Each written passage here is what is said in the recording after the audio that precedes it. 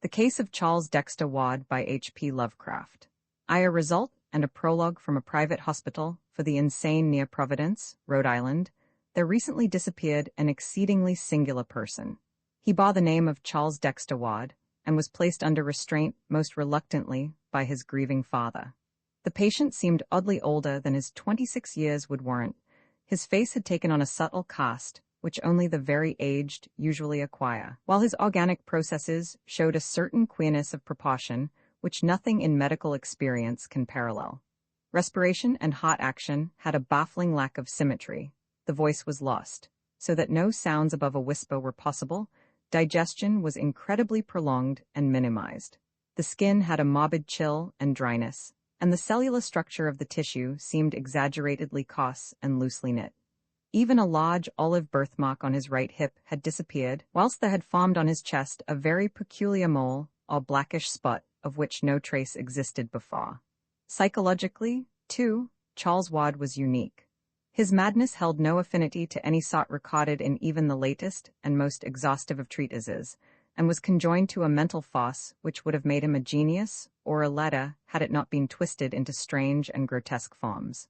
Only Dr. Willett, who brought Charles Ward into the world and watched his growth of body and mind ever since, seemed frightened at the thought of his future freedom.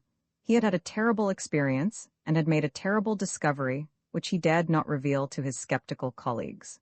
Willett, indeed, presents a minor mystery all his own in his connection with the case. He was the last to see the patient before his flight and emerged from that final conversation in a state of mixed horror and relief, which several recalled when Ward's escape became known 3 hours later. That escape itself is one of the unsolved wonders of Dr. Waite's hospital.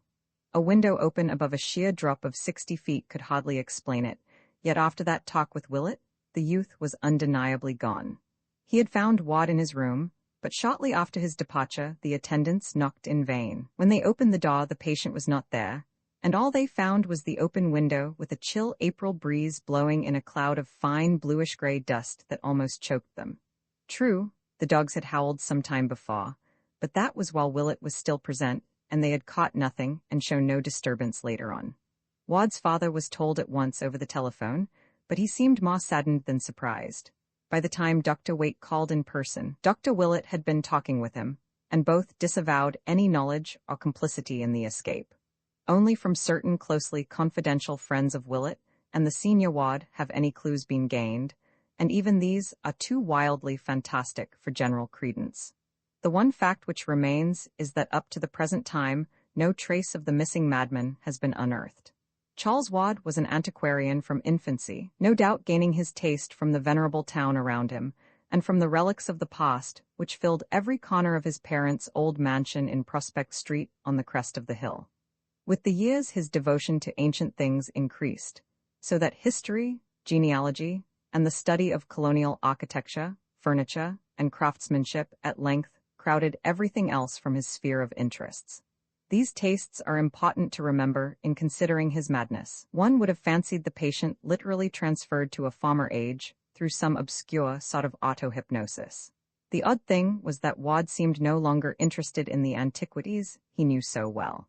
He had, it appears, lost his regard for them through sheer familiarity, and all his final efforts were obviously bent toward mastering those common facts of the modern world which had been so totally and unmistakably expunged from his brain. His whole program of reading and conversation was determined by a frantic wish to imbibe such knowledge of his own life and of the ordinary practical and cultural background of the 20th century as ought to have been his by virtue of his birth in 1902 and his education in the schools of our own time. Alienists are of the dominant opinion that the escaped patient is lying low in some humble and unexacting position till his stock of modern information can be brought up to the normal. The beginning of Ward's madness is a matter of dispute among alienists. Dr. Lyman, the eminent Boston authority, places it in 1919 or 1920, during the boy's last year at the Moses Brown School, when he suddenly turned from the study of the past to the study of the occult, and refused to qualify for college on the ground that he had individual researches of much greater importance to make. It is, broadly speaking, undeniable that the winter of 1919-20 saw a great change in Ward. whereby he abruptly dropped his general antiquarian pursuits and embarked on a desperate delving into occult subjects both at home and abroad, varied only by this strangely persistent search for his forefather's grave. From this opinion, however, Dr. Willett substantially dissents, basing his verdict on his close and continuous knowledge of the patient and on certain frightful investigations and discoveries which he made toward the last. Those investigations and discoveries have left their mark upon him, so that his voice trembles when he tells them, and his hand trembles when he tries to write of them. The true madness, he is certain, came with a later change, after the Curwen portrait and the ancient papers had been unearthed, after a trip to strange foreign places had been made, and some terrible invocations chanted under strange and secret circumstances. After certain answers to these invocations had been plainly indicated, and a frantic letter penned under agonizing and inexplicable conditions. After the wave of vampirism and the ominous potoxic gossip, and after the patient's memory commenced to exclude contemporary images, whilst his voice failed, and his physical aspect underwent the subtle modification so many subsequently noticed.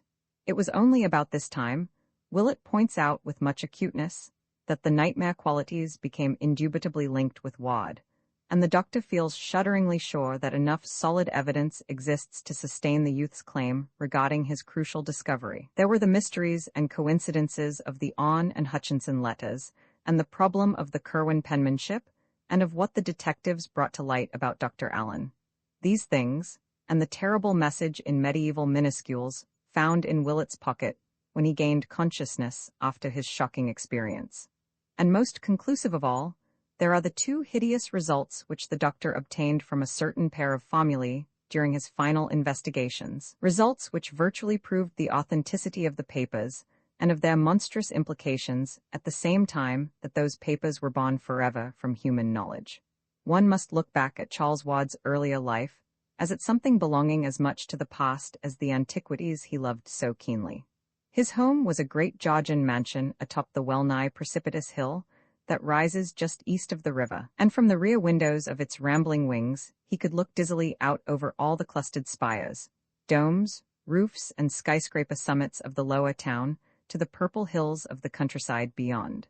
Here he was born, and from the lovely classic porch of the double-bayed brick facade his nurse had first wheeled him in his carriage, past the little white farmhouse of 200 years before that the town had long ago overtaken, and on toward the stately colleges along the shady, sumptuous street, whose old square brick mansions and smaller wooden houses with narrow, heavy-columned Doric porches dreamed solid and exclusive amidst their generous yards and gardens. He had been wheeled, too, along sleepy Congdon Street, one tier lower down on the steep hill, and with all its eastern houses on high terraces. The small wooden houses averaged a greater age here, for it was up this hill that the growing town had climbed. One of the child's first memories is of the great westward sea of hazy roofs and domes and steeples and far hills, which he saw one winter afternoon from that great railed embankment, all violet and mystic against a fevered, apocalyptic sunset of reds and golds and purples and curious greens. The vast marble dome of the State House stood out in massive silhouette, its crowning statue haloed fantastically by a break in one of the tinted stratus clouds that barred the flaming sky.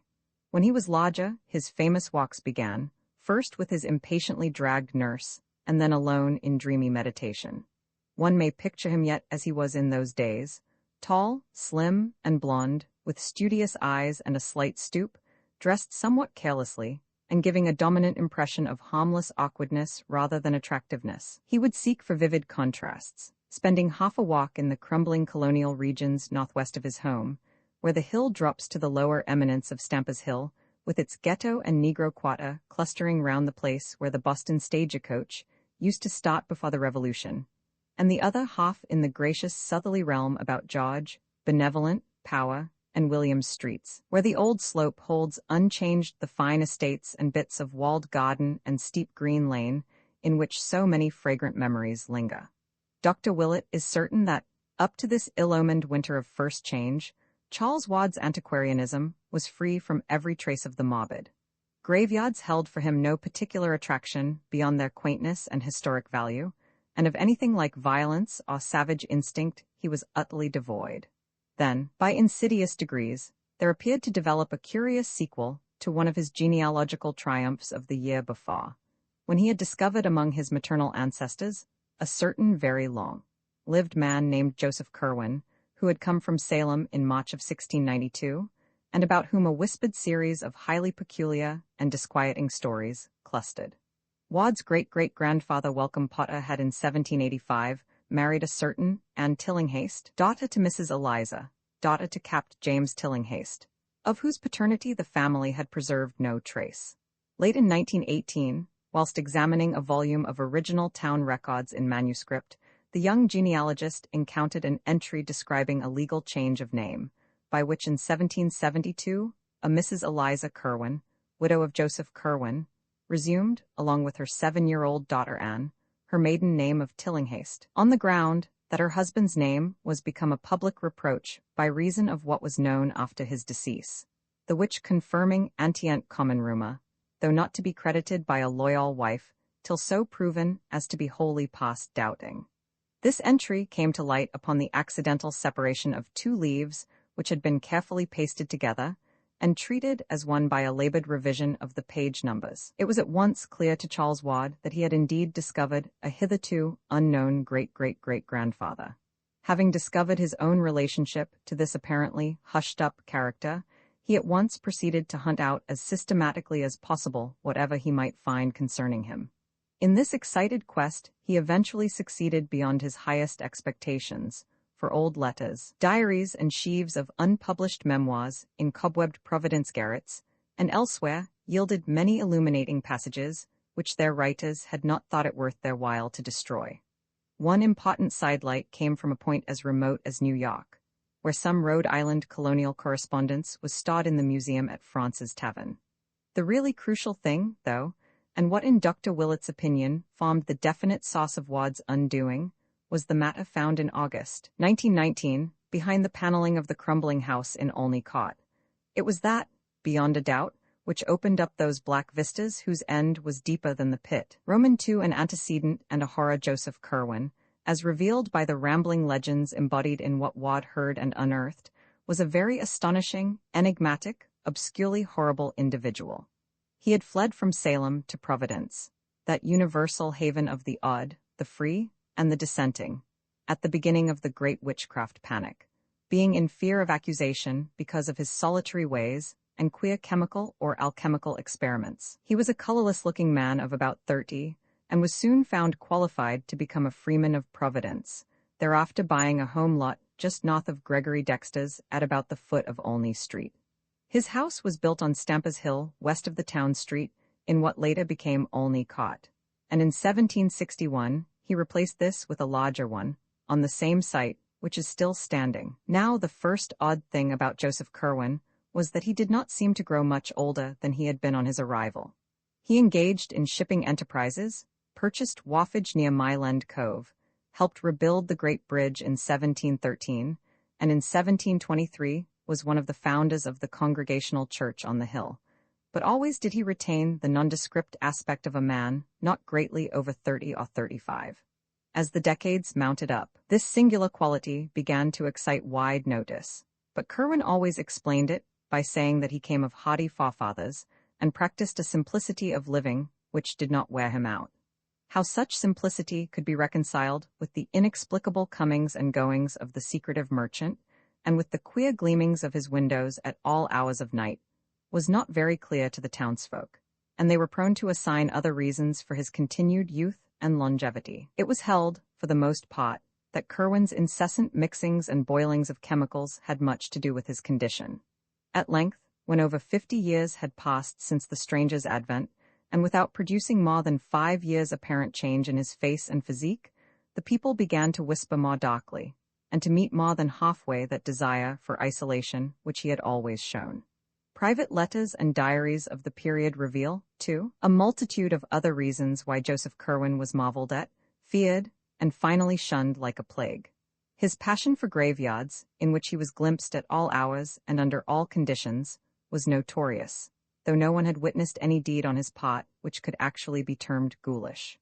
On the Pawtuxet Road he had a farm, at which he generally lived during the summer, and to which he would frequently be seen riding at various odd times of the day or night. Here his only visible servants, farmers, and caretakers were a sullen pair of aged Narragansett Indians, the husband dumb and curiously scarred, and the wife of a very repulsive cast of countenance, probably due to a mixture of Negro blood. In the lean-to of this house was the laboratory where most of the chemical experiments were conducted. Curious potters and teamers who delivered bottles, bags, or boxes at the small rear door would exchange accounts of the fantastic flasks, crucibles, alembics, and furnaces they saw in the low-shelved room, and prophesied in whispers that the close-mouthed chimist, by which they meant alchemist, would not be long in finding the philosopher's stone. The nearest neighbors to this farm, the Fenners, a quarter of a mile away, had still queerer things to tell of certain sounds which they insisted came from the Kerwin place in the night. There were cries, they said, and sustained howlings, and they did not like the large number of livestock which thronged the pastures. Then, too, there was something very obnoxious about a certain great stone outbuilding with only high narrow slits for windows. Great Bridge idlers likewise had much to say of Kerwin's townhouse in Olney Cot. Not so much the fine new one built in 1761, when the man must have been nearly a century old, but the first low gambrel-roofed one with the windowless attic and shingled sides, whose timbers he took the peculiar precaution of burning after its demolition. Here there was less mystery, it is true, but the hours at which lights were seen, the secretiveness of the two swarthy foreigners who comprised the only manservants, the hideous indistinct mumbling of the incredibly aged French housekeeper, the large amounts of food seen to enter a door within which only 4 persons lived, and the quality of certain voices, often heard in muffled conversation at highly unseasonable times, all combined with what was known of the Pawtuxet farm to give the place a bad name. In choicer circles, too, the Kerwin home was by no means undiscussed, for as the newcomer had gradually worked into the church and trading life of the town, he had naturally made acquaintances of the better sort, whose company and conversation he was well fitted by education to enjoy. His birth was known to be good, since the Kerwins or Cowans of Salem needed no introduction in New England. It developed that Joseph Kerwin had traveled much in very early life, living for a time in England and making at least 2 voyages to the Orient, and his speech, when he deigned to use it, was that of a learned and cultivated Englishman. There seemed to lurk in his bearing some cryptic, sardonic arrogance, as if he had come to find all human beings dull through having moved among stranger and more potent entities. In 1746, Mr. John Merritt, an elderly English gentleman of literary and scientific leanings, came from Newport to the town which was so rapidly overtaking it in standing, and built a fine country seat on the Neck, in what is now the heart of the best residence section, where he lived in considerable style and comfort. Hearing of Kerwin as the owner of the best library in Providence, Mr. Merritt early paid him a call, and was more cordially received than most other callers at the house had been. Kerwin suggested a visit to the farmhouse and laboratory, whither he had never invited anyone before, and the two drove out at once in Mr. Merritt's coach. Mr. Merritt maintained that the titles of the books in the special library of thaumaturgical, alchemical, and theological subjects which Kerwin kept in a front room were alone sufficient to inspire him with a lasting loathing. This bizarre collection, besides a host of standard works which Mr. Merritt was not too alarmed to envy, embraced nearly all the Kabbalists, demonologists, and magicians known to man, and was a treasure-house of lore in the doubtful realms of alchemy and astrology. Hermes Trismegistus in Mesnard's edition, the Turba Philosophorum, Jeba's Liber Investigationis, and Artefis Key of Wisdom all were there, with the Kabbalistic Zohar, Peter Jammi's set of Albertus Magnus, Raymond Lully's Ars Magna et Ultimer in Zetzner's edition, Roger Bacon's Thesaurus Chemicus, Flood's Clavis Alchimiae, and Trithemius de Lapide Philosophico, crowding them close. Medieval Jews and Arabs were represented in profusion, and Mr. Merritt turned pale when, upon taking down a fine volume, conspicuously labeled as the Qununi Islam, he found it was in truth the forbidden Necronomicon of the mad Arab Abdul al-Hazred, of which he had heard such monstrous things whispered some years previously, after the exposure of nameless rites at the strange little fishing village of Kingspot, in the province of the Massachusetts Bay. But the worthy gentleman owned himself most impalpably disquieted by a mere minor detail. On the huge mahogany table, there lay face downward a badly worn copy of Borellus, bearing many cryptical marginalia and interlineations in Curwen's hand. The book was open at about its middle, and one paragraph displayed such thick and tremulous pen strokes beneath the lines of mystic black letters that the visitor could not resist scanning it through. He recalled it to the end of his days, writing it down from memory in his diary, and once trying to recite it to his close friend Dr. Checkley, till he saw how greatly it disturbed that urbane rector. It read, "The essential salts of animals may be so prepared and preserved that an ingenious man may have the whole Ark of Noah in his own study, and raise the fine shape of an animal out of its ashes at his pleasure. And by the like method from the essential salts of humane dust, a philosopher may, without any criminal necromancy, call up the shape of any dead ancestor from the dust, whereinto his body has been incinerated." It was near the docks along the southerly part of the town street, however, that the worst things were muttered about Joseph Curwen. Sailors are superstitious folk, and all made strange furtive signs of protection when they saw the slim, deceptively young-looking figure with its yellow hair and slight stoop entering the Curwen warehouse in Doubloon Street, or talking with captains and supercargoes on the long quay where the Curwen ships rode restlessly. Curwen's own clerks and captains hated and feared him, and all his sailors were mongrel riffraff from Martinique, St. Eustatius, Havana, or Port Royal. It was, in a way, the frequency with which these sailors were replaced, which inspired the acutest and most tangible part of the fear in which the old man was held, and in time it became exceedingly difficult for Curwen to keep his oddly assorted hands.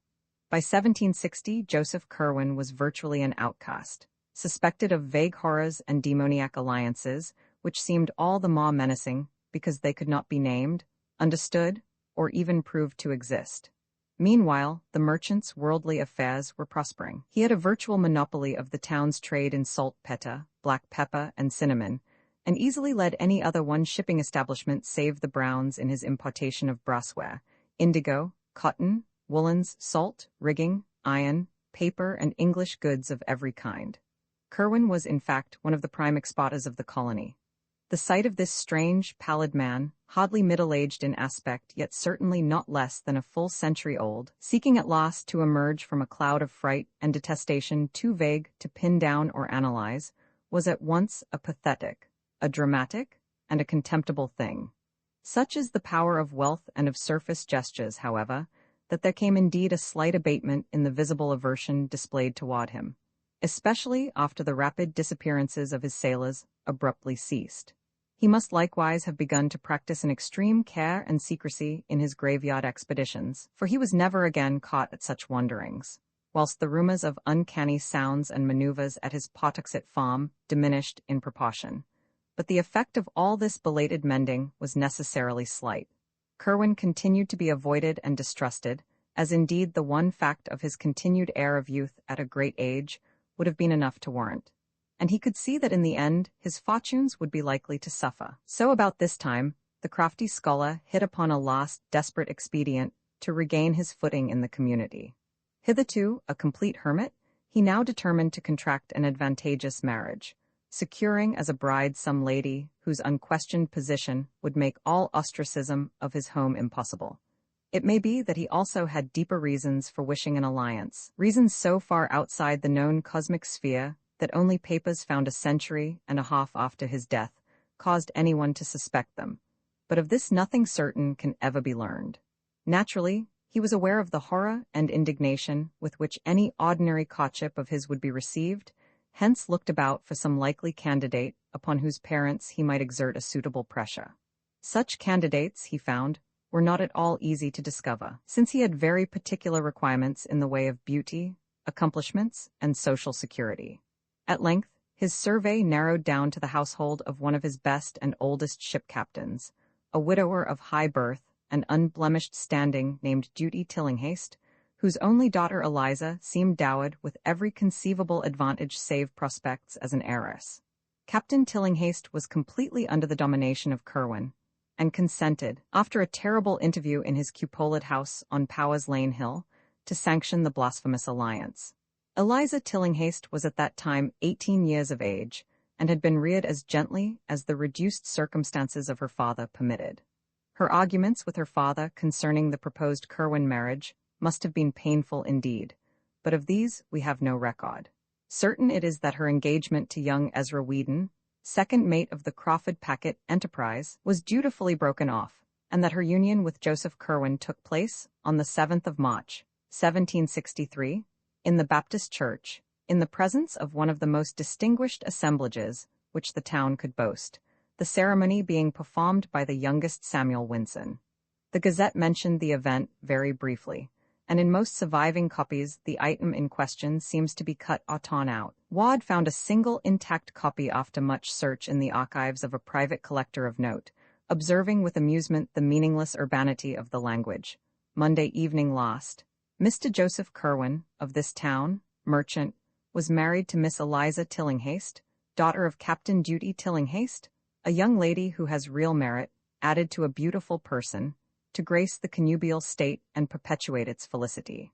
The social influence of the Tillinghastes, however, was not to be denied, and once more Joseph Curwen found his house frequented by persons whom he could never otherwise have induced to cross his threshold. His acceptance was by no means complete, and his bride was socially the sufferer through her fast venture. But at all events, the wall of utter ostracism was somewhat worn down.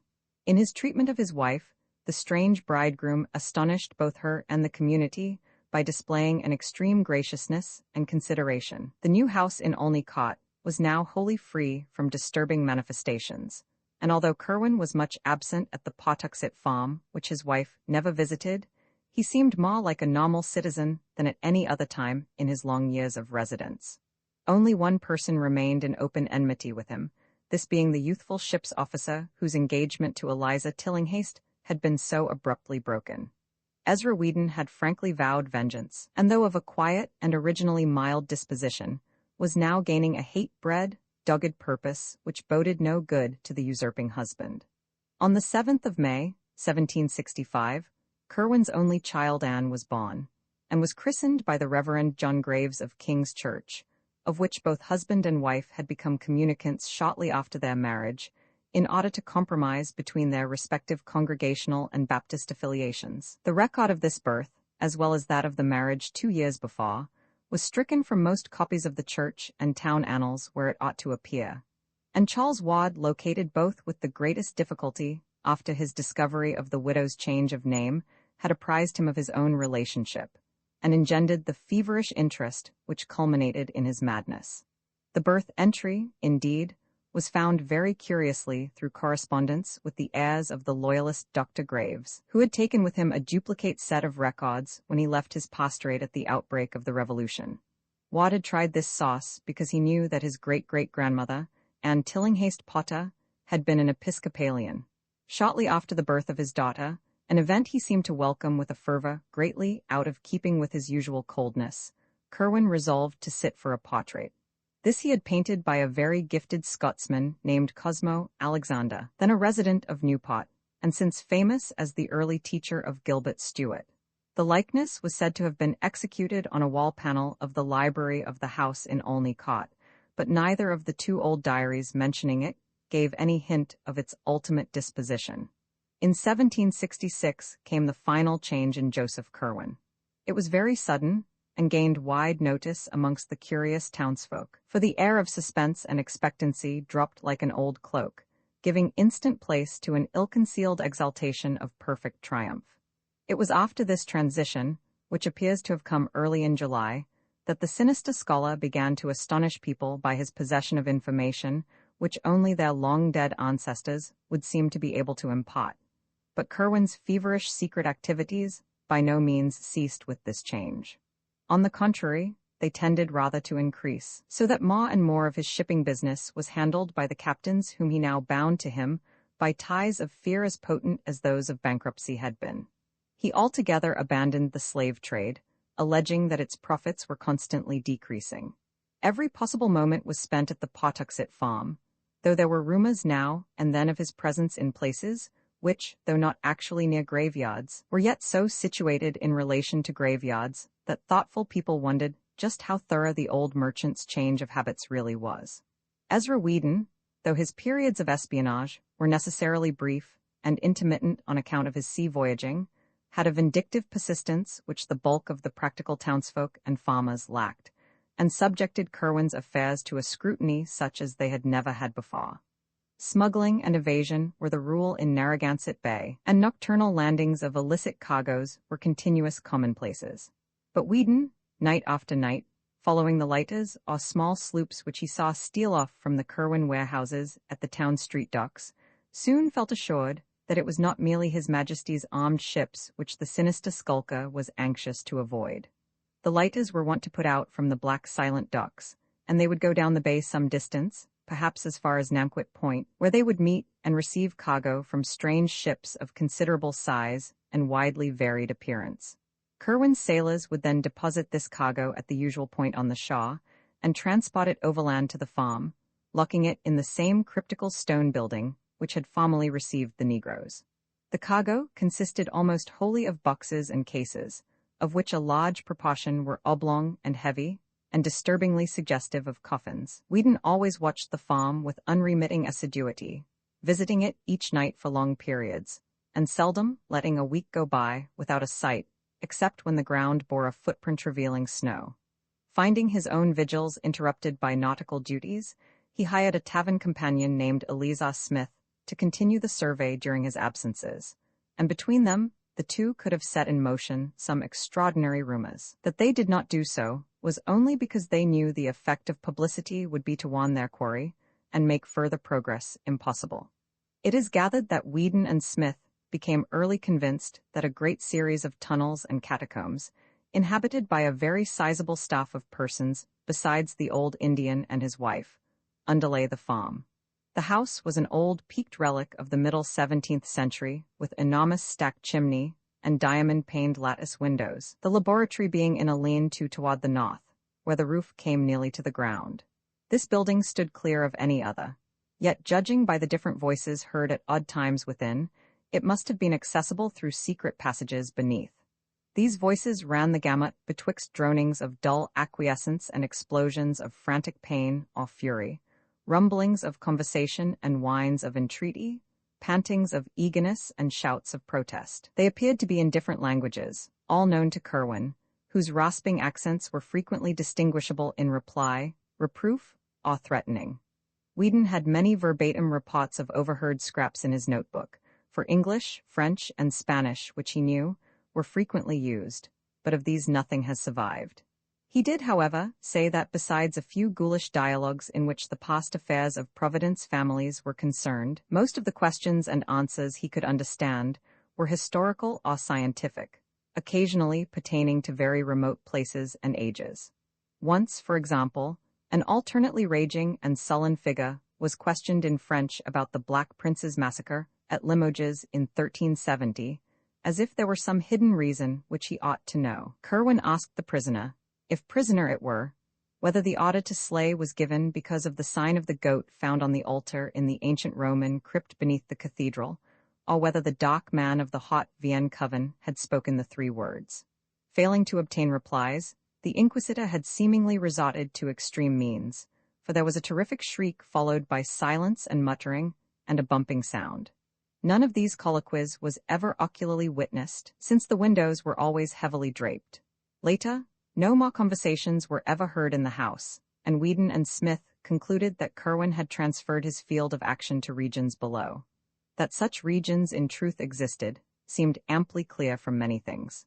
Faint cries and groans unmistakably came up now, and then from what appeared to be the solid earth in places far from any structure, whilst hidden in the bushes along the riverbank in the rear, where the high ground sloped steeply down to the valley of the Pawtuxet, there was found an arched oaken door in a frame of heavy masonry, which was obviously an entrance to caverns within the hill.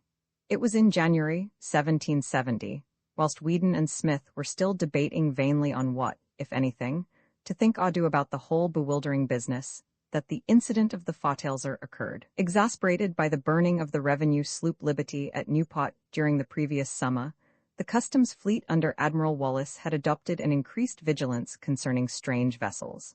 And on this occasion, His Majesty's armed schooner Signet, under Captain Charles Lesh, captured after a short pursuit one early morning the scow Fautelzer of Barcelona, Spain, under Captain Manuel Aruda, bound according to its log from Grand Cairo, Egypt, to Providence. When searched for contraband material, this ship revealed the astonishing fact that its cargo consisted exclusively of Egyptian mummies, consigned to sailor ABC, who would come to remove his goods in a lighter just off Nanquit Point, and whose identity Captain Aruda felt himself in honor bound not to reveal.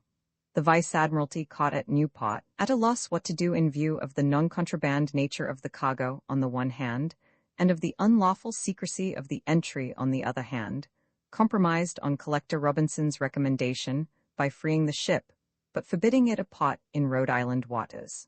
There were later rumors of its having been seen in Boston Harbor, though it never openly entered the port of Boston. This extraordinary incident did not fail of wide remark in Providence, and there were not many who doubted the existence of some connection between the cargo of mummies and the sinister Joseph Curwen.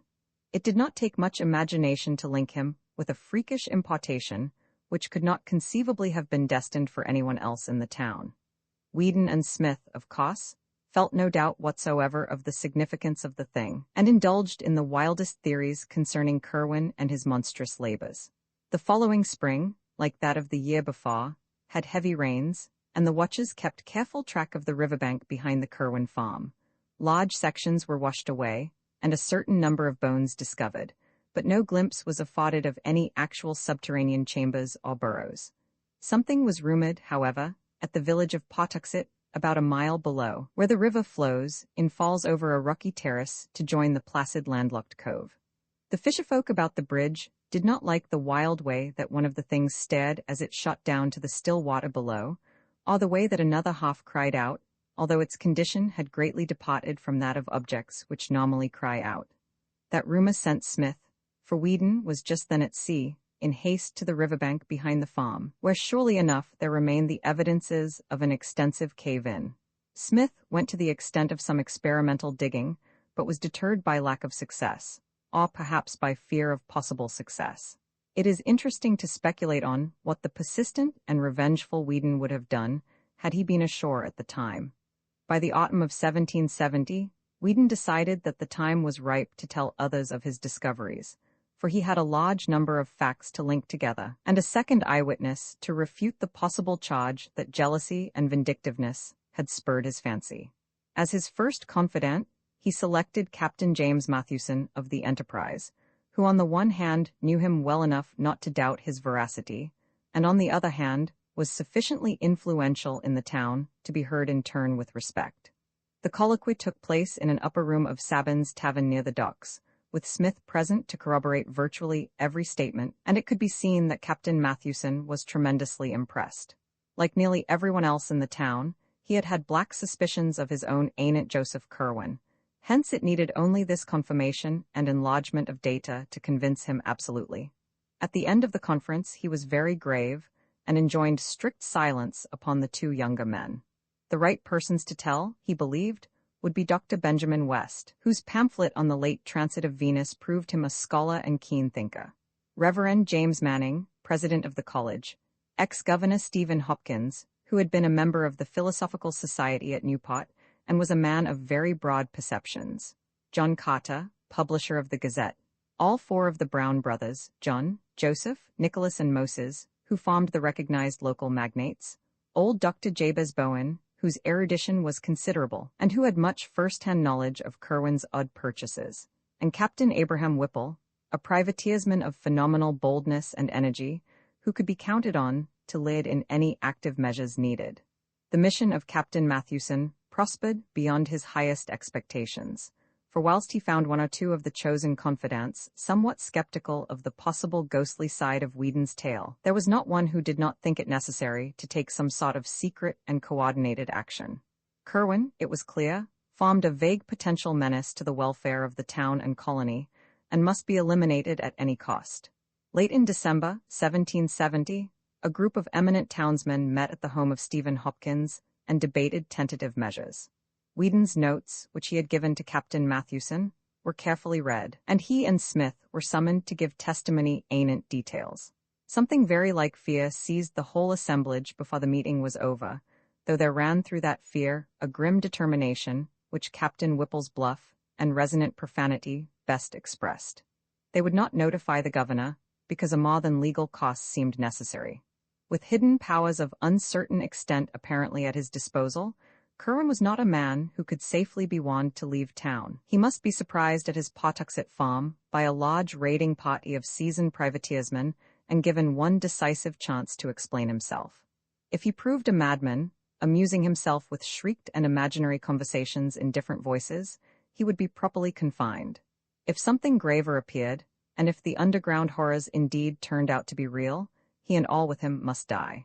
It could be done quietly, and even the widow and her father need not be told how it came about.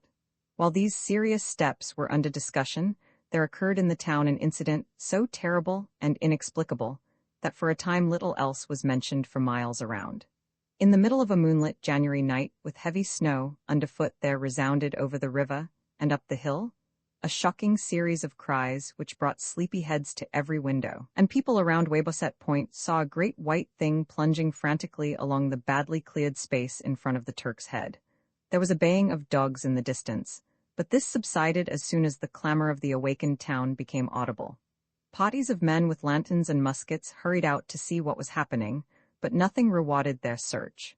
The next morning, however, a giant, muscular body, stark naked, was found on the jams of ice around the southern piers of the Great Bridge, where the long dock stretched out beside Abbott's Distill House, and the identity of this object became a theme for endless speculation and whispering.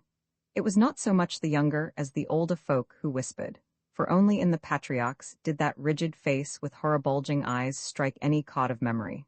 They, shaking as they did so, exchanged furtive murmurs of wonder and fear, for in those stiff, hideous features lay a resemblance so marvelous as to be almost an identity, and that identity was with a man who had died full 50 years before.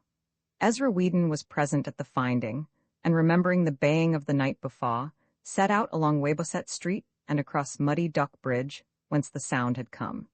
He had a curious expectancy, and was not surprised when, reaching the edge of the settled district where the street merged into the Pawtuxet Road, he came upon some very curious tracks in the snow. The naked giant had been pursued by dogs and many booted men, and the returning tracks of the hounds and their masters could be easily traced.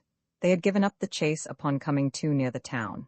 Whedon smiled grimly, and as a perfunctory detail traced the footprints back to their source. It was the Pawtuxet farm of Joseph Curwen, as he well knew it would be, and he would have given much had the yard been less confusingly trampled. As it was, he dared not seem too interested in full daylight. Dr. Bowen, to whom Whedon went at once with his report, performed an autopsy on the strange corpse, and discovered peculiarities which baffled him utterly. The digestive tracts of the huge man seemed never to have been in use, whilst the whole skin had a coarse, loosely knit texture impossible to account for. Impressed by what the old man whispered of this body's likeness to the long-dead blacksmith Daniel Green, whose great-grandson Aaron Hoppin was a supercargo in Curwen's employ, Whedon asked casual questions till he found where Green was buried. That night, a party of 10 visited the Old North burying ground opposite Herndon's Lane and opened a grave. They found it vacant, precisely as they had expected. Meanwhile, arrangements had been made with the post riders to intercept Joseph Curwen's mail, and shortly before the incident of the naked body, there was found a letter from one Jedediah, on of Salem, which made the cooperating citizens think deeply. Parts of it, copied and preserved in the private archives of the Smith family where Charles Ward found it, ran as follows. I delight that you continue in ye getting at old matters in your way, and do not think better was done at Mr. Hutchinson's in Salem village. Certainly, there was naught but ye liveliest awfulness in that which H. raised up from what he could gather only a part of. What you sent did not work, whether because anything misc, or because ye words were not right from my speak or a copig. Alone am at a loss. I have not ye chimical aught to follow Borylus, and own myself confounded by ye Roman 7 book of ye Necronomicon, that you recommend, but I would of you observe what was told to us about tak care whom to call up, for you are sensible what Mr. Mather writ in ye Magnalia of, and can judge how truly that horrendous thing is reported. I say to you again, do not call up any that you cannot put down, by the which I mean, any that can in turn call up somewhat against you, whereby your powerfulest devices may not be of use. Ask of the lesser, lest the greater shall not wish to answer, and shall command more than you. I was frighted when I read of your Nog what Ben Zariatnetmik had in his ebony box, for I was conscious who must have told you. And again, I ask that you shall write me as Jedediah, and not Simon. In this community, a man may not live too long, and you know my plan by which I came back as my son. I am desirous you will acquaint me with what ye blacky man learnt from Sylvanus Cassidius in ye vault, under ye Roman wall, and will be obliged for ye lend of ye ms. You speak of. Another and unsigned letter from Philadelphia provoked equal thought, especially for the following passage. I will observe what you say respecting the sending of accounts only by a vessels, but cannot always be certain when to expect them. In the matter spoke of, I require only one more thing, but wish to be sure I apprehend you exactly. You inform me that no part must be missing if the finest effects are to be had, but you cannot but know how hard it is to be sure. It seems a great hazard and burthen to take away the whole box, and in town, i.e., St. Peter's, St. Paul's, St. Mary's, or Christ Church. It can scarce be done at all. But I know what imperfections were in the one raised up October last, and how many live specimens you were forced to employ before you hit upon the right mode in the year 1766. So will be guided by you in all matters. I am impatient for a brig, and inquire daily at Mr. Biddle's wharf. A third suspicious letter was in an unknown tongue, and even an unknown alphabet. In the Smith diary found by Charles Wadd, a single oft-repeated combination of characters is clumsily copied, and authorities at Brown University have pronounced the alphabet Amharic or Abyssinian, although they do not recognize the word. None of these epistles was ever delivered to Curwen, though the disappearance of Jedediah, on from Salem, as recorded shortly afterward, showed that the Providence men took certain quiet steps. Curwen, despite all precautions, apparently felt that something was in the wind, for he was now remarked to wear an unusually worried look.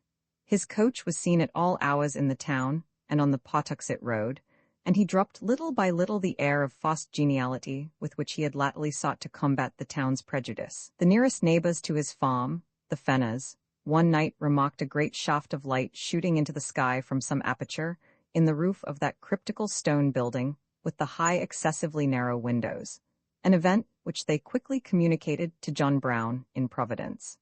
Mr. Brown had become the executive leader of the select group bent on Curwen's extirpation, and had informed the Fenners that some action was about to be taken. To them, Mr. Brown had entrusted the duty of watching the Curwen farmhouse, and of regularly reporting every incident which took place there.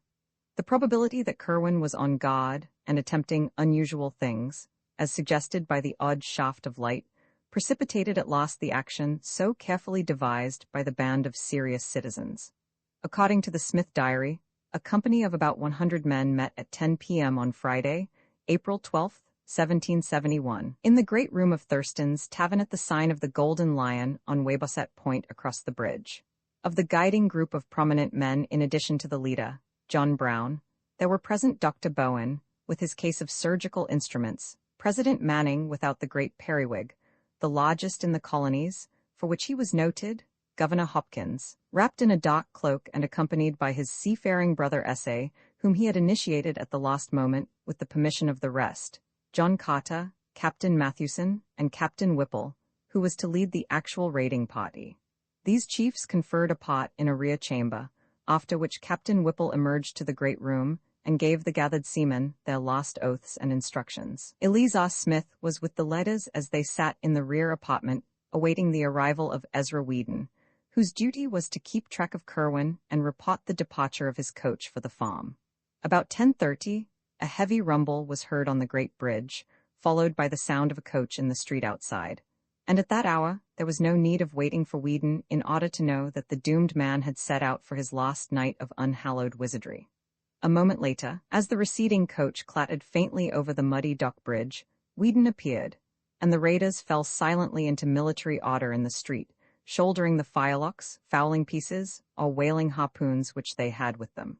Whedon and Smith were with the party, and of the deliberating citizens there were present for active service Captain Whipple, the leader, Captain S.A. Hopkins, John Carter, President Manning, Captain Mathewson, and Dr. Bowen, together with Moses Brown, who had come up at the 11th hour though absent from the preliminary session in the tavern. All these freemen and their 100 sailors began the long march without delay, grim and a trifle apprehensive, as they left the muddy dock behind, and mounted the gentle rise of Broad Street toward the Pawtuxet Road.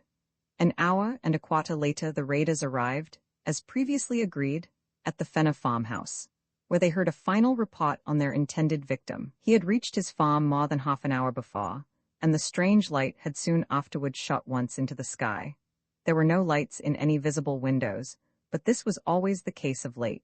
Even as this news was given, another great glare arose toward the south, and the party realized that they had indeed come close to the scene of awesome and unnatural wonders.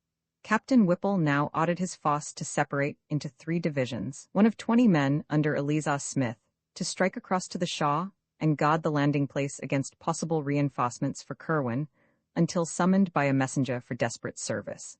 A second of 20 men under Captain S.A. Hopkins to steal down into the river valley behind the Kerwin farm and demolish with axes or gunpowder the oaken door in the high, steep bank, and the third to close in on the house and adjacent buildings themselves. Of this last division, 1/3 was to be led by Captain Mathewson to the cryptical stone edifice with high narrow windows, another third to follow Captain Whipple himself to the main farmhouse, and the remaining third to preserve a circle around the whole group of buildings until summoned by a final emergency signal.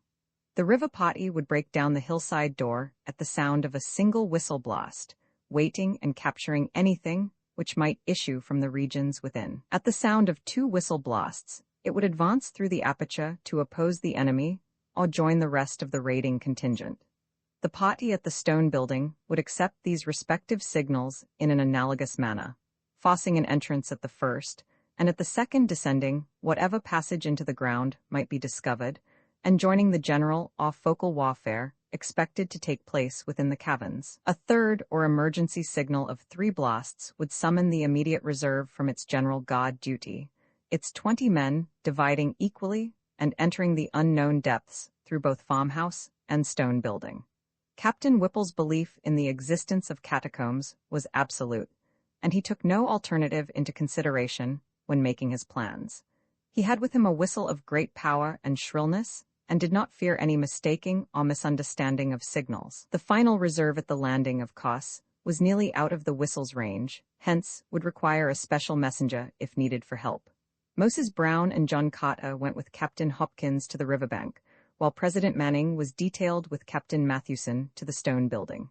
Dr. Bowen, with Ezra Whedon, remained in Captain Whipple's party, which was to storm the farmhouse itself. The attack was to begin as soon as a messenger from Captain Hopkins had joined Captain Whipple to notify him of the river party's readiness.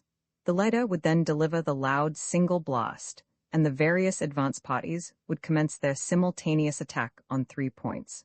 Shortly before 1 a.m., the 3 divisions left the Fenner farmhouse, one to guard the landing, another to seek the river valley and the hillside door, and the third to subdivide and attend to the actual buildings of the Kerwin farm.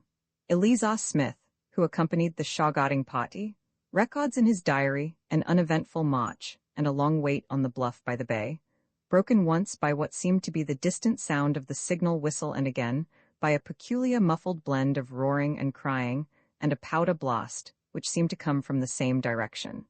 Later on, one man thought he caught some distant gunshots, and still later, Smith himself felt the throb of titanic, thunderous words resounding in upper air. It was just before dawn that a single haggard messenger, with wild eyes and a hideous, unknown odor about his clothing, appeared and told the detachment to disperse quietly to their homes and never again think or speak of the night's doings, or of him who had been Joseph Kerwin. Something about the bearing of the messenger carried a conviction which his mere words could never have conveyed, for though he was a seaman well known to many of them, there was something obscurely lost or gained in his soul which set him forevermore apart. It was the same later on, when they met other old companions who had gone into that zone of horror. Most of them had lost or gained something imponderable and indescribable. They had seen or heard or felt something which was not for human creatures, and could not forget it. From them, there was never any gossip, for to even the commonest of mortal instincts there are terrible boundaries. And from that single messenger, the party at the Shaw caught a nameless awe which almost sealed their own lips. Very few are the rumors which ever came from any of them, and Eliza Smith's diary is the only written record which has survived from that whole expedition which set forth from the sign of the Golden Lion under the stars. Charles Wadd, however, discovered another vague sidelight in some Fenner correspondence which he found in New London, where he knew another branch of the family had lived. It seems that the Fenners, from whose house the doomed farm was distantly visible, had watched the departing columns of raiders, and had heard very clearly the angry barking of the Kerwin dogs, followed by the first shrill blast, which precipitated the attack. This blast had been followed by a repetition of the great shaft of light from the stone building, and in another moment, after a quick sounding of the second signal ordering a general invasion, there had come a subdued rattle of musketry, followed by a horrible roaring cry, which the correspondent Luke Fenner had represented in his epistle by the characters Waiaher, Awau. This cry, however, had possessed a quality which no mere writing could convey, and the correspondent mentions that his mother fainted completely at the sound. It was later repeated less loudly, and further but more muffled evidences of gunfire ensued, together with a loud explosion of powder from the direction of the river. About an hour afterward, all the dogs began to bay frightfully, and there were vague ground rumblings so marked that the candlesticks tottered on the mantelpiece. A strong smell of sulphur was noted, and Luke Fenner's father declared that he heard the third or emergency whistle signal, though the others failed to detect it. Muffled musketry sounded again, followed by a deep scream less piercing, but even more horrible than those which had preceded it. A kind of throaty, nastily plastic cough or gurgle, whose quality as a scream must have come more from its continuity and psychological import than from its actual acoustic value. Then the flaming thing burst into sight at a point where the Kerwin farm ought to lie, and the human cries of desperate and frightened men were heard. Muskets flashed and cracked, and the flaming thing fell to the ground. A second flaming thing appeared, and a shriek of human origin was plainly distinguished. Fenner wrote that he could even gather a few words belched in frenzy. "Almighty, protect thy lamb." Then there were more shots, and the second flaming thing fell. After that came silence for about 3/4 of an hour, at the end of which time little Arthur Fenner, Luke's brother, exclaimed that he saw a red fog going up to the stars from the accursed farm in the distance. No one but the child can testify to this, but Luke admits the significant coincidence implied by the panic of almost convulsive fright, which at the same moment arched the backs and stiffened the fur of the 3 cats, then within the room. 5 minutes later a chill wind blew up, and the air became suffused with such an intolerable stench that only the strong freshness of the sea could have prevented its being noticed by the Shaw party or by any wakeful souls in Pawtuxet village. This stench was nothing which any of the Fenners had ever encountered before, and produced a kind of clutching, amorphous fear beyond that of the tomb or the charnel house. Close upon it came the awful voice which no hapless hearer will ever be able to forget. It thundered out of the sky like a doom, and windows rattled as its echoes died away. It was deep and musical, powerful as a bass organ, but evil as the forbidden books of the Arabs. What it said no man can tell, for it spoke in an unknown tongue, but this is the writing Luke Fenner set down to portray the demoniac intonations. Dismes, Jeshet, Bondos Feduvama, Anitmos. Not till the year 1919 did any soul link this crude transcript with anything else in mortal knowledge, but Charles Wadd paled as he recognized what Mirandola had denounced in Shudders as the ultimate horror among black magic's incantations. An unmistakably human shout, or deep chorused scream, seemed to answer this malign wonder from the Kerwin farm, after which the unknown stench grew complex, with an added odor, equally intolerable. A wailing distinctly different from the scream now burst out, and was protracted ululantly in rising and falling paroxysms. At times it became almost articulate, though no auditor could trace any definite words, and at one point it seemed to verge toward the confines of diabolic and hysterical laughter. Then a yell of utter, ultimate fright and stark madness wrenched from scores of human throats, a yell which came strong and clear despite the depth from which it must have burst, after which darkness and silence ruled all things. Spirals of acrid smoke ascended to blot out the stars, though no flames appeared, and no buildings were observed to be gone or injured on the following day. Toward dawn 2 frightened messengers with monstrous and unplaceable odor saturating their clothing knocked at the Fenner door and requested a keg of rum, for which they paid very well indeed. One of them told the family that the affair of Joseph Kerwin was over, and that the events of the night were not to be mentioned again. Arrogant as the order seemed, the aspect of him who gave it took away all resentment and lent it a fearsome authority, so that only these furtive letters of Luke Fenner, which he urged his Connecticut relative to destroy, remained to tell what was seen and heard. The non-compliance of that relative, whereby the letters were saved after all, has alone kept the matter from a merciful oblivion. Charles Wadd had one detail to add as a result of a long canvass of Pawtuxet residents for ancestral traditions. Old Charles Slocum of that village said that there was known to his grandfather a queer rumor concerning a charred, distorted body found in the fields a week after the death of Joseph Curwen was announced.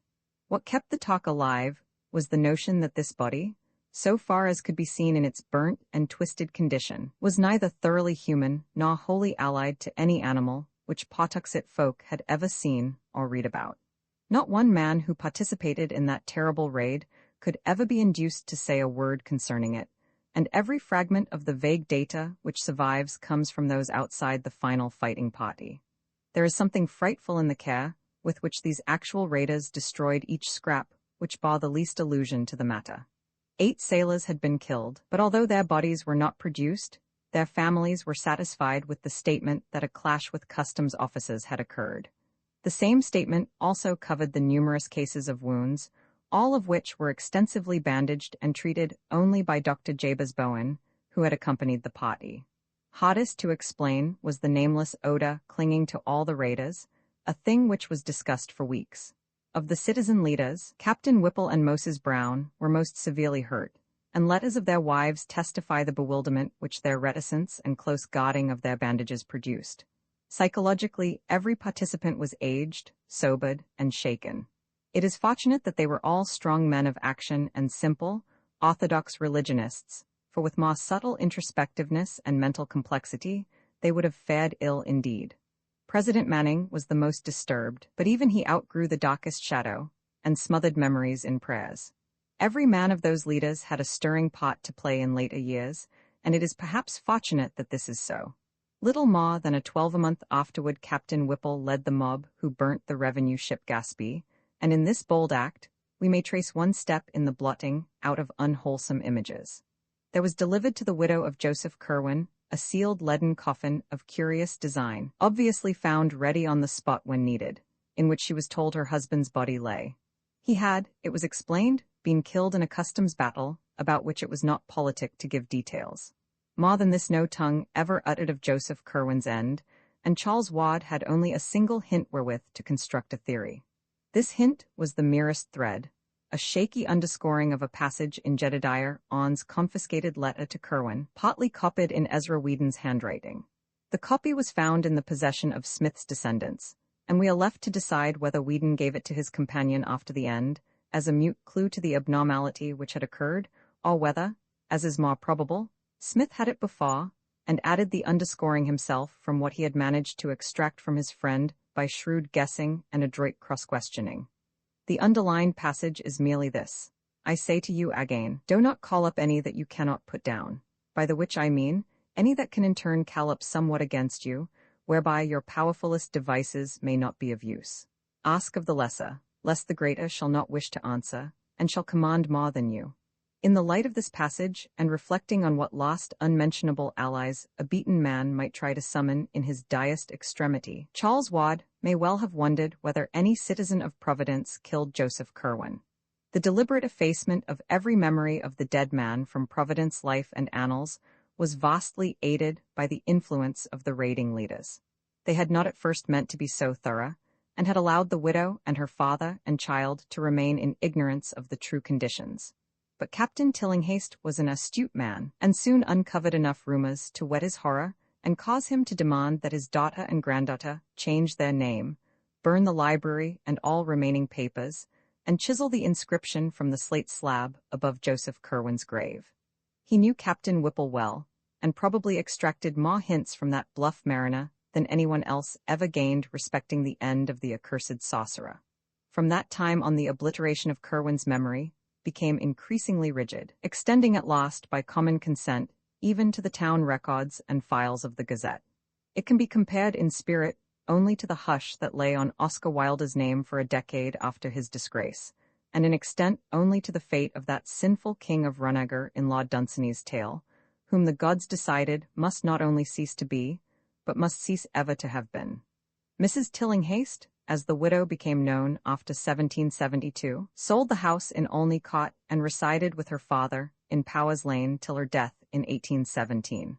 The farm at Pawtuxet, shunned by every living soul, remained to moulder through the years, and seemed to decay with unaccountable rapidity. By 1780, only the stone and brickwork were standing, and by 1800 even these had fallen to shapeless heaps. None ventured to pierce the tangled shrubbery on the riverbank behind which the hillside daw may have lain, nor did any try to frame a definite image of the scenes amidst which Joseph Curwen departed from the horrors he had wrought. Only robust old Captain Whipple was heard by alert listeners to mutter once in a while to himself, "Pox on that," but he had no business to laugh while he screamed. 'Twas as though the damned had some it up his sleeve.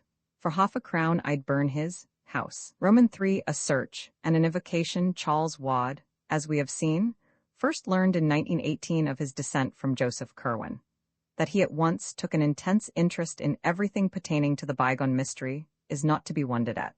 For every vague rumor that he had heard of Curwen now became something vital to himself, in whom flowed Curwen's blood. In his first delvings, there was not the slightest attempt at secrecy. He talked freely with his family, though his mother was not particularly pleased to own an ancestor like Curwen, and with the officials of the various museums and libraries he visited. In applying to private families for records thought to be in their possession, he made no concealment of his object, and shared the somewhat amused skepticism with which the accounts of the old diarists and letter-writers were regarded. When he came across the Smith Diary and Archives, and encountered the letter from Jedediah, he decided to visit Salem and look up Curwen's early activities and connections there, which he did during the Easter vacation of 1919. At the Essex Institute, which was well known to him from former sojourns in the glamorous old town of crumbling Puritan gables and clustered gambrel roofs, he was very kindly received, and unearthed there a considerable amount of Curwen data.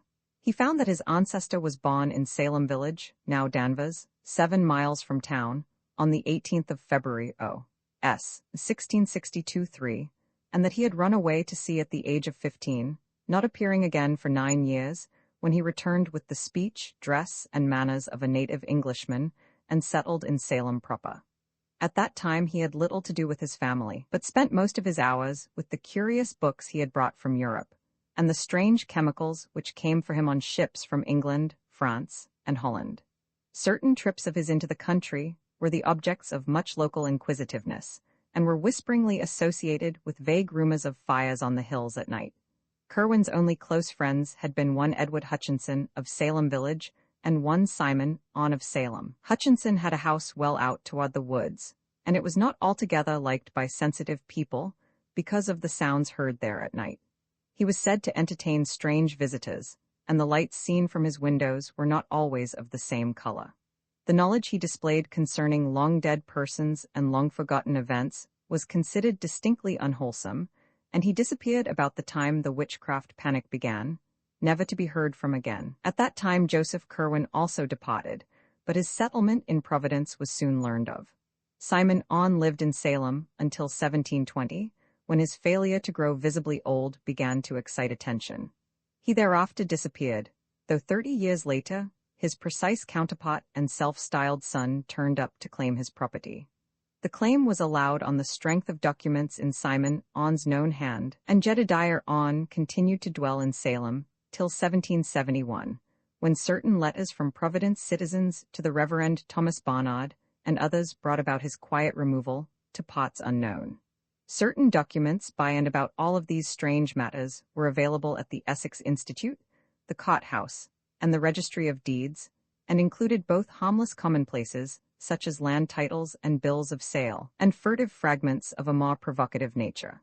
There were 4 or 5 unmistakable allusions to them on the witchcraft trial records, as when one Hepzibah Lawson swore on July 16, 1692, at the court of Oyer and Terminen under Judge Hathorne, that 40 witches and the Blackie man were wont to meet in the woods behind Mr. Hutchinson's house, and one Amity Howe declared at a session of August 8 before Judge Jedney, that Mr. G.B. George Burroughs on that night put the devil his mark upon Bridget S., Jonathan A., Simon O., Deliverance W., Joseph C., Susan P., Mehetable C., and Deborah B.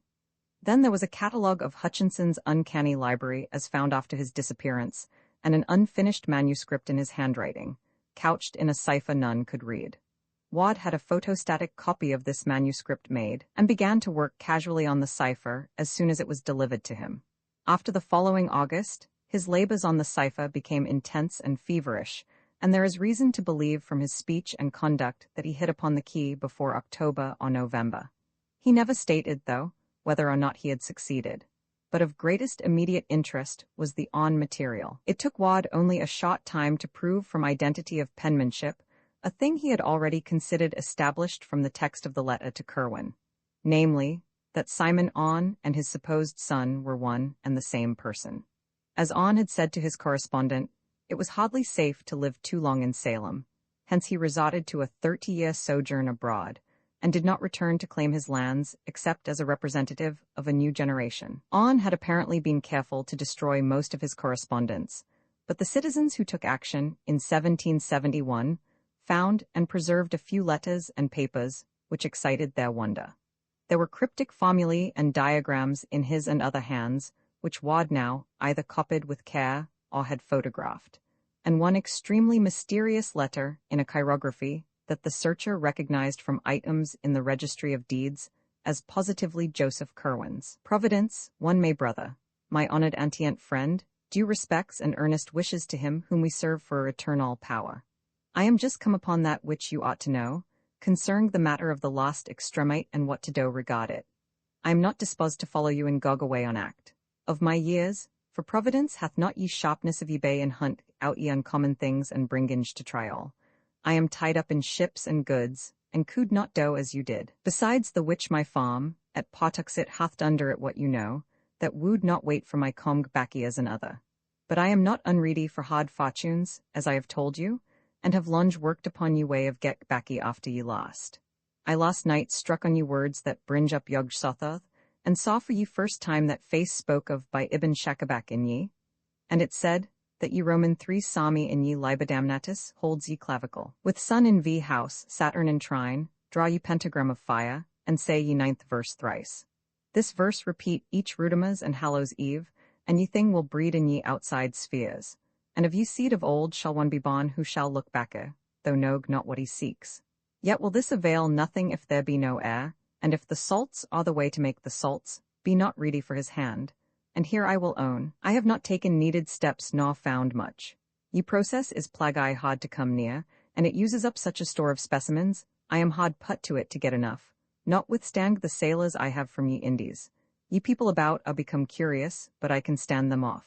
Ye gentry are worse than ye populace, beg more circumstantial in their acts, and more believed in what they tell. That Parson and Mr. Merritt have talked some, I am fearful, but no thing so far is dangerous. Ye chemical substances are easy of get, there beg rum and 2 good chimists in town, Dr. Bowen and Sam. Care?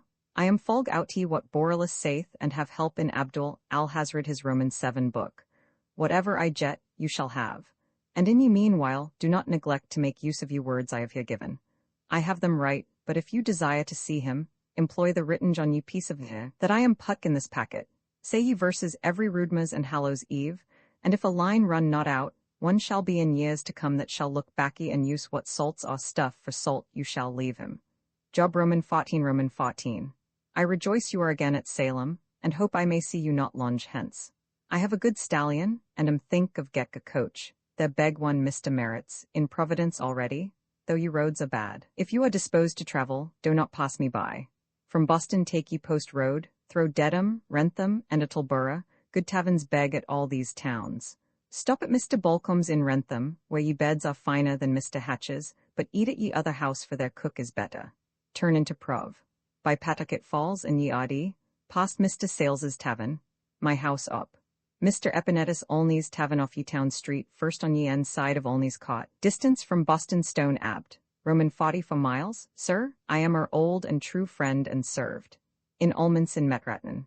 Josephus C. To Mr. Simon On, Williams Lane, in Salem.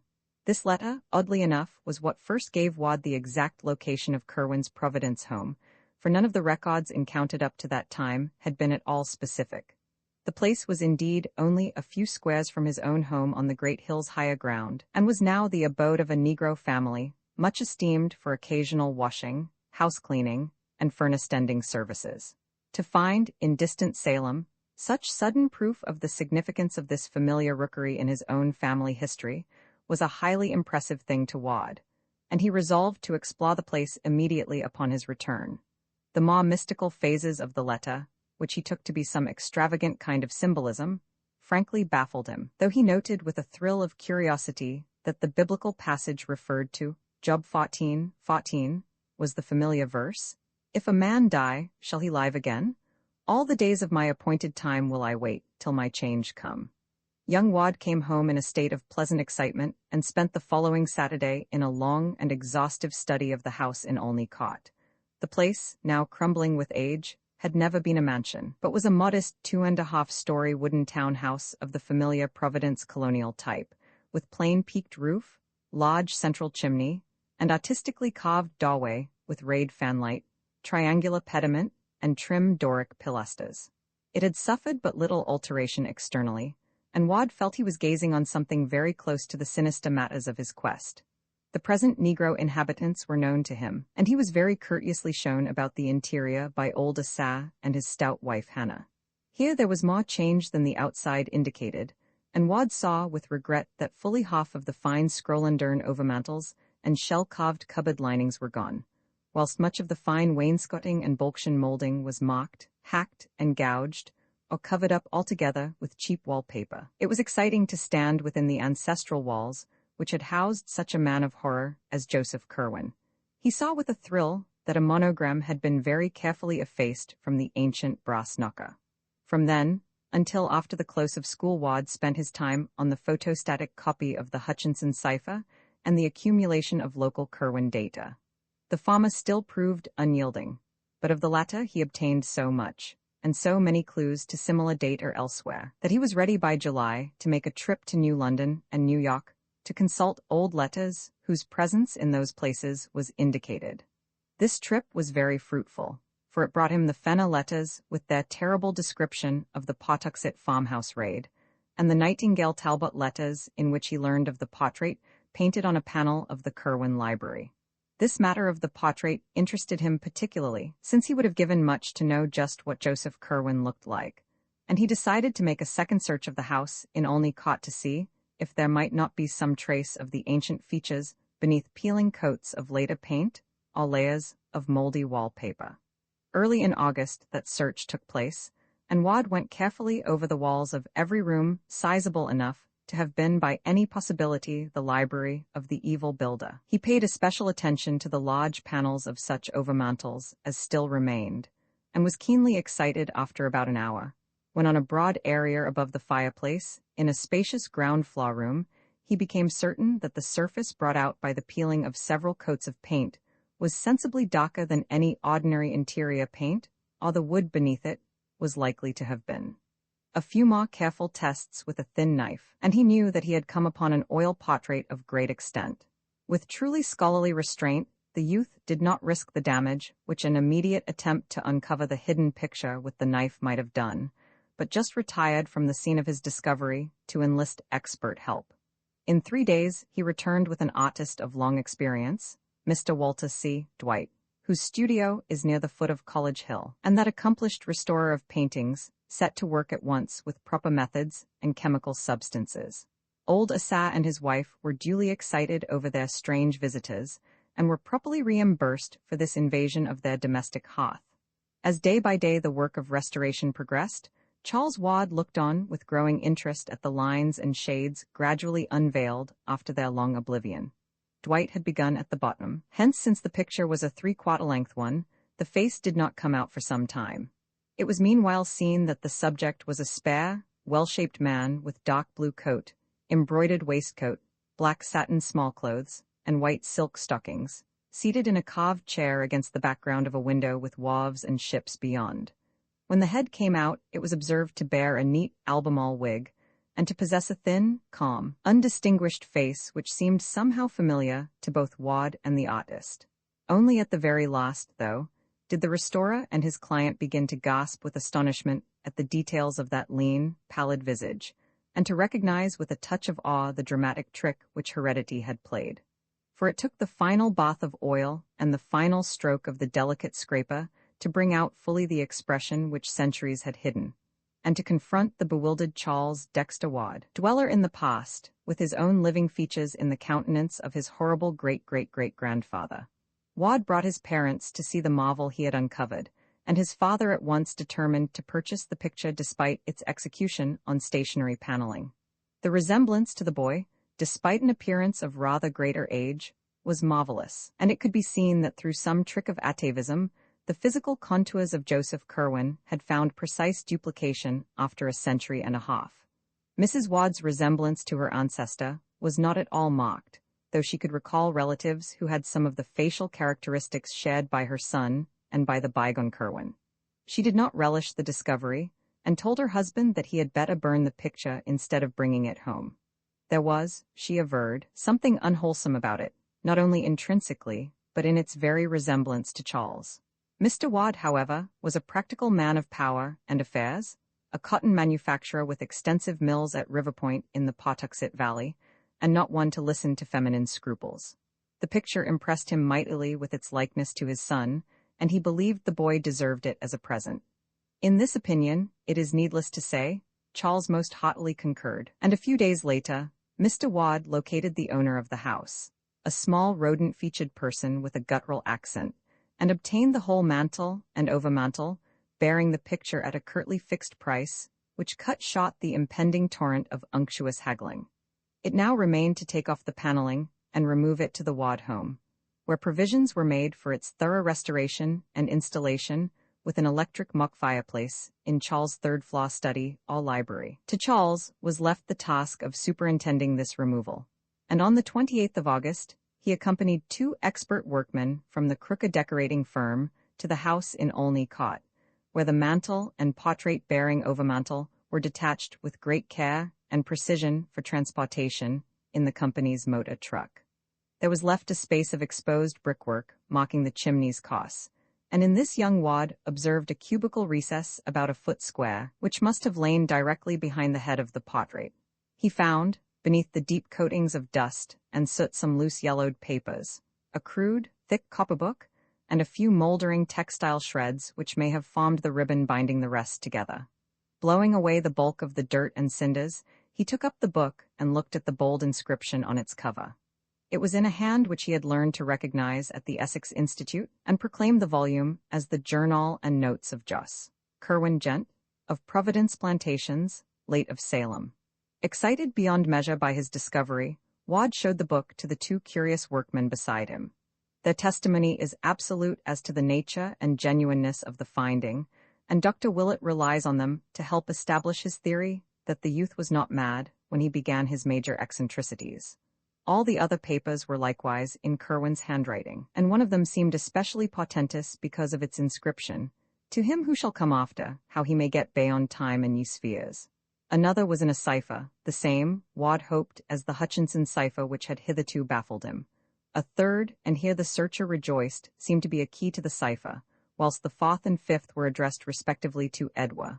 Hutchinson, Armiger, and Jedediah on Esk.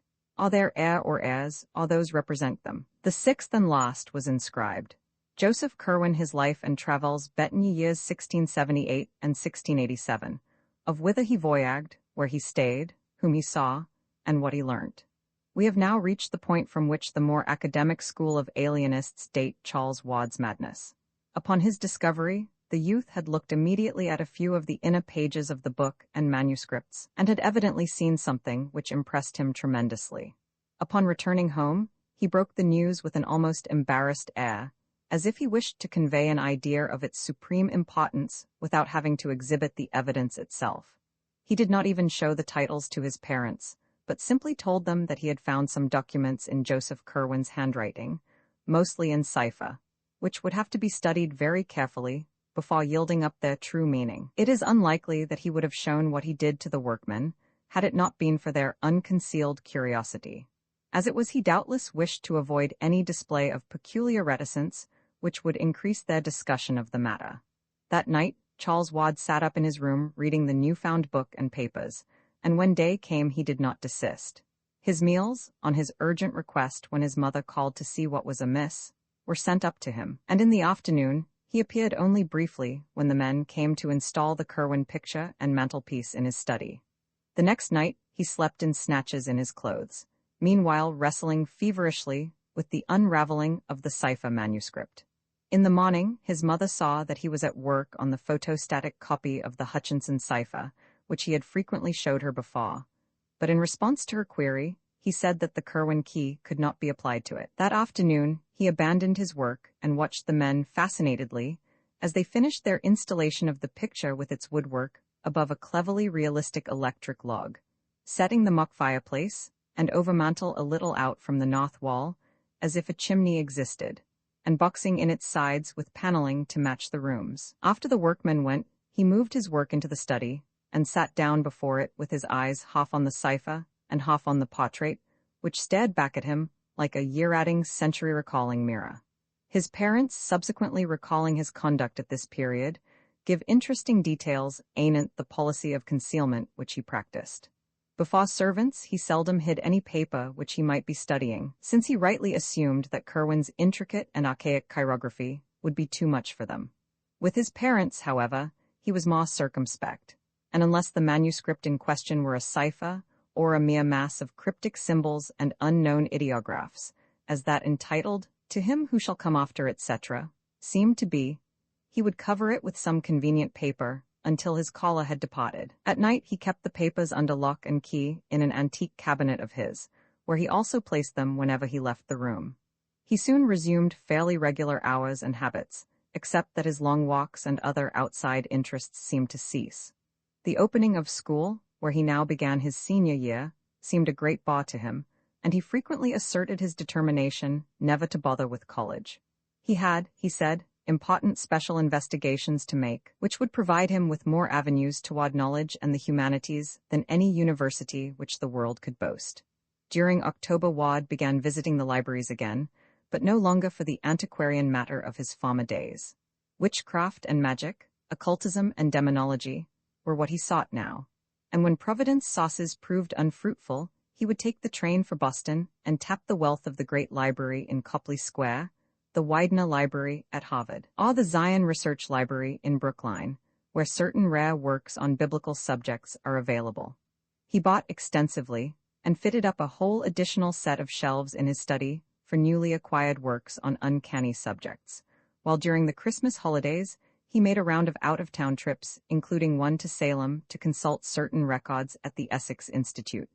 About the middle of January, 1920, there entered Wads bearing an element of triumph which he did not explain, and he was no more found at work upon the Hutchinson cipher. Instead, he inaugurated a dual policy of chemical research and record scanning, fitting up for the one a laboratory in the unused attic of the house, and for the latter haunting all the sources of vital statistics in Providence. Local dealers in drugs and scientific supplies, later questioned, gave astonishingly queer and meaningless catalogues of the substances and instruments he purchased, but clocks at the State House, the City Hall, and the various libraries agree as to the definite object of his second interest. He was searching intensely and feverishly for the grave of Joseph Curwen, from whose slate slab an older generation had so wisely blotted the name. Little by little, there grew upon the Wad family the conviction that something was wrong. His schoolwork was the merest pretense. He had other concernments now, and when not in his new laboratory with a score of obsolete alchemical books, could be found either poring over old burial records downtown or glued to his volumes of occult lore in his study, where the startlingly, one almost fancied increasingly, similar features of Joseph Curwen stared blandly at him from the great overmantel on the north wall. Late in March, Wad added to his archive searching a ghoulish series of rambles about the various ancient cemeteries of the city. His quest had suddenly shifted from the grave of Joseph Curwen to that of one Naphtali Field, and this shift was explained when, upon going over the files that he had been over, the investigators actually found a fragmentary record of Curwen's burial which had escaped the general obliteration, and which stated that the curious leaden coffin had been interred 10 ft. S and 5 ft. W of Naphtali Field's grave in Ye.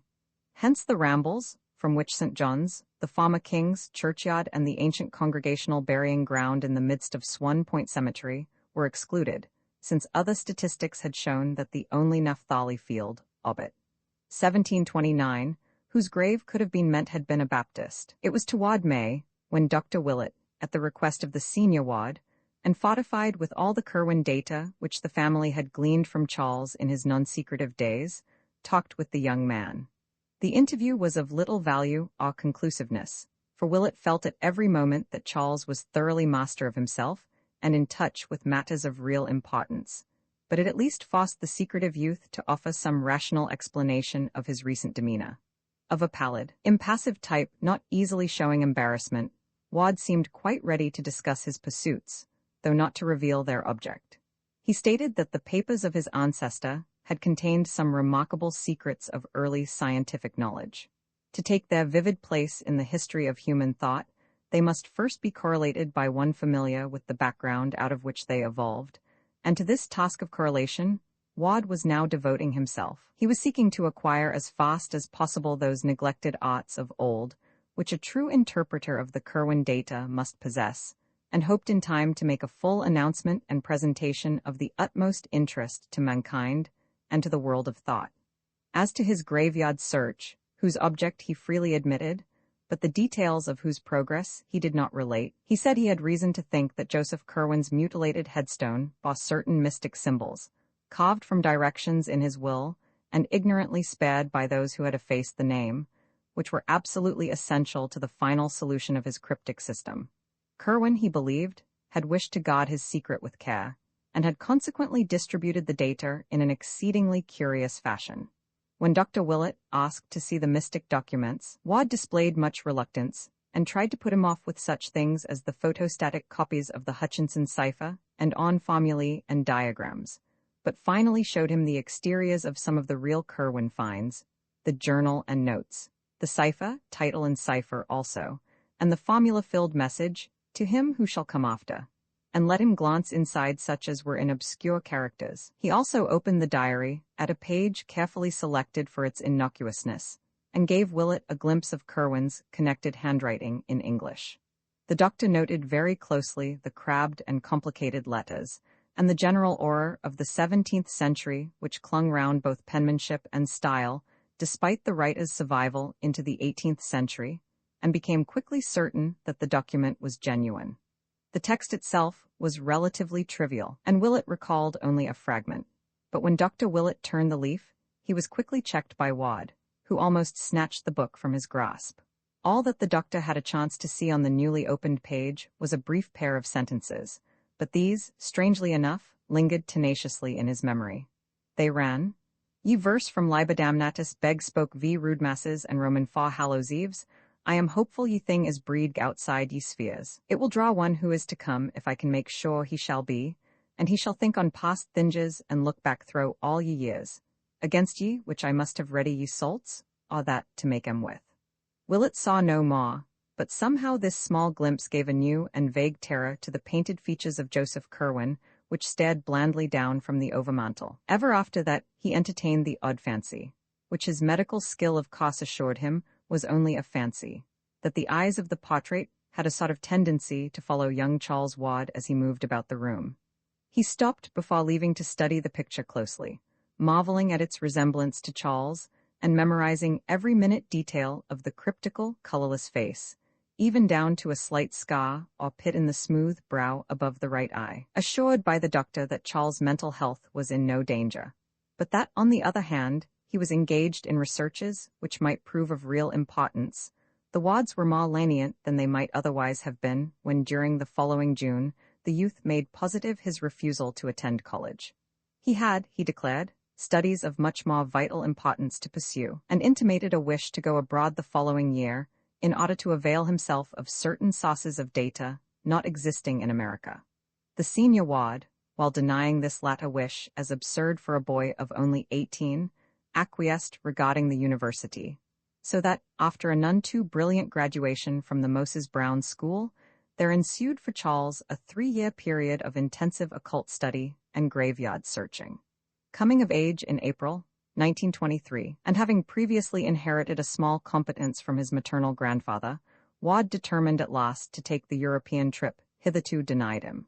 Of his proposed itinerary, he would say nothing save that the needs of his studies would carry him to many places, but he promised to write his parents fully and faithfully. When they saw he could not be dissuaded, they ceased all opposition and helped as best they could, so that in June, the young man sailed for Liverpool with the farewell blessings of his father and mother, who accompanied him to Boston and waved him out of sight from the White Star Pier in Charlestown. Letters soon told of his safe arrival and of his securing good quarters in Great Russell Street, London, where he proposed to stay, shunning all family friends till he had exhausted the resources of the British Museum in a certain direction. Of his daily life he wrote but little, for there was little to write. Study and experiment consumed all his time, and he mentioned a laboratory which he had established in one of his rooms. That he said nothing of antiquarian rambles in the glamorous old city, with its luring skyline of ancient domes and steeples, and its tangles of roads and alleys whose mystic convolutions and sudden vistas alternately beckon and surprise, was taken by his parents as a good index of the degree to which his new interests had engrossed his mind. In June 1924, a brief note told of his departure for Paris, to which he had before made 1 or 2 flying trips for material in the Bibliothèque Nationale. For 3 months thereafter, he sent only postal cards, giving an address in the Rue Saint-Jacques, and referring to a special search among rare manuscripts in the library of an unnamed private collector. He avoided acquaintances, and no tourists brought back reports of having seen him. Then came a silence, and in October, the Wads received a picture card from Prague, Czechoslovakia, stating that Charles was in that ancient town for the purpose of conferring with a certain very aged man, supposed to be the last living possessor of some very curious medieval information. He gave an address in the Neustadt, and announced no move till the following January, when he dropped several cards from Vienna telling of his passage through that city on the way toward a more easterly region whither one of his correspondents and fellow delvers into the occult had invited him. The next card was from Klausenburg in Transylvania, and told of Wad's progress toward his destination. He was going to visit a Baron Ferenczi, whose estate lay in the mountains east of Rakus, and was to be addressed at Rakus in the care of that nobleman. Another card from Rakus a week later, saying that his host's carriage had met him and that he was leaving the village for the mountains, was his last message for a considerable time. Indeed, he did not reply to his parents' frequent letters until May, when he wrote to discourage the plan of his mother for a meeting in London, Paris, or Rome during the summer, when the elder Wads were planning to travel in Europe. His researches, he said, were such that he could not leave his present quarters, while the situation of Baron Ferenczi's castle did not favor visits. It was on a crag in the dark wooded mountains, and the region was so shunned by the country folk that normal people could not help feeling ill at ease. Moreover, the Baron was not a person likely to appeal to correct and conservative New England gentlefolk. His aspect and manners had idiosyncrasies, and his age was so great as to be disquieting. It would be better, Charles said, if his parents would wait for his return to Providence, which could scarcely be far distant. That return did not, however, take place until May 1925, when after a few heralding cards the young wanderer quietly slipped into New York on the Homeric and traversed the long miles to Providence by motor coach, eagerly drinking in the green rolling hills, the fragrant, blossoming orchards, and the white steepled towns of Connecticut in spring, his first taste of ancient New England in nearly 4 years. Old Providence? It was this place and the mysterious forces of its long, continuous history which had brought him into being, and which had drawn him back toward marvels and secrets whose boundaries no prophet might fix. Here lay the arcana, wondrous or dreadful as the case might be, for which all his years of travel and application had been preparing him. A taxicab whirled him through Post Office Square with its glimpse of the river, and up the steep curved slope of Waterman Street to Prospect. Then 8 squares past the fine old estates his childish eyes had known, and the quaint brick sidewalks so often trodden by his youthful feet. And at last the little white overtaken farmhouse on the right, and on the left the classic Adam porch and stately bayed facade of the great brick house where he was born. It was twilight, and Charles Dexter Wad had come home.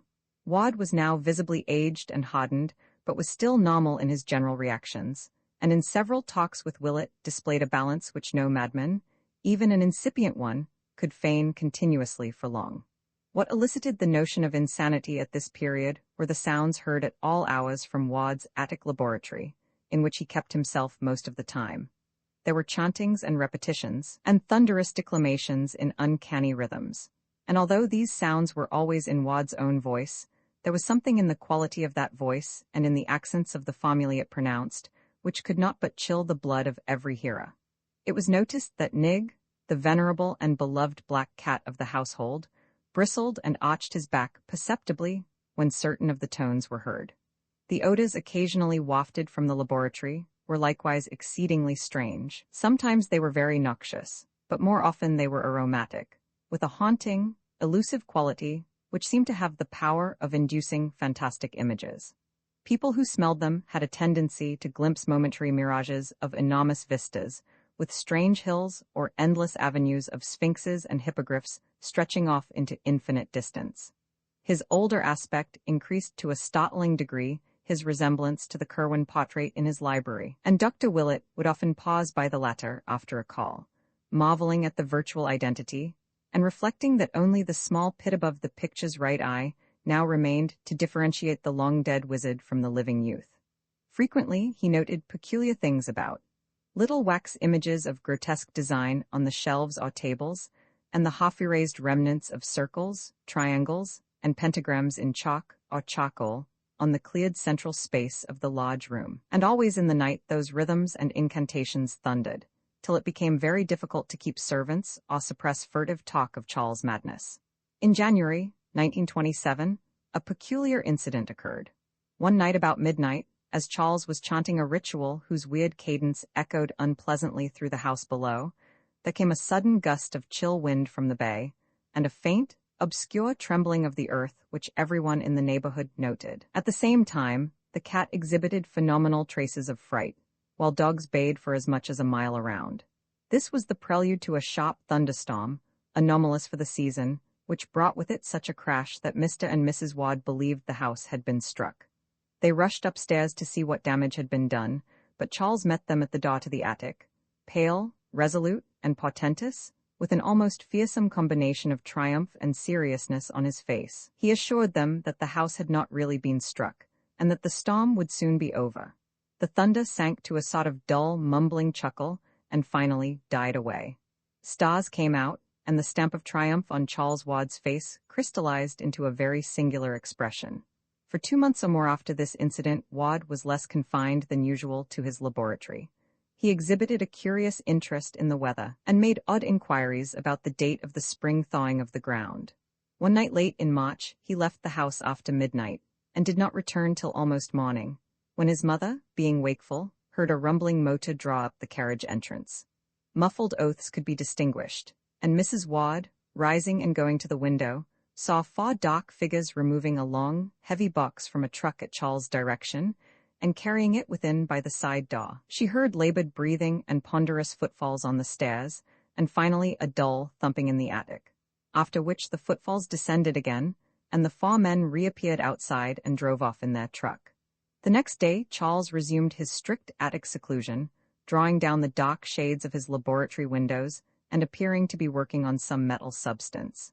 He would open the door to no one, and steadfastly refused all proffered food. About noon, a wrenching sound followed by a terrible cry and a fall were heard, but when Mrs. Wad rapped at the door, her son at length answered faintly, and told her that nothing had gone amiss.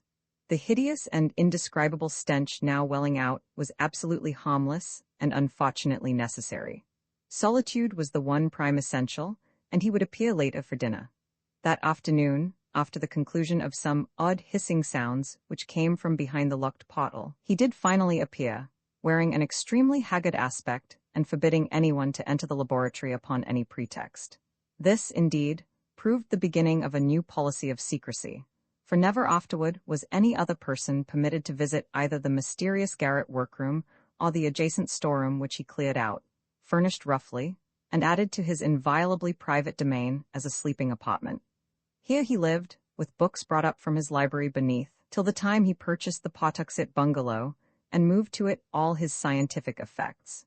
In the evening, Charles secured the paper before the rest of the family and damaged part of it through an apparent accident.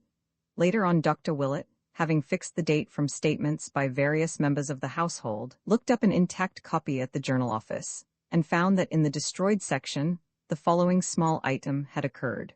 Nocturnal diggers surprised in North Burial Ground Robert Hart, night watchman at the North Burial Ground, this morning discovered a party of several men with a motor truck in the oldest part of the cemetery, but apparently frightened them off before they had accomplished whatever their object may have been. The discovery took place at about 4 o'clock, when Hart's attention was attracted by the sound of a motor outside his shelter.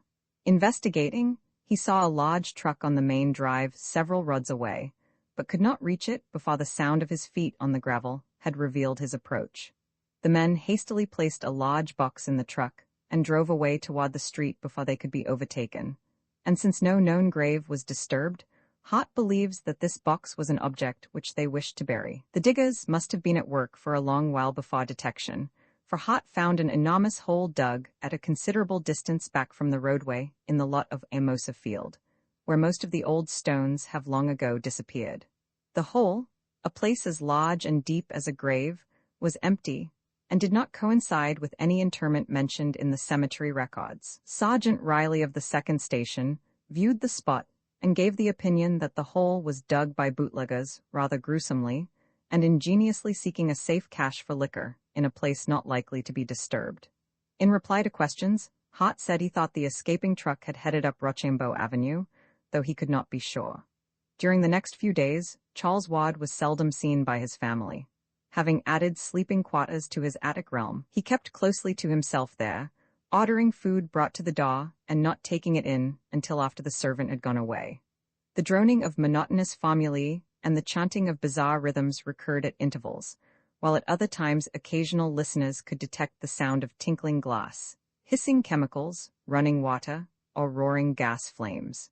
Odors of the most unplaceable quality, wholly unlike any before noted, hung at times around the door, and the air of tension observable in the young recluse, whenever he did venture briefly forth, was such as to excite the keenest speculation. Once he made a hasty trip to the Athenaeum for a book he required, and again he hired a messenger to fetch him a highly obscure volume from Boston.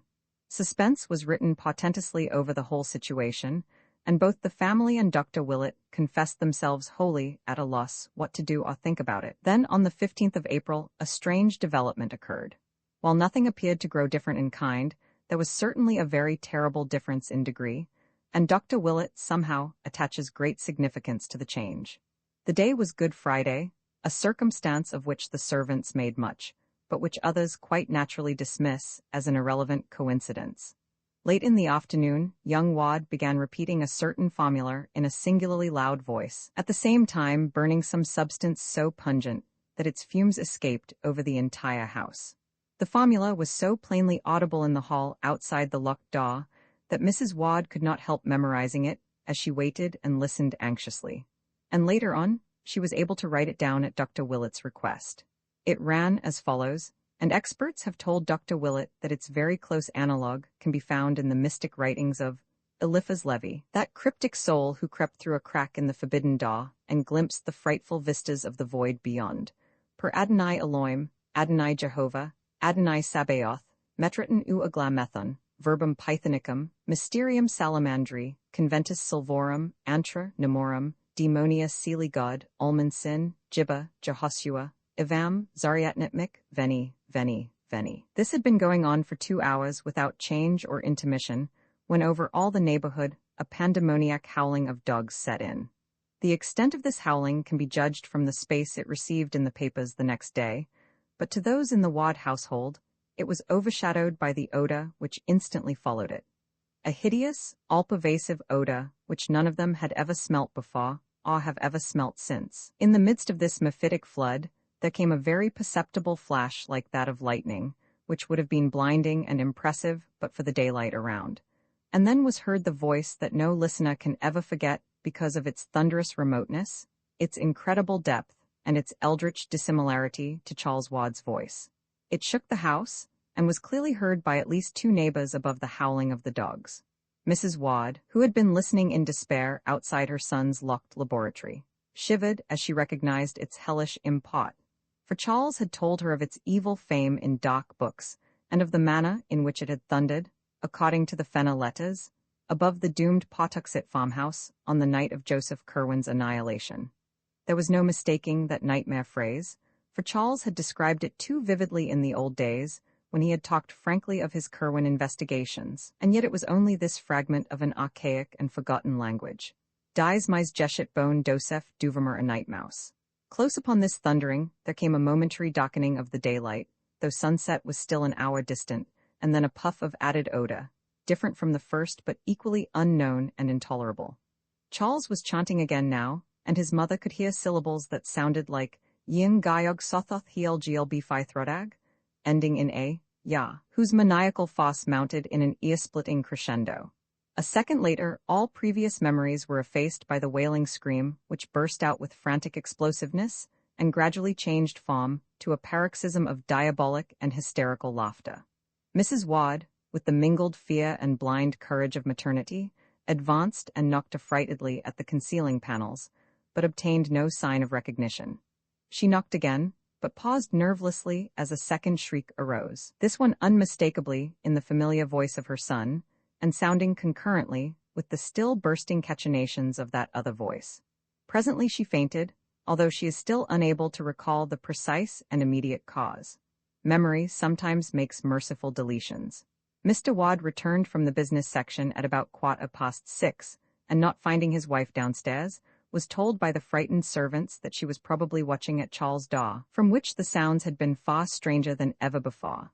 Mounting the stairs at once, he saw Mrs. Wadd stretched at full length on the floor of the corridor outside the laboratory, and realizing that she had fainted, hastened to fetch a glass of water from a set bowl in a neighboring alcove. Dashing the cold fluid in her face, he was heartened to observe an immediate response on her part, and was watching the bewildered opening of her eyes when a chill shot through him, and threatened to reduce him to the very state from which she was emerging. For the seemingly silent laboratory was not as silent as it had appeared to be, but held the murmurs of a tense, muffled conversation in tones too low for comprehension, yet of a quality profoundly disturbing to the soul. It was not, of course, new for Charles to mutter formally, but this muttering was definitely different. It was so palpably a dialogue, or imitation of a dialogue, with the regular alternation of inflections suggesting question and answer, statement and response. One voice was undisguisedly that of Charles, but the other had a depth and hollowness which the youth's best powers of ceremonial mimicry had scarcely approached before. There was something hideous, blasphemous, and abnormal about it, and but for a cry from his recovering wife, which cleared his mind by arousing his protective instincts, it is not likely that Theodore Howland Wadd could have maintained for nearly a year more his old boast that he had never fainted. As it was, he seized his wife in his arms and bore her quickly downstairs before she could notice the voices which had so horribly disturbed him. Even so, however, he was not quick enough to escape catching something himself, which caused him to stagger dangerously with his burden. For Mrs. Wadd's cry had evidently been heard by others than he, and there had come in response to it from behind the locked door the first distinguishable words which that hushed and terrible colloquy had yielded. They were merely an excited caution in Charles' own voice, but somehow their implications held a nameless fright for the father who overheard them. The phrase was just this: SSHH, right?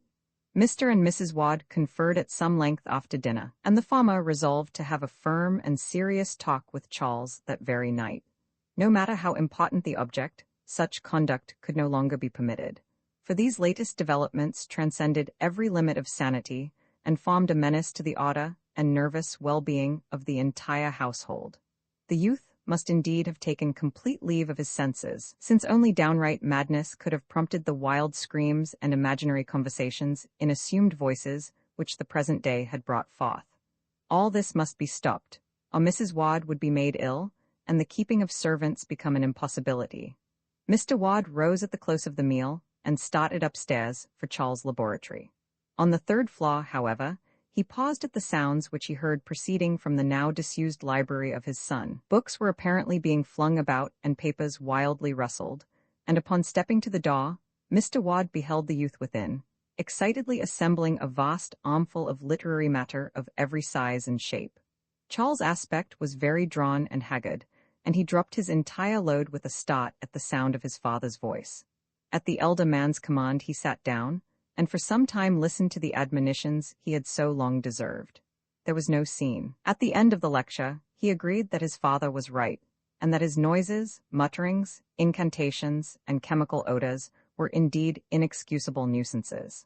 For the fright and fainting of his mother, he expressed the keenest contrition, and explained that the conversation, later heard, was part of an elaborate symbolism designed to create a certain mental atmosphere. His use of abstruse chemical terms somewhat bewildered Mr. Wad, but the parting impression was one of undeniable sanity and poise, despite a mysterious tension of the utmost gravity.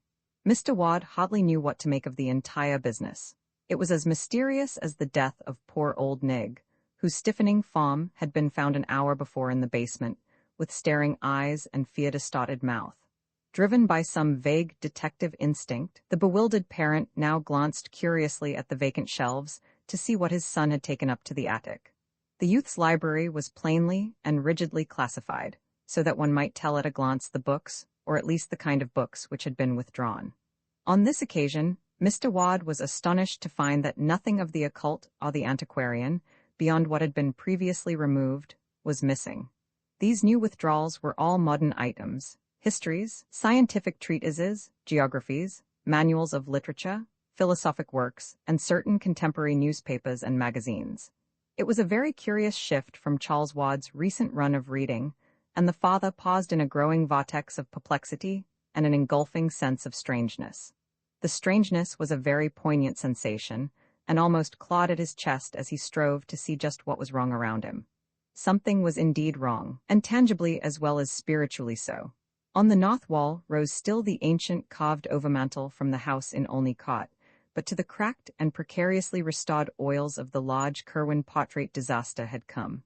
Time and unequal heating had done their work at last, and at some time since the room's last cleaning the worst had happened. Peeling clear of the wood, curling tighter, and finally crumbling into small bits with what must have been malignly silent suddenness, the portrait of Joseph Kerwin had resigned forever its staring surveillance of the youth it so strangely resembled, and now lay scattered on the floor as a thin coating of fine bluish-gray dust. Roman IV, a mutation and a madness in the week following that memorable Good Friday, Charles Wad was seen more often than usual, and was continually carrying books between his library and the attic laboratory. His actions were quiet and rational, but he had a furtive, hunted look which his mother did not like, and developed an incredibly ravenous appetite as gauged by his demands upon the cook. Dr. Willett had been told of those Friday noises and happenings, and on the following Tuesday had a long conversation with the youth in the library where the picture stared no more.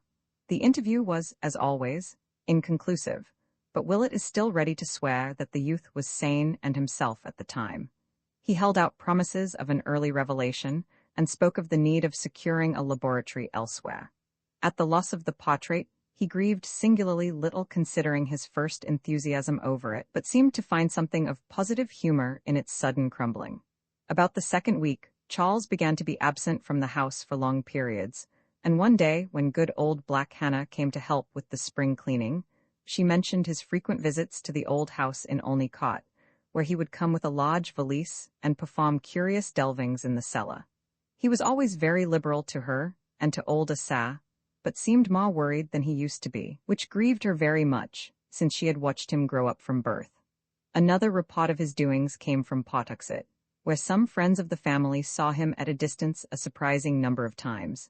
He seemed to haunt the resort and canoe house of Rhodes on the Pawtuxet, and subsequent inquiries by Dr. Willett at that place brought out the fact that his purpose was always to secure access to the rather hedged-in riverbank, along which he would walk toward the north, usually not reappearing for a very long while.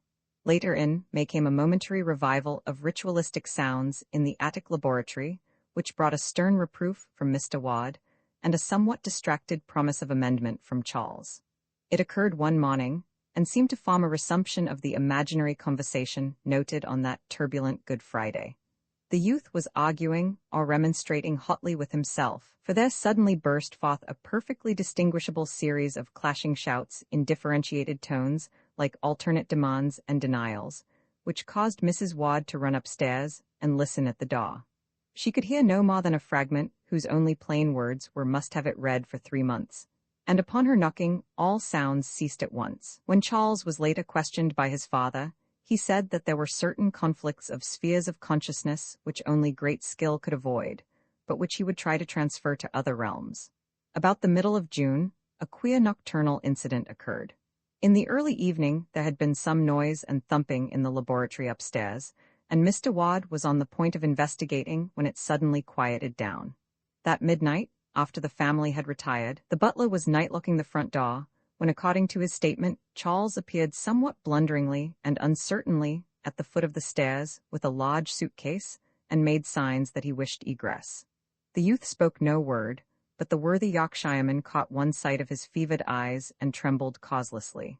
He opened the door and young Wadd went out, but in the morning he presented his resignation to Mrs. Wadd. There was, he said, something unholy in the glance Charles had fixed on him. It was no way for a young gentleman to look at an honest person, and he could not possibly stay another night.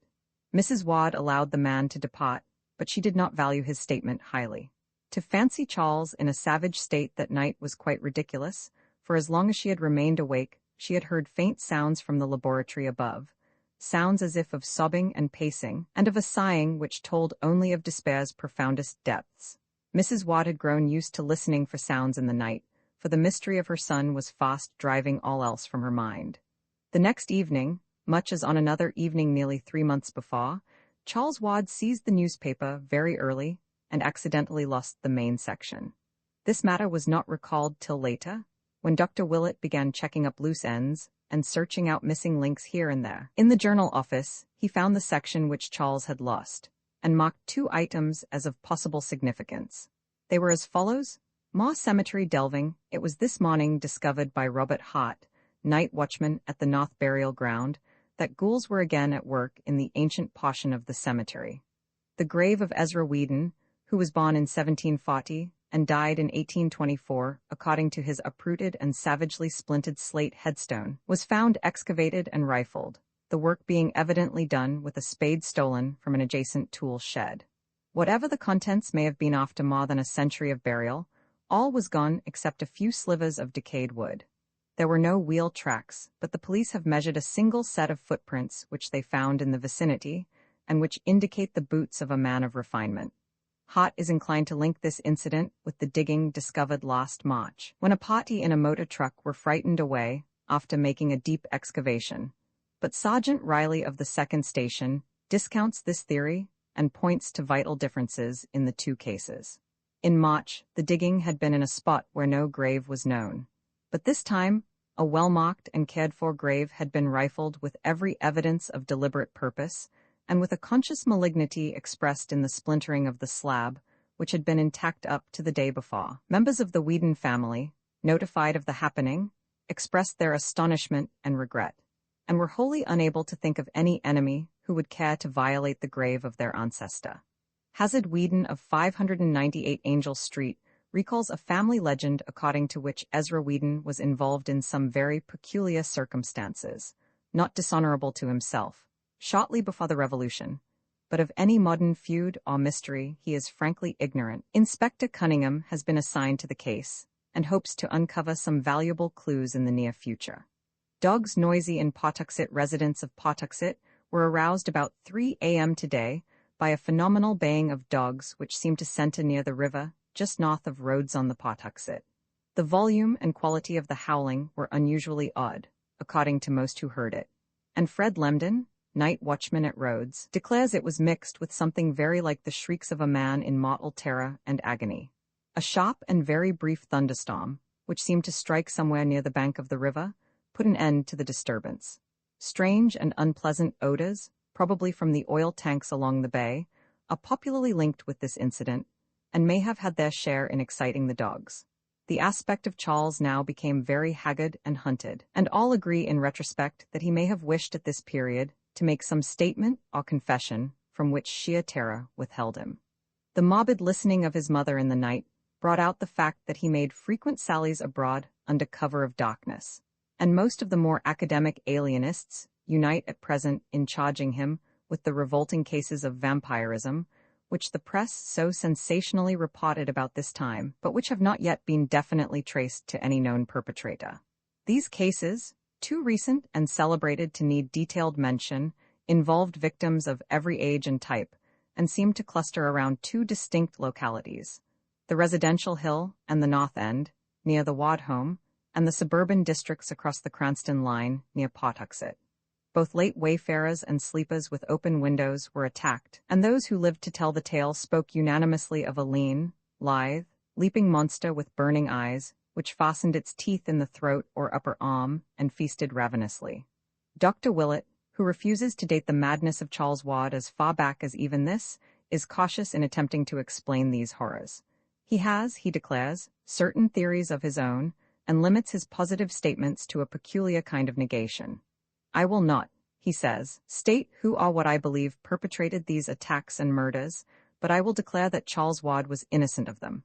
I have reason to be sure he was ignorant of the taste of blood, as indeed his continued anemic decline and increasing pallor prove better than any verbal argument. Ward meddled with terrible things, but he has paid for it, and he was never a monster or a villain. As for now, I don't like to think. A change came, and I'm content to believe that the old Charles Ward died with it.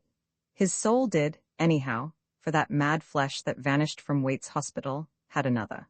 Willett speaks with authority, for he was often at the Ward home attending Mrs. Ward, whose nerves had begun to snap under the strain.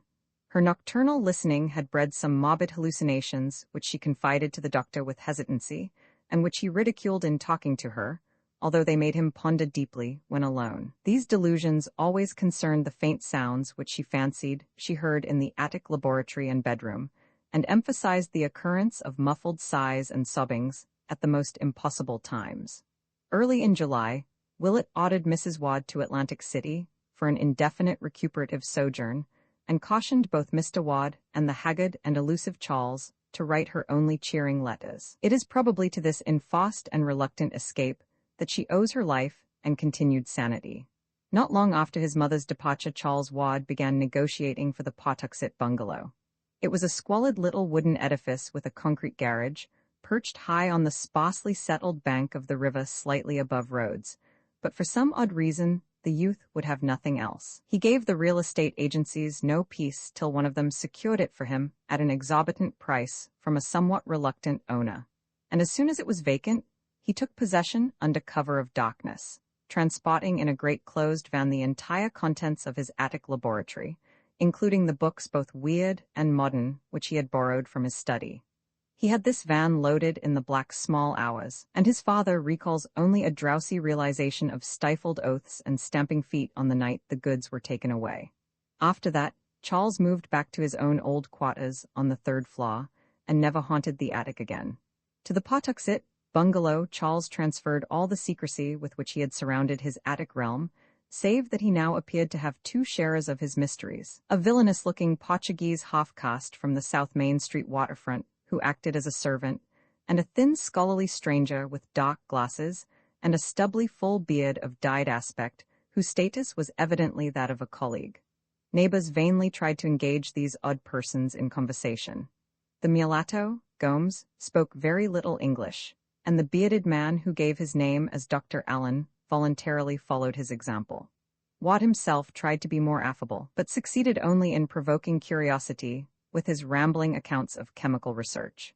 Before long, queer tales began to circulate regarding the all-night burning of lights, and somewhat later, after this burning had suddenly ceased, there rose still queerer tales of disproportionate orders of meat from the butchers and of the muffled shouting, declamation, rhythmic chanting, and screaming supposed to come from some very deep cellar below the place. Most distinctly, the new and strange household was bitterly disliked by the honest bourgeoisie of the vicinity, and it is not remarkable that dark hints were advanced connecting the hated establishment with the current epidemic of vampiristic attacks and murders, especially since the radius of that plague seemed now confined wholly to Pawtuxet and the adjacent streets of Edgewood. Ward spent most of his time at the bungalow, but slept occasionally at home, and was still reckoned a dweller beneath his father's roof. Twice he was absent from the city on week-long trips, whose destinations have not yet been discovered. He grew steadily paler and more emaciated even than before, and lacked some of his former assurance when repeating to Dr. Willett his old story of vital research and future revelations. Willett often waylaid him at his father's house, for the elder Wad was deeply worried and perplexed, and wished his son to get as much sound oversight as could be managed in the case of so secretive and independent an adult. The doctor still insists that the youth was sane, even as late as this, and adduces many a conversation to prove his point. About September, the vampirism declined, but in the following January, Wad almost became involved in serious trouble. For some time, the nocturnal arrival and departure of motor trucks at the Pawtuxet bungalow had been commented upon, and at this juncture, an unforeseen hitch exposed the nature of at least one item of their contents. In a lonely spot near Hope Valley had occurred one of the frequent sodded waylayings of trucks by hijackers in quest of liquor shipments, but this time the robbers had been destined to receive the greatest shock, for the long cases they seized proved upon opening to contain some exceedingly gruesome things. So gruesome, in fact, that the matter could not be kept quiet amongst the denizens of the underworld. The thieves had hastily buried what they discovered, but when the state police got wind of the matter, a careful search was made. A recently arrested vagrant, under promise of immunity from prosecution on any additional charge, at last consented to guide a party of troopers to the spot, and there was found in that hasty cache a very hideous and shameful thing. It would not be well for the national, or even the international, sense of decorum if the public were ever to know what was uncovered by that awestruck party. There was no mistaking it, even by these far from studious officers, and telegrams to Washington ensued with feverish rapidity. The cases were addressed to Charles Wad at his Pawtuxet bungalow, and state and federal officials at once paid him a very forceful and serious call. They found him pallid and worried with his two odd companions, and received from him what seemed to be a valid explanation and evidence of innocence. He had needed certain anatomical specimens as part of a program of research whose depth and genuineness anyone who had known him in the last decade could prove, and had ordered the required kind and number from agencies, which he had thought as reasonably legitimate as such things can be. Of the identity of the specimens he had known absolutely nothing, and was properly shocked when the inspectors hinted at the monstrous effect on public sentiment and national dignity which a knowledge of the matter would produce. In this statement, he was firmly sustained by his bearded colleague Dr. Allen, whose oddly hollow voice carried even more conviction than his own nervous tones, so that in the end, the officials took no action, but carefully set down the New York name and address, which Wad gave them as a basis for a search which came to nothing. It is only fair to add that the specimens were quickly and quietly restored to their proper places, and that the general public will never know of their blasphemous disturbance. On February 9, 1928, Dr. Willett received a letter from Charles Wad, which he considers of extraordinary importance, and about which he has frequently quarreled with Dr. Lyman. Lyman believes that this note contains positive proof of a well-developed case of dementia praecox, but Willett, on the other hand, regards it as the last perfectly sane utterance of the hapless youth. He calls especial attention to the normal character of the penmanship, which, though showing traces of shattered nerves, is nevertheless distinctly Wad's own. The text in full is as follows: 100 Prospect St. Providence, R.I., March 8, 1928. Dear Dr. Willett, I feel that at last the time has come for me to make the disclosures which I have so long promised you, and for which you have pressed me so often. The patience you have shown in waiting, and the confidence you have shown in my mind and integrity, are things I shall never cease to appreciate, and now that I am ready to speak, I must own with humiliation that no triumph such as I dreamed of can ever be mine. Instead of triumph, I have found terror, and my talk with you will not be a boast of victory, but a plea for help and advice in saving both myself and the world from a horror beyond all human conception or calculation. You recall what those Fenna letters said of the old raiding party at Pawtuxet. That must all be done again, and quickly. Upon us depends more than can be put into words. All civilization, all natural law, perhaps even the fate of the solar system and the universe.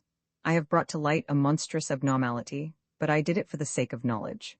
Now, for the sake of all life and nature, you must help me thrust it back into the dock again. I have left that Pawtuxet place forever, and we must extirpate everything existing there, alive or dead. I shall not go there again, and you must not believe it if you ever hear that I am there. I will tell you why I say this when I see you. I have come home for good, and wish you would call on me at the very first moment that you can spare 5 or 6 hours continuously to hear what I have to say. It will take that long, and believe me when I tell you that you never had a more genuine professional duty than this. My life and reason are the very least things which hang in the balance. I dare not tell my father, for he could not grasp the whole thing, but I have told him of my danger, and he has 4 men from a detective agency watching the house. I don't know how much good they can do, for they have against them forces which even you could scarcely envisage or acknowledge. So come quickly if you wish to see me alive and hear how you may help to save the cosmos from stark hell.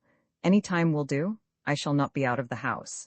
Don't telephone ahead, for there is no telling who or what may try to intercept you. And let us pray to whatever gods there be that nothing may prevent this meeting. In utmost gravity and desperation, Charles Dexter Ward. P.S. Shoot Dr. Allen on sight and dissolve his body in acid. Don't burn it. Dr. Willett received this note about 10:30 a.m. and immediately arranged to spare the whole late afternoon and evening for the momentous talk, letting it extend on into the night as long as might be necessary. He planned to arrive about 4 o'clock, and through all the intervening hours was so engulfed in every sort of wild speculation that most of his tasks were very mechanically performed. Maniacal as the letter would have sounded to a stranger, Willett had seen too much of Charles Ward's oddities to dismiss it as sheer raving. That something very subtle, ancient, and horrible was hovering about he felt quite sure, and the reference to Dr. Allen could almost be comprehended in view of what Pawtuxet gossip said of Ward's enigmatical colleague. Willett had never seen the man, but had heard much of his aspect and bearing, and could not but wonder what sort of eyes those much-discussed dark glasses might conceal. Promptly, at 4, Dr. Willett presented himself at the Ward residence, but found to his annoyance that Charles had not adhered to his determination to remain indoors. The guards were there, but said that the young man seemed to have lost part of his timidity. He had that morning done much apparently frightened arguing and protesting over the telephone, one of the detectives said, replying to some unknown voice with phrases such as, "I am very tired and must rest a while. I can't receive anyone for some time. You'll have to excuse me. Please postpone decisive action till we can arrange some sort of compromise. Oh, I am very sorry, but I must take a complete vacation from everything. I'll talk with you later." Then, apparently gaining boldness through meditation, he had slipped out so quietly that no one had seen him depart or knew that he had gone until he returned about 1 o'clock and entered the house without a word. He had gone upstairs, where a bit of his fear must have surged back, for he was heard to cry out in a high, terrified fashion upon entering his library, afterward trailing off into a kind of choking gasp. When, however, the butler had gone to inquire what the trouble was, he had appeared at the door with a great show of boldness, and had silently gestured the man away in a manner that terrified him unaccountably. Then he had evidently done some rearranging of his shelves, for a great clattering and thumping and creaking ensued, after which he had reappeared and left at once. Willett inquired whether or not any message had been left, but was told that there was none. The butler seemed queerly disturbed about something in Charles' appearance and manner, and asked solicitously if there was much hope for a cure of his disordered nerves. For almost 2 hours Dr. Willett waited vainly in Charles Ward's library, watching the dusty shelves with their wide gaps where books had been removed, and smiling grimly at the panelled overmantel on the north wall, whence a year before the suave features of old Joseph Curwen had looked mildly down. After a time, the shadows began to gather, and the sunset cheer gave place to a vague growing terror which flew shadow-like before the night. Mr. Ward finally arrived, and showed much surprise and anger at his son's absence after all the pains which had been taken to guard him. He had not known of Charles' appointment, and promised to notify Willett when the youth returned. In bidding the doctor good night, he expressed his utter perplexity at his son's condition, and urged his caller to do all he could to restore the boy to normal poise. Willett was glad to escape from that library, for something frightful and unholy seemed to haunt it, as if the vanished picture had left behind a legacy of evil. He had never liked that picture, and even now, strong-nerved though he was, there lurked a quality in its vacant panel which made him feel an urgent need to get out into the pure air as soon as possible. The next morning, Willett received a message from the senior Ward, saying that Charles was still absent. Mr. Ward mentioned that Dr. Allen had telephoned him to say that Charles would remain at Pawtuxet for some time, and that he must not be disturbed. This was necessary, because Allen himself was suddenly called away for an indefinite period, leaving the researchers in need of Charles' constant oversight. Charles sent his best wishes, and regretted any bother his abrupt change of plans might have caused.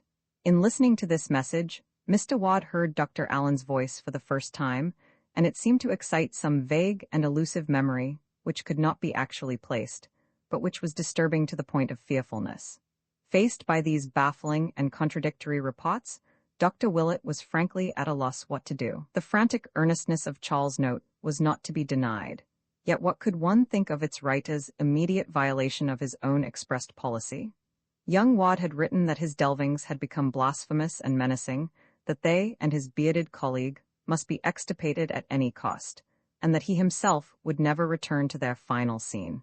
Yet according to latest advices, he had forgotten all this, and was back in the thick of the mystery. Common sense bade one leave the youth alone with his freakishness, yet some deeper instinct would not permit the impression of that frenzied letter to subside.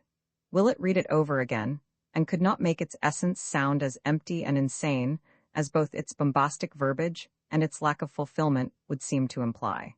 Its terror was too profound and real, and in conjunction with what the doctor already knew, evoked too vivid hints of monstrosities from beyond time and space to permit of any cynical explanation. There were nameless horrors abroad, and no matter how little one might be able to get at them, one ought to stand prepared for any sort of action at any time. For over a week Dr. Willett pondered on the dilemma which seemed thrust upon him, and became more and more inclined to pay Charles a call at the Pawtuxet bungalow.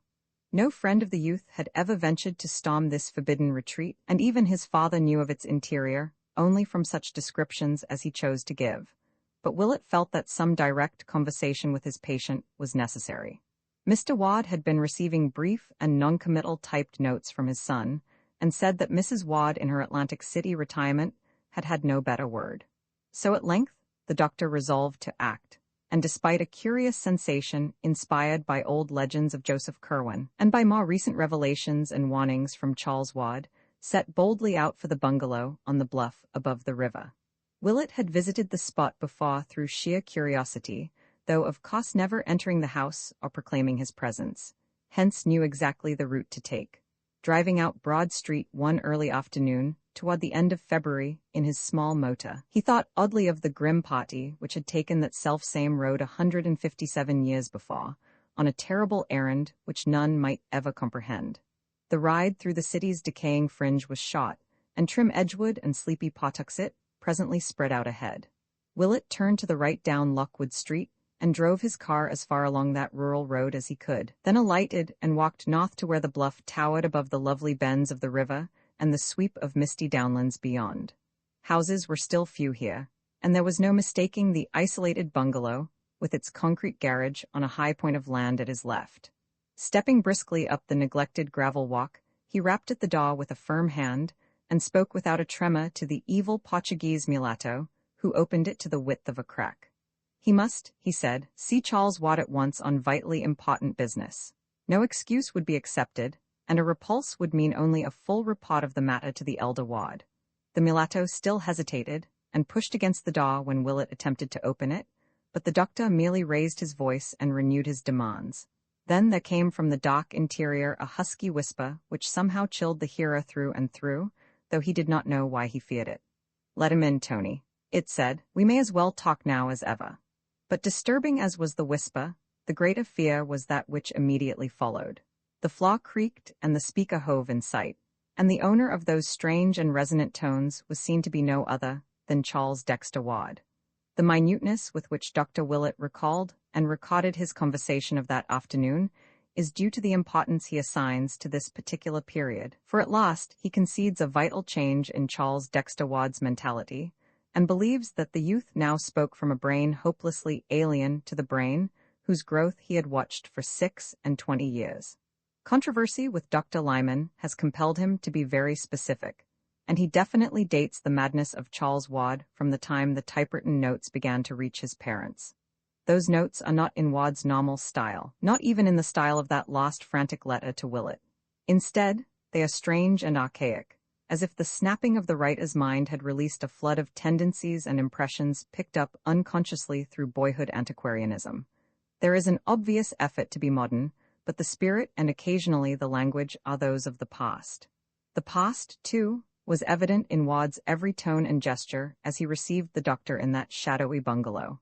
He bowed, motioned Willett to a seat, and began to speak abruptly in that strange whisper which he sought to explain at the very outset. "I am grown physical," he began, "from this cursed river air. You must excuse my speech. I suppose you are come from my father to see what ails me, and I hope you will say nothing to alarm him." Willett was studying these scraping tones with extreme care, but studying even more closely the face of the speaker. Something, he felt, was wrong, and he thought of what the family had told him about the fright of that Yorkshire butler one night. He wished it were not so dark, but did not request that any blind be opened. Instead, he merely asked Wad why he had so belied the frantic note of little more than a week before. "I was coming to that," the host replied. "You must know, I am in a very bad state of nerves, and do and say queer things I cannot account for. As I have told you often, I am on the edge of great matters, and the bigness of them has a way of making me light-headed. Any man might well be frighted of what I have found, but I am not to be put off for long. I was a dunce to have that guard and stick at home, for having gone this far, my place is here. I am not well spoke of by my prying neighbors, and perhaps I was led by weakness to believe myself what they say of me. There is no evil to any in what I do, so long as I do it rightly. Have the goodness to wait 6 months, and I'll show you what will pay your patience well. You may as well know I have a way of learning old matters from things surer than books, and I'll leave you to judge the importance of what I can give to history, philosophy, and the arts by reason of the doors I have access to. My ancestor had all this when those witless peeping toms came and murdered him. I now have it again, or am coming very imperfectly to have a part of it. This time nothing must happen, and least of all through any idiot fears of my own. Pray forget all I writ you, sir, and have no fear of this place or any in it. Dr. Allen is a man of fine parts, and I owe him an apology for anything ill I have said of him. I wish I had no need to spare him, but there were things he had to do elsewhere. His zeal is equal to mine in all those matters, and I suppose that when I feared the work I feared him too as my greatest helper in it." Wad paused, and the doctor hardly knew what to say or think. He felt almost foolish in the face of this calm repudiation of the letter, and yet there clung to him the fact that while the present discourse was strange and alien and indubitably mad, the note itself had been tragic in its naturalness and likeness to the Charles Wad he knew. Willett now tried to turn the talk on early matters, and recall to the youth some past events which would restore a familiar mood, but in this process, he obtained only the most grotesque results. It was the same with all the alienists later on.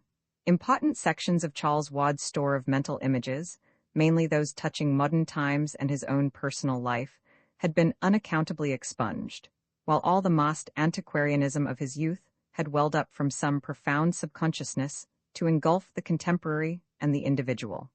The youth's ultimate knowledge of elder things was abnormal and unholy, and he tried his best to hide it. When Willett would mention some favorite object of his boyhood archaistic studies, he often shed by pure accident such a light as no normal mortal could conceivably be expected to possess, and the doctor shuddered as the glib allusion glided by.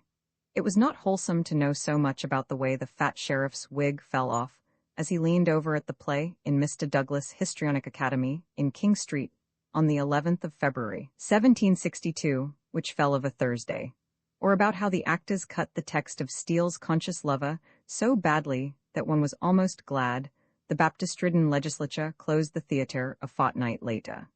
That Thomas Sabin's Boston coach was damned uncomfortable, old letters may well have told, but what healthy antiquarian could recall how the creaking of Epinetus Olney's new signboard, the gaudy crown he set up after he took to calling his tavern the Crown Coffee House, was exactly like the first few notes of the new jazz piece all the radios in Pawtuxet were playing. Wad, however, would not be quizzed long in this vein. Modern and personal topics he waved aside quite summarily, whilst regarding antique affairs, he soon showed the plainest bottom. What he wished clearly enough was only to satisfy his visitor enough to make him depart without the intention of returning. To this end, he offered to show Willett the entire house, and at once proceeded to lead the doctor through every room from cellar to attic. Willett looked sharply, but noted that the visible books were far too few and trivial ever to have filled the wide gaps on Wad's shelves at home, and that the meagre so-called laboratory was the flimsiest sort of a blind. Clearly, there were a library and a laboratory elsewhere, but just where, it was impossible to say. Essentially defeated in his quest for something he could not name, Willett returned to town before evening and told the senior ward everything which had occurred. They agreed that the youth must be definitely out of his mind, but decided that nothing drastic need be done just then. Above all, Mrs. Wad must be kept in as complete an ignorance as her son's own strange typed notes would permit. Mr. Wad now determined to call in person upon his son, making it wholly a surprise visit. Dr. Willett took him in his car one evening, guiding him to within sight of the bungalow and waiting patiently for his return. The session was a long one, and the father emerged in a very saddened and perplexed state. His reception had developed much like Willett's, save that Charles had been an excessively long time in appearing after the visitor had forced his way into the hall and sent the Portuguese away with an imperative demand. And in the bearing of the altered son, there was no trace of filial affection. The lights had been dim, yet even so the youth had complained that they dazzled him outrageously. He had not spoke out loud at all, averring that his throat was in a very poor condition, but in his hoarse whisper there was a quality so vaguely disturbing that Mr. Wad could not banish it from his mind. Now definitely leagued together to do all they could toward the youth's mental salvation, Mr. Wad and Dr. Willett set about collecting every scrap of data which the case might afford. Pawtuxet gossip was the first item they studied, and this was relatively easy to glean since both had friends in that region. Dr. Willett obtained the most rumors because people talked more frankly to him than to a parent of the central figure, and from all he heard, he could tell that young Wad's life had become indeed a strange one.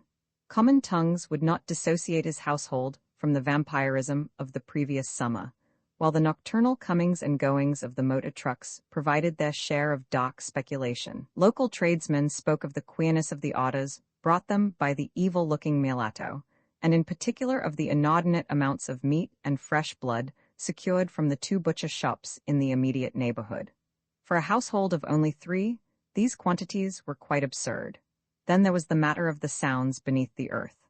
Reports of these things were harder to pin down, but all the vague hints tallied in certain basic essentials. Noises of a ritual nature positively existed, and at times when the bungalow was dark. They might, of course, have come from the known cellar, but rumor insisted that there were deeper and moss-spreading crypts.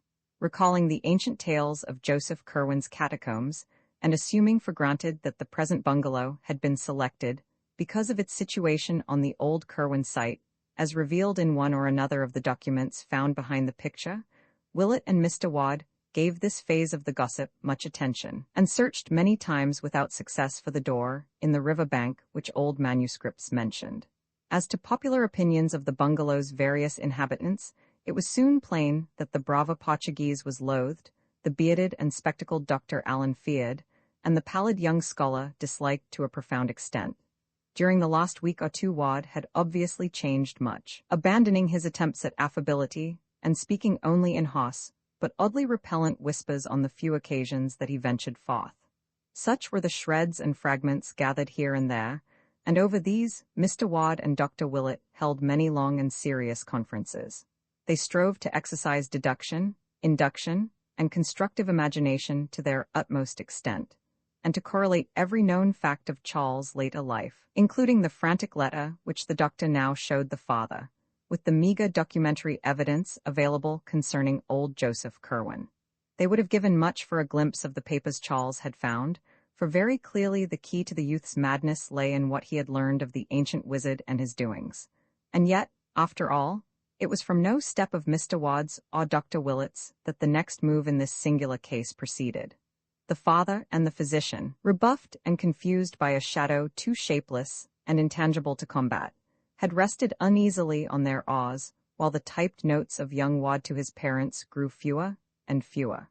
Then came the first of the month with its customary financial adjustments, and the clocks at certain banks began a peculiar shaking of heads and telephoning from one to the other. Officials who knew Charles Wad by sight went down to the bungalow to ask why every check of his appearing at this juncture was a clumsy forgery, and were reassured less than they ought to have been when the youth hoarsely explained that his hand had lately been so much affected by a nervous shock as to make normal writing impossible. He could, he said, form no written characters at all, except with great difficulty, and could prove it by the fact that he had been forced to type all his recent letters, even those to his father and mother, who would bear out the assertion. What made the investigators pause in confusion was not this circumstance alone, for that was nothing unprecedented or fundamentally suspicious, nor even the Pawtuxet gossip, of which one or two of them had caught echoes. It was the muddled discourse of the young man which nonplussed them, implying as it did a virtually total loss of memory concerning important monetary matters which he had had at his fingertips only a month or two before. Something was wrong, for despite the apparent coherence and rationality of his speech, there could be no normal reason for this ill-concealed blankness on vital points. Moreover, although none of these men knew Ward well, they could not help observing the change in his language and manner. They had heard he was an antiquarian, but even the most hopeless antiquarians do not make daily use of obsolete phraseology and gestures. Altogether, this combination of hoarseness, palsied hands, bad memory, and altered speech and bearing must represent some disturbance or malady of genuine gravity, which, no doubt, formed the basis of the prevailing odd rumors. And after their departure, the party of officials decided that a talk with the senior Ward was imperative. So on the 6th of March, 1928, there was a long and serious conference in Mr. Ward's office, after which the utterly bewildered father summoned Dr. Willett in a kind of helpless resignation. Willett looked over the strained and awkward signatures of the checks and compared them in his mind with the penmanship of that last frantic note. Certainly, the change was radical and profound, and yet there was something damnably familiar about the new writing. It had crabbed and archaic tendencies of a very curious sort, and seemed to result from a type of stroke utterly different from that which the youth had always used. It was strange, but where had he seen it before? On the whole, it was obvious that Charles was insane. Of that there could be no doubt. And since it appeared unlikely that he could handle his property or continue to deal with the outside world much longer, something must quickly be done toward his oversight and possible cure. It was then that the alienists were called in, Drs. Peck and Waite of Providence and Dr. Lyman of Boston, to whom Mr. Ward and Dr. Willett gave the most exhaustive possible history of the case, and who conferred at length in the now unused library of their young patient, examining what books and papers of his were left in order to gain some further notion of his habitual mental cast. After scanning this material, and examining the meaningless note to Willett, they all agreed that Charles Ward's studies had been enough to unseat, or at least to warp any ordinary intellect, and wished most heartily that they could see his more intimate volumes and documents. But this latter they knew they could do, if at all, only after a scene at the bungalow itself. Willett now reviewed the whole case with febrile energy, it being at this time that he obtained the statements of the workmen who had seen Charles find the Kirwan documents, and that he collated the incidents of the destroyed newspaper items, looking up the latter at the Journal office. On Thursday, the 8th of March, Drs. Willett, Peck, Lyman, and Waite, accompanied by Mr. Ward, paid the youth their momentous call, making no concealment of their object and questioning the now acknowledged patient with extreme minuteness. Charles, though he was ordinately long in answering the summons, and was still redolent of strange and noxious laboratory odors when he did finally make his agitated appearance, proved a far from recalcitrant subject, and admitted freely that his memory and balance had suffered somewhat from close application to abstruse studies. He offered no resistance when his removal to other quarters was insisted upon, and seemed, indeed, to display a high degree of intelligence as apart from mere memory. His conduct would have sent his interviewers away in bafflement had not the persistently archaic trend of his speech and the unmistakable replacement of modern by ancient ideas in his consciousness marked him out as one definitely removed from the normal. Of his work, he would say no more to the group of doctors than he had formerly said to his family and to Dr. Willett, and his frantic note of the previous month he dismissed as mere nerves and hysteria. He insisted that the shadowy bungalow possessed no library or laboratory beyond the visible ones, and waxed abstruse in explaining the absence from the house of such odors as now saturated all his clothing. Neighborhood gossip he attributed to nothing more than the cheap inventiveness of baffled curiosity. Of the whereabouts of Dr. Allen, he said he did not feel at liberty to speak definitely, but assured his inquisitors that the bearded and spectacled man would return when needed. In paying off the stolid brava who resisted all questioning by the visitors, and in closing the bungalow, which still seemed to hold such nighted secrets, Wad showed no sign of nervousness save a barely noticed tendency to pause as though listening for something very faint. He was apparently animated by a calmly philosophic resignation, as if his removal were the merest transient incident which would cause the least trouble if facilitated and disposed of once and for all. It was clear that he trusted to his obviously unimpaired keenness of absolute mentality to overcome all the embarrassments into which his twisted memory, his lost voice and handwriting, and his secretive and eccentric behavior had led him. His mother, it was agreed, was not to be told of the change, his father supplying typed notes in his name. Wad was taken to the restfully and picturesquely situated private hospital maintained by Dr. Waite on Connecticut Island in the Bay, and subjected to the closest scrutiny and questioning by all the physicians connected with the case. It was then that the physical oddities were noticed: the slackened metabolism, the altered skin, and the disproportionate neural reactions. Dr. Willett was the most perturbed of the various examiners, for he had attended Wad all his life, and could appreciate with terrible keenness the extent of his physical disorganization.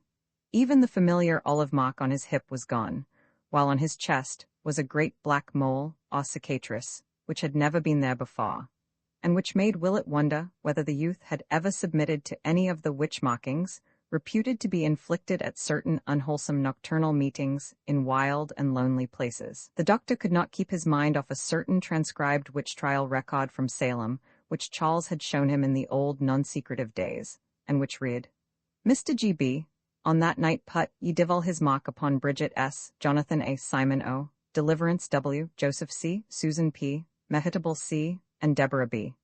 Wad's face, too, troubled him horribly, till at length he suddenly discovered why he was horrified. Above the young man's right eye was something which he had never previously noticed: a small scar, or pit precisely like that in the crumbled painting of old Joseph Curwen, and perhaps attesting some hideous ritualistic inoculation to which both had submitted at a certain stage of their occult careers. While Wad himself was puzzling all the doctors at the hospital, a very strict watch was kept on all mail addressed either to him or to Dr. Allen, which Mr. Wad had ordered delivered at the family home. Willett had predicted that very little would be found, since any communications of a vital nature would probably have been exchanged by messenger. But in the latter part of March, there did come a letter from Prague for Dr. Allen, which gave both the doctor and the father deep thought. It was in a very crabbed and archaic hand, and though clearly not the effort of a foreigner, showed almost as singular a departure from modern English as the speech of young Wad himself. It read, Kleinstrasse 11, Altstadt, Prague, 11th February, 1928. Brother in Olmausen Metraten, I this day received a mention of what came up from the salts I sent you. It was wrong, and means clearly that ye headstones had been changed when Barnabas got me the specimen. It is often so, as you must be sensible of from the thing you got from ye King's Chapel ground in 1769, and what H. got from old Berrig Point in 1690, that was like to end him. I got such a thing in Egypt 75 years gone, from the which came that scar ye boy saw on me here in 1924. As I told you long ago, do not call up that which you cannot put down, either from dead salts or out of ye spheres beyond. Have ye words for laying at all times ready, and stop not to be sure when there is any doubt of whom you have. Stones are all changed now in 9 grounds out of 10. You are never sure till you question. I this day heard from H., who has had trouble with the soldiers. He is like to be sorry Transylvania is passed from Hungary to Romania, and would change his seat if the castle weren't so full of what we know. But of this he hath doubtless writ you. In my next send there will be somewhat from a hill tomb from ye east that will delight you greatly. Meanwhile forget not I am desirous of B. F. if you can possibly get him for me. You know G. in Philadelphia better than I. Have him up first if you will, but do not use him so hard he will be difficult, for I must speak to him in ye end. Yog Sothoth Nebloods and Simon O. to Mr. J. C. in Providence. Mr. Wad and Dr. Willett paused in utter chaos before this apparent bit of unrelieved insanity. Only by degrees did they absorb what it seemed to imply. So the absent Dr. Allen, and not Charles Wad, had come to be the lading spirit at Pawtuxet. That must explain the wild reference and denunciation in the youth's lost frantic letter. And what of this addressing of the bearded and spectacled stranger as Mr. J. C.? There was no escaping the inference, but there are limits to possible monstrosity. Who was Simon O? The old man Wad had visited in Prague 4 years previously. Perhaps, but in the centuries behind there had been another Simon O. Simon On, alias Jedediah, of Salem, who vanished in 1771, and whose peculiar handwriting Dr. Willett now unmistakably recognized from the photostatic copies of the On formulae which Charles had once shown him. What horrors and mysteries, what contradictions and contraventions of nature had come back after a century and a half to harass old Providence with her clustered spires and domes. The father and the old physician, virtually at a loss what to do or think, went to see Charles at the hospital and questioned him as delicately as they could about Dr. Allen and the Prague visit, and about what he had learned of Simon or Jedediah, On of Salem. To all these inquiries, the youth was politely noncommittal, merely barking in his hoarse whisper that he had found Dr. Allen to have a remarkable spiritual rapport with certain souls from the past, and that any correspondent that the bearded man might have in Prague would probably be similarly gifted.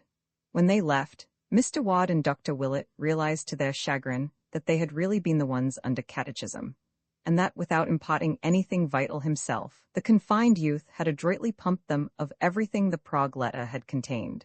Drs. Peck, Waite, and Lyman were not inclined to attach much importance to the strange correspondence of young Wad's companion, for they knew the tendency of kindred eccentrics and monomaniacs to band together, and believed that Charles or Allen had merely unearthed an expatriated counterpart, perhaps one who had seen On's handwriting and copied it in an attempt to pose as the bygone character's reincarnation. Allen himself was perhaps a similar case, and may have persuaded the youth into accepting him as an avatar of the long-dead Curwen.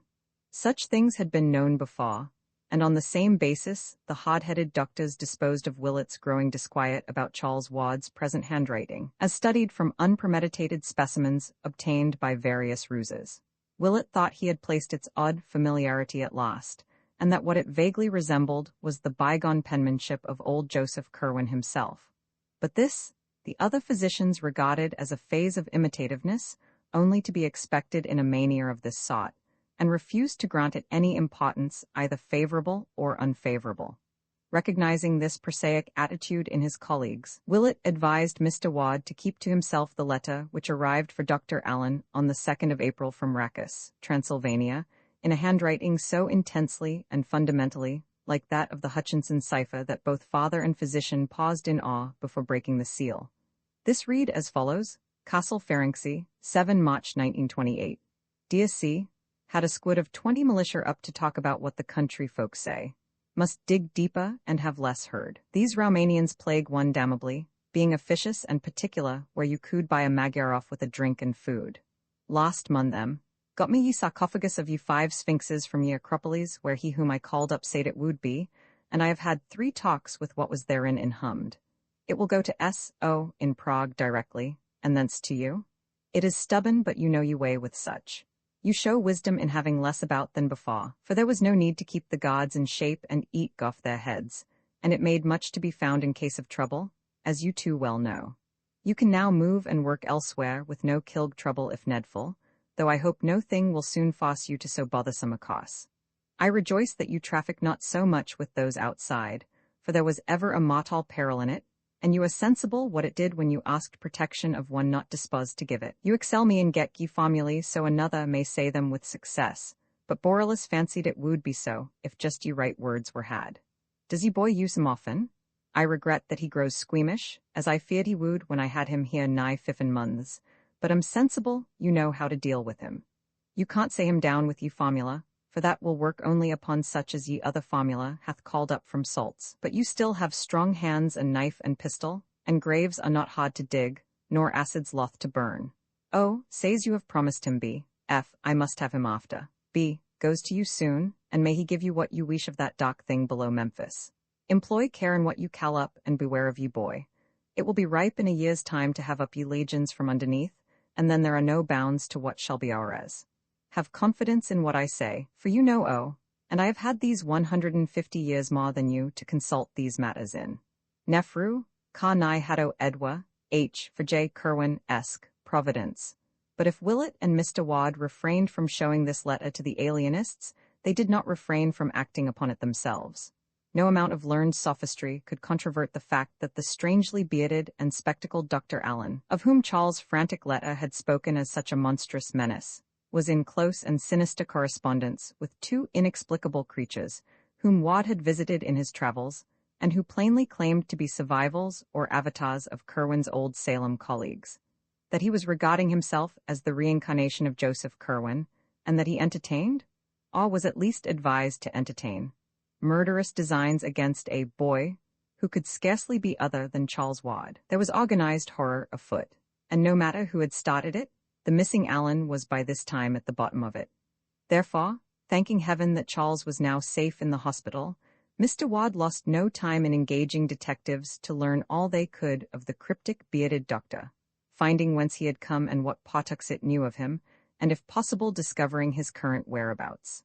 Supplying the men with one of the bungalow keys which Charles had yielded up, he urged them to explore Allen's vacant room, which had been identified when the patient's belongings had been packed, obtaining what clues they could from any effects he might have left about.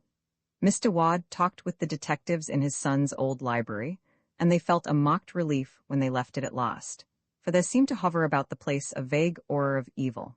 Perhaps it was what they had heard of the infamous old wizard whose picture had once stared from the paneled overmantel, and perhaps it was something different and irrelevant.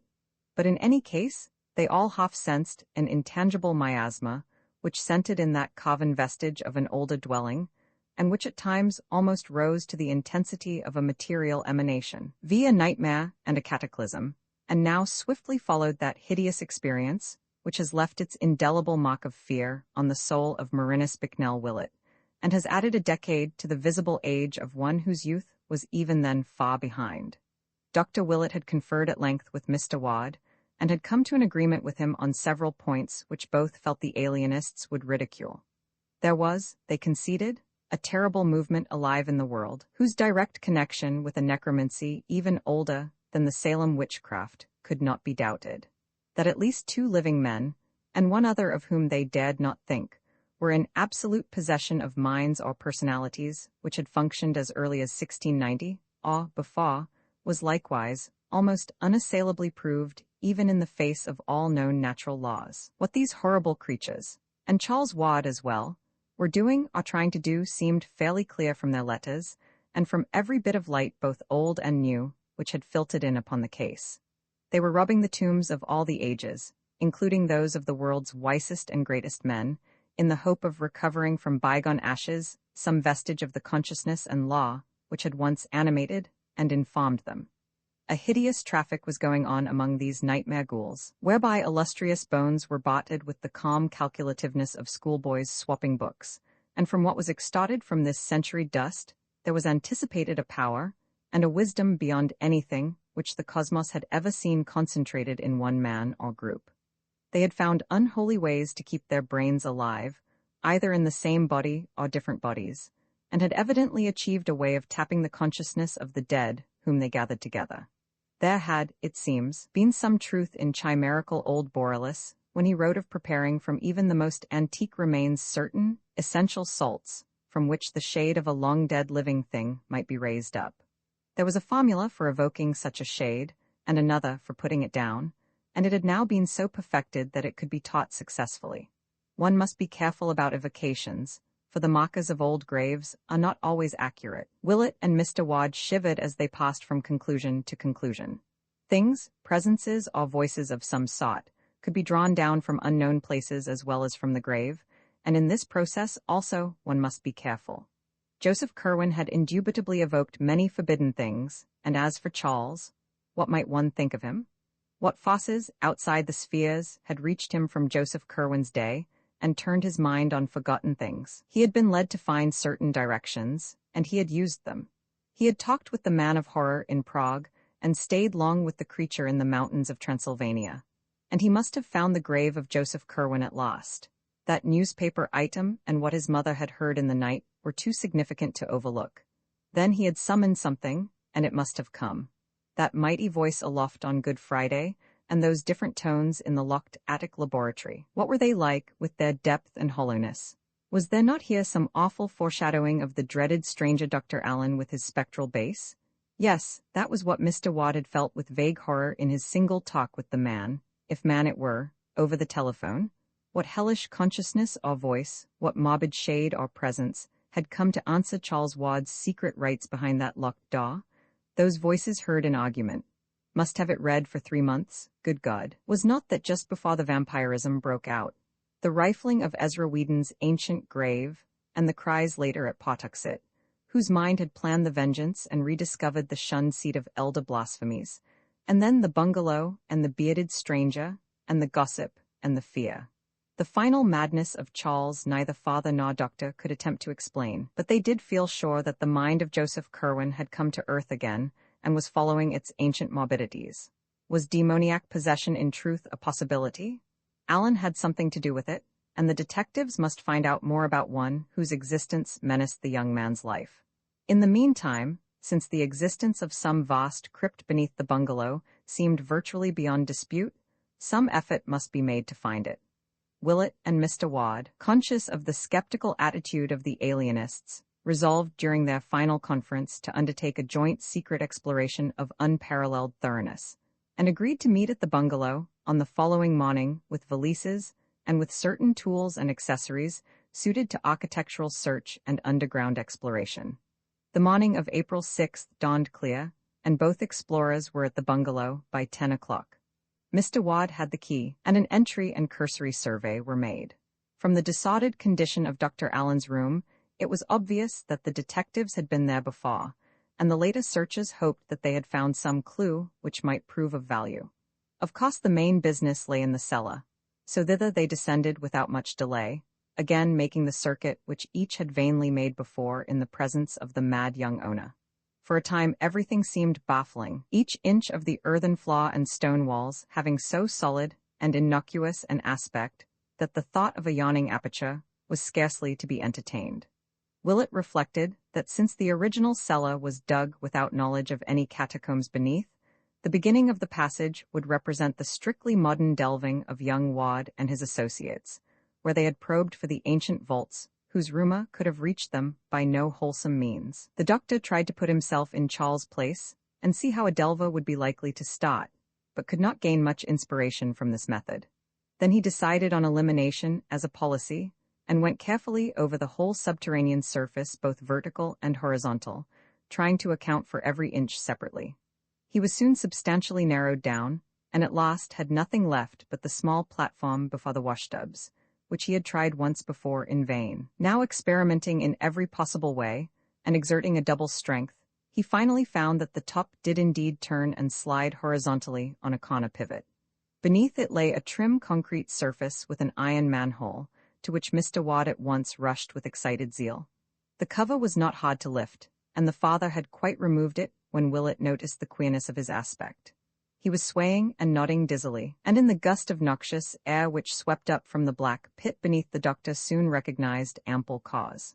In a moment, Dr. Willett had his fainting companion on the floor above, and was reviving him with cold water.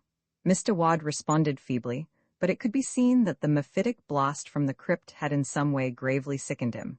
Wishing to take no chances, Willett hastened out to Broad Street for a taxicab, and had soon dispatched the sufferer home, despite his weak-voiced protests, after which he produced an electric torch, covered his nostrils with a band of sterile gauze, and descended once more to peer into the newfound depths. The foul air had now slightly abated, and Willett was able to send a beam of light down the Stygian hole. For about 10 feet, he saw, it was a sheer cylindrical drop with concrete walls and an iron ladder, after which the hole appeared to strike a flight of old stone steps, which must originally have emerged to earth somewhat southward of the present building. Willett freely admits that for a moment, the memory of the old Curwen legends kept him from climbing down alone into that malodorous gulf. He could not help thinking of what Luke Fenner had reported on that last monstrous night. Then duty asserted itself, and he made the plunge, carrying a great valise for the removal of whatever papers might prove of supreme importance. Slowly, as befitted one of his years, he descended the ladder and reached the slimy steps below. This was ancient masonry, his torch told him, and upon the dripping walls he saw the unwholesome moss of centuries. Down, down, ran the steps, not spirally, but in 3 abrupt turns, and with such narrowness that 2 men could have passed only with difficulty. He had counted about 30 when a sound reached him very faintly, and after that he did not feel disposed to count any more. It was a godless sound, one of those low-keyed, insidious outrages of nature which are not meant to be. To call it a dull wail, a doom-dragged whine, or a hopeless howl of chorused anguish and stricken flesh without mind would be to miss its most quintessential loathsomeness and soul-sickening overtones. Was it for this that Wad had seemed to listen on that day? He was removed. It was the most shocking thing that Willett had ever heard, and it continued from no determinate point as the doctor reached the bottom of the steps and cast his torchlight around on lofty corridor walls surmounted by cyclopean vaulting and pierced by numberless black archways. The hall in which he stood was perhaps 14 feet high to the middle of the vaulting and 10 or 12 feet broad. Its pavement was of large chipped flagstones, and its walls and roof were of dressed masonry. Its length he could not imagine, for it stretched ahead indefinitely into the blackness. Of the archways, some had doors of the old 6-paneled colonial type, whilst others had none. Overcoming the dread induced by the smell and the howling, Willett began to explore these archways one by one, finding beyond them rooms with groined stone ceilings, each of medium size and apparently of bizarre uses. Most of them had fireplaces, the upper courses of whose chimneys would have formed an interesting study in engineering. Never before or since had he seen such instruments or suggestions of instruments as here loomed up on every hand through the burying dust and cobwebs of a century and a half, in many cases evidently shattered as if by the ancient raiders. For many of the chambers seemed wholly untrodden by modern feet, and must have represented the earliest and most obsolete phases of Joseph Curwen's experimentation. Finally, there came a room of obvious modernity, or at least of recent occupancy. There were oil heaters, bookshelves and tables, chairs and cabinets, and a desk piled high with papers of varying antiquity and contemporaneousness.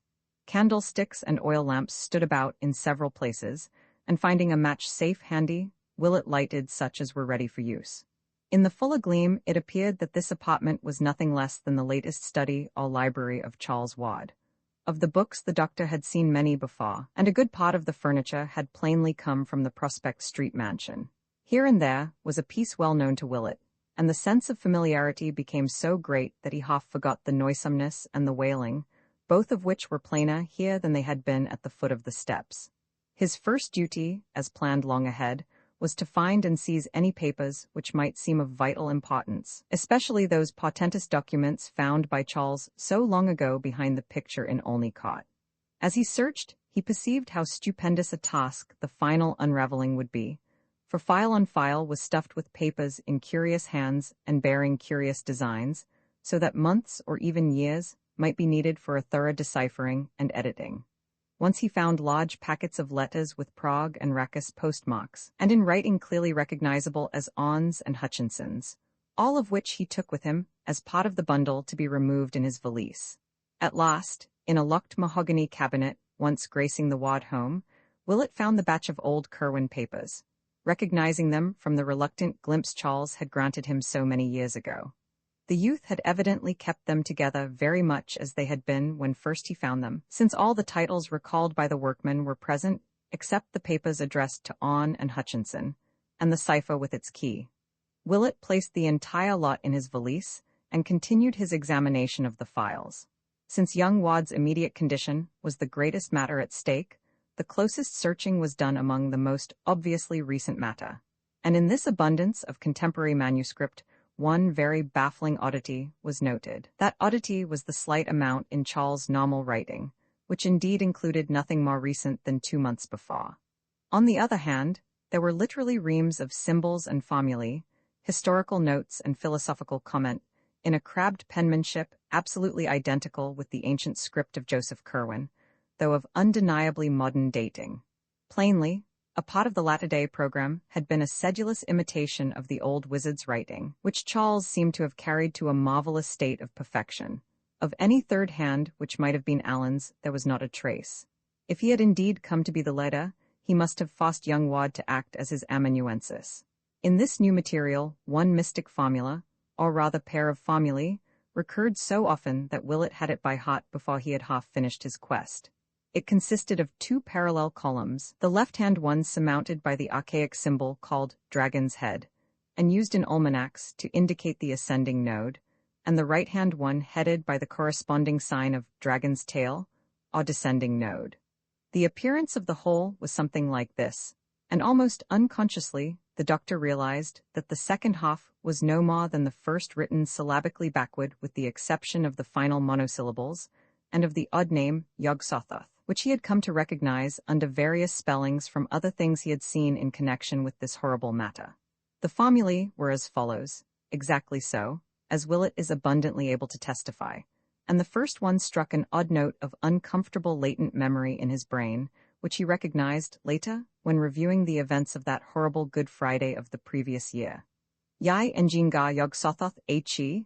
Eljeb Fi Throdog Yewa Og Throd Aif Jebel E Yog G Sothoth Ngong A Zhro, so haunting were these formulae, and so frequently did he come upon them, that before the doctor knew it he was repeating them under his breath. Eventually, however, he felt he had secured all the papers he could digest to advantage for the present, hence resolved to examine no more till he could bring the skeptical alienists en masse for an ample and more systematic raid. He had still to find the hidden laboratory, so leaving his valise in the lighted room, he emerged again into the black noisome corridor, whose vaulting echoed ceaselessly with that dull and hideous whine.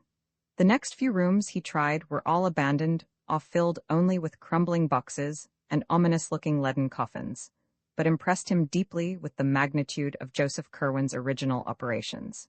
He thought of the slaves and seamen who had disappeared, of the graves which had been violated in every part of the world, and of what that final raiding party must have seen, and then he decided it was better not to think any more. Once a great stone staircase mounted at his right, and he deduced that this must have reached to one of the Curwen outbuildings, perhaps the famous stone edifice with the high slit-like windows, provided the steps he had descended had led from the steep-roofed farmhouse. Suddenly, the walls seemed to fall away ahead, and the stench and the wailing grew stronger. Willett saw that he had come upon a vast open space, so great that his torchlight would not carry across it, and as he advanced, he encountered occasional stout pillars supporting the arches of the roof. After a time, he reached a circle of pillars grouped like the monoliths of Stonehenge, with a large carved altar on a base of 3 steps in the center, and so curious were the carvings on that altar that he approached to study them with his electric light. But when he saw what they were, he shrank away shuddering, and did not stop to investigate the dark stains which discolored the upper surface and had spread down the sides in occasional thin lines. Instead, he found the distant wall and traced it, as it swept around in a gigantic circle, perforated by occasional black doorways, and indented by a myriad of shallow cells with iron gratings and wrist and ankle bonds on chains fastened to the stone of the concave rear masonry. These cells were empty, but still the horrible odor and the dismal moaning continued, more insistent now than ever, and seemingly varied at times by a sort of slippery thumping. From that frightful smell and that uncanny noise Willett's attention could no longer be diverted. Both were plainer and more hideous in the great pillared hall than anywhere else, and carried a vague impression of being far below, even in this dark netherworld of subterranean mystery. Before trying any of the black archways for steps leading further down, the doctor cast his beam of light about the stone-flagged floor. It was very loosely paved, and at irregular intervals there would occur a slab curiously pierced by small holes in no definite arrangement, while at one point there lay a very long ladder carelessly flung down. To this ladder, singularly enough, appeared to cling a particularly large amount of the frightful odor which encompassed everything. As he walked slowly about, it suddenly occurred to Willett that both the noise and the odor seemed strongest directly above the oddly pierced slabs, as if they might be crude trapdoors leading down to some still deeper region of horror. Kneeling by one, he worked at it with his hands, and found that with extreme difficulty he could budge it. At his touch, the moaning beneath ascended to a louder key, and only with vast trepidation did he persevere in the lifting of the heavy stone. A stench unnameable now rose from below, and the doctor's head reeled dizzily as he laid back the slab and turned his torch upon the exposed square yard of gaping blackness. If he had expected a flight of steps to some wide gulf of ultimate abomination, Willett was destined to be disappointed. for amidst that feta and cracked whining, he discerned only the brick-faced top of a cylindrical well, perhaps a yard and a half in diameter, and devoid of any ladder or other means of descent.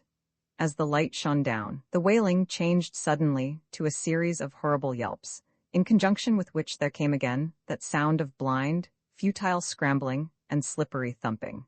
The explorer trembled, unwilling even to imagine what noxious thing might be lurking in that abyss, but in a moment mustered up the courage to peer over the rough-hewn brink, lying at full length and holding the torch downward at arm's length to see what might lie below. For a second he could distinguish nothing but the slimy, moss-grown brick walls sinking illimitably into that half-tangible miasma of murk and foulness and anguished frenzy. And then he saw that something dark was leaping clumsily and frantically up and down at the bottom of the narrow shaft, which must have been from 20 to 25 feet below the stone floor where he lay. The torch shook in his hand, but he looked again to see what manner of living creature might be immured there in the darkness of that unnatural well, left starving by young Ward through all the long month since the doctors had taken him away, and clearly only one of a vast number prisoned in the kindred wells whose pierced stone covers so thickly studded the floor of the great vaulted cavern. Whatever the things were, they could not lie down in their cramped spaces, but must have crouched and whined and waited, and feebly leaped all those hideous weeks since their master had abandoned them unheeded. But Marinus Bicknell Willett was sorry that he looked again. For surgeon and veteran of the dissecting room though he was, he has not been the same since. It is hard to explain just how a single sight of a tangible object with measurable dimensions could so shake and change a man, and we may only say that there is about certain outlines and entities a power of symbolism and suggestion, which acts frightfully on a sensitive thinker's perspective and whispers terrible hints of obscure cosmic relationships and unnameable realities behind the protective illusions of common vision. In that second look, Willett saw such an outline or entity, for during the next few instants he was undoubtedly as stark mad as any inmate of Dr. Waite's private hospital. He dropped the electric torch from a hand drained of muscular power or nervous coordination, nor heeded the sound of crunching teeth, which told of its fate at the bottom of the pit. He screamed and screamed and screamed in a voice whose falsetto panic no acquaintance of his would ever have recognized, and though he could not rise to his feet, he crawled and rolled desperately away over the damp pavement, where dozens of Tartarian wells pawed forth their exhausted whining and yelping to answer his own insane cries. He tore his hands on the rough, loose stones, and many times bruised his head against the frequent pillars, but still he kept on. Then, at last, he slowly came to himself in the utter blackness and stench, and stopped his ears against the droning wail into which the burst of yelping had subsided. He was drenched with perspiration, and without means of producing a light, stricken and unnerved in the abysmal blackness and horror, and crushed with a memory he never could efface. Beneath him, dozens of those things still lived, and from one of the shafts the cover was removed. He knew that what he had seen could never climb up the slippery walls, yet shuddered at the thought that some obscure foothold might exist. What the thing was, he would never tell. It was like some of the carvings on the hellish altar, but it was alive. Nature had never made it in this form, for it was too palpably unfinished. The deficiencies were of the most surprising sort, and the abnormalities of proportion could not be described. Willett consents only to say that this type of thing must have represented entities which Ward called up from imperfect salts, and which he kept for servile or ritualistic purposes. If it had not had a certain significance, its image would not have been carved on that damnable stone. It was not the worst thing depicted on that stone, but Willett never opened the other pits. At the time, the first connected idea in his mind was an idle paragraph from some of the old Kerwin data he had digested long before, a phrase used by Simon or Jedediah on in that portentous confiscated letter to the bygone sorcerer. Certainly, there was naught but ye liveliest awfulness in that which H.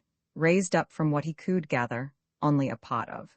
Then, horribly supplementing rather than displacing this image, there came a recollection of those ancient lingering rumors anent the burned and twisted thing found in the fields a week after the Kerwin raid.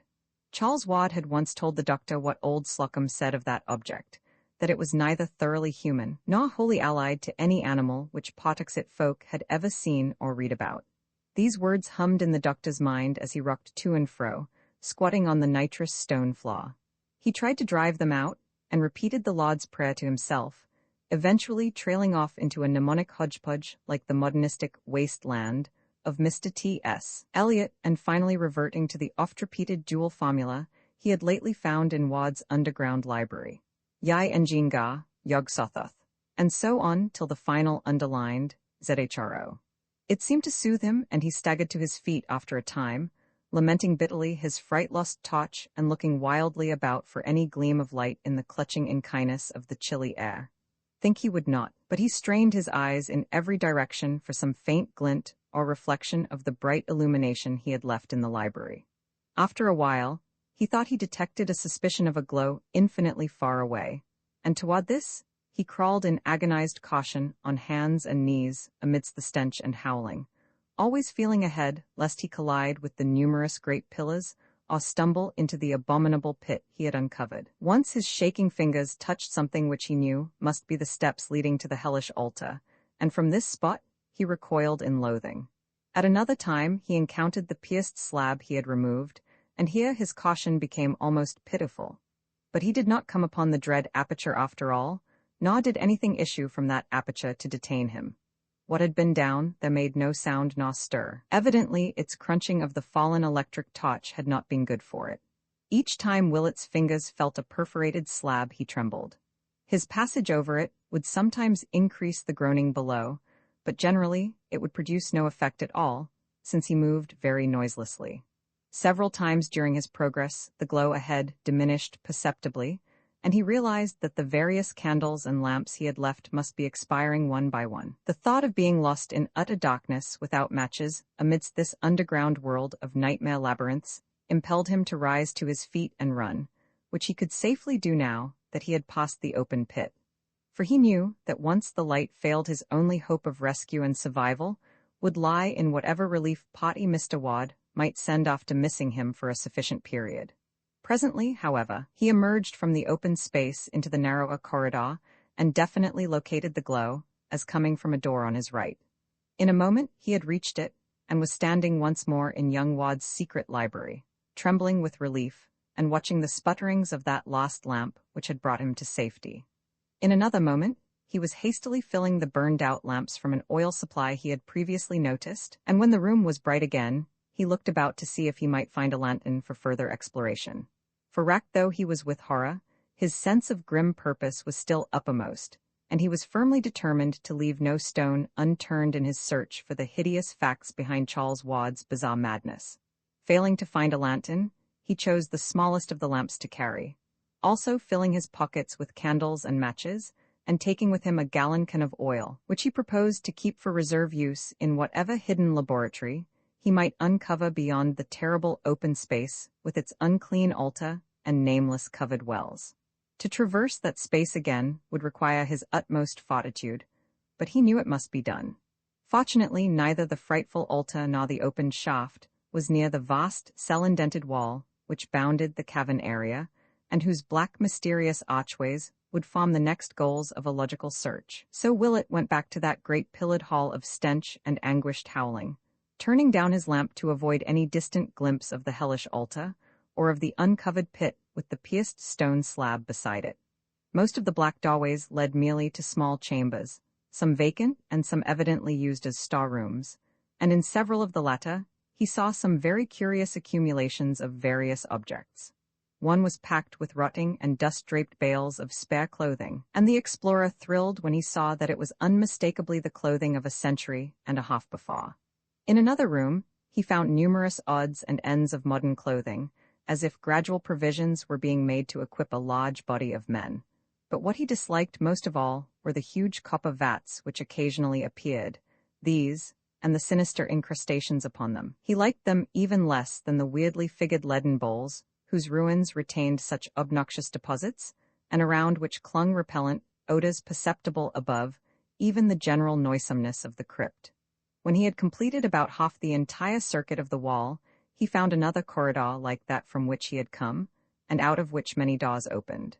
This he proceeded to investigate, and after entering 3 rooms of medium size and of no significant contents, he came at last to a large oblong apartment whose businesslike tanks and tables, furnaces, and modern instruments, Occasional books and endless shelves of jars and bottles proclaimed it, indeed, the long-sought laboratory of Charles Wadd, and no doubt of old Joseph Curwen before him. After lighting the 3 lamps which he found filled and ready, Dr. Willett examined the place, and all its appurtenances, with the keenest interest, noting from the relative quantities of various reagents on the shelves that young Wadd's dominant concern must have been with some branch of organic chemistry. On the whole, little could be learned from the scientific ensemble, which included a gruesome-looking dissecting table, so that the room was really rather a disappointment. Among the books was a tattered old copy of Borellus in black letter, and it was weirdly interesting to note that Wadd had underlined the same passage whose marking had so perturbed good Mr. Merritt at Curwen's farmhouse more than a century and a half before. That older copy, of course, must have perished along with the rest of Curwen's occult library in the final raid. 3 archways opened off the laboratory, and these the doctor proceeded to sample in turn. From his cursory survey, he saw that 2 led merely to small storerooms, but these he canvassed with care, remarking the piles of coffins in various stages of damage, and shuddering violently at 2 or 3 of the few coffin plates he could decipher. There was much clothing also stored in these rooms, and several new and tightly nailed boxes which he did not stop to investigate. Most interesting of all, perhaps, were some odd bits which he judged to be fragments of old Joseph Curwen's laboratory appliances. These had suffered damage at the hands of the raiders, but were still partly recognizable as the chemical paraphernalia of the Georgian period. The 3rd archway led to a very sizable chamber entirely lined with shelves, and having in the center a table bearing 2 lamps. These lamps Willett lighted, and in their brilliant glow studied the endless shelving which surrounded him. Some of the upper levels were wholly vacant, but most of the space was filled with small, odd-looking leaden jars of 2 general types, one tall and without handles like a Grecian lakithos or oil jug, and the other with a single handle and proportioned like a Phaleron jug. All had metal stoppers, and were covered with peculiar-looking symbols molded in low relief. In a moment, the doctor noticed that these jugs were classified with great rigidity, all the lakithoi being on one side of the room, with a large wooden sign reading "Custards" above them, and all the Phalerons on the other, correspondingly labeled with a sign reading "Materia." Each of the jars or jugs, except some on the upper shelves that turned out to be vacant, bore a cardboard tag with a number apparently referring to a catalogue, and Willett resolved to look for the latter presently. For the moment, however, he was more interested in the nature of the array as a whole, and experimentally opened several of the lakithoi and Phalerons at random with a view to a rough generalization. The result was invariable. Both types of jar contained a small quantity of a single kind of substance, a fine dusty powder of very light weight and of many shades of dull, neutral color. To the colors which formed the only point of variation, there was no apparent method of disposal, and no distinction between what occurred in the lakithoi and what occurred in the Phalerons. A bluish-gray powder might be by the side of a pinkish-white one, and anyone in a Phaleron might have its exact counterpart in a lakithos. The most individual feature about the powders was their non-adhesiveness. Willett would paw one into his hand, and upon returning it to its jug, would find that no residue whatever remained on his palm. The meaning of the 2 signs puzzled him, and he wondered why this battery of chemicals was separated so radically from those in glass jars on the shelves of the laboratory proper. Custards? Custards? That was the Latin for gods and material, respectively, and then there came a flash of memory as to where he had seen that word gods before in connection with this dreadful mystery. It was, of course, in the recent letter to Dr. Allen, purporting to be from old Edward Hutchinson, and the phrase had read, "There was no need to keep the gods in shape and eat off their heads, and it made much to be found in case of trouble, as you too well know." What did this signify? But wait! Was there not still another reference to gods in this matter, which he had failed wholly to recall when reading the Hutchinson letter? Back in the old non-secretive days, Wadd had told him of the Eleazar Smith diary, recording the spying of Smith and Whedon on the Curwen farm, and in that dreadful chronicle there had been a mention of conversations overheard before the old wizard betook himself wholly beneath the earth. There had been, Smith and Whedon insisted, terrible colloquies wherein figured Curwen, certain captives of his, and the gods of those captives. Those gods, according to Hutchinson or his avatar, had eaten their heads off, so that now Dr. Allen did not keep them in shape.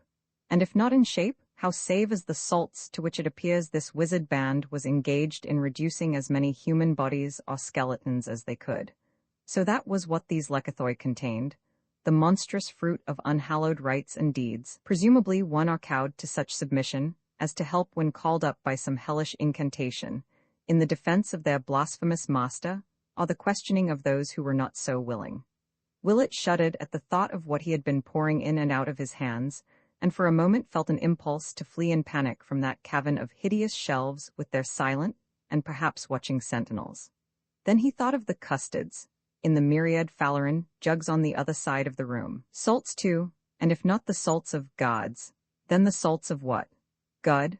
Could it be possible that here lay the mortal relics of half the Titan thinkers of all the ages, snatched by supreme ghouls from crypts where the world thought them safe, and subject to the beck and call of madmen who sought to drain their knowledge for some still wilder end whose ultimate effect would concern, as poor Charles had hinted in his frantic note, all civilization, all natural law, perhaps even the fate of the solar system and the universe. And Marinus Bicknell Willett had sifted their dust through his hands. Then he noticed a small door at the farther end of the room, and calmed himself enough to approach it and examine the crude sign chiseled above. It was only a symbol, but it filled him with vague spiritual dread. For a morbid, dreaming friend of his had once drawn it on paper and told him a few of the things it means in the dark abyss of sleep. It was the sign of Koth, that dreamers see fixed above the archway of a certain black tower standing alone in twilight, and Willett did not like what his friend Randolph Carter had said of its powers. But a moment later, he forgot the sign as he recognized a new acrid odor in the stench-filled air. This was a chemical rather than animal smell, and came clearly from the room beyond the door. And it was, unmistakably, the same odor which had saturated Charles Wadd's clothing on the day the doctors had taken him away. So it was here that the youth had been interrupted by the final summons. He was wiser than old Joseph Curwen, for he had not resisted. Willett, boldly determined to penetrate every wonder and nightmare this nether realm might contain, seized the small lamp and crossed the threshold. A wave of nameless fright rolled out to meet him, but he yielded to no whim and deferred to no intuition. There was nothing alive here to harm him, and he would not be stayed in his piercing of the eldritch cloud which engulfed his patient. The room beyond the door was of medium size, and had no furniture save a table, a single chair, and two groups of curious machines with clamps and wheels, which Willett recognized after a moment as medieval instruments of torture. On one side of the door stood a rack of savage whips, above which were some shelves bearing empty rows of shallow, pedestaled cups of lid shaped like Grecian kylikes. On the other side was the table, with a powerful argand lamp, a pad and pencil, and two of the stoppered lekythoi from the shelves outside set down at irregular places as if temporarily or in haste. Willett lighted the lamp and looked carefully at the pad to see what notes young Wadd might have been jotting down when interrupted, but found nothing more intelligible than the following disjointed fragments in that crabbed Curwen chirography, which shed no light on the case as a whole. B. Died not. S. Scapt into walls and found place below. Saw old V. Say ye Sabaoth and learnt ye way. Raised Yog Sothoth thrice and was ye next day delivered. F. Sought to wipe out all Nog how to raise those from outside. As the strong argand blaze lit up the entire chamber, the doctors saw that the wall opposite the door, between the two groups of torturing appliances in the corners, was covered with pegs from which hung a set of shapeless-looking robes of a rather dismal yellowish white. But far more interesting were the two vacant walls, both of which were thickly covered with mystic symbols and formulae, roughly chiseled in the smooth, dressed stone. The damp floor also bore marks of carving, and with but little difficulty Willett deciphered a huge pentagram in the center, with a plain circle about 3 feet wide halfway between this and each corner.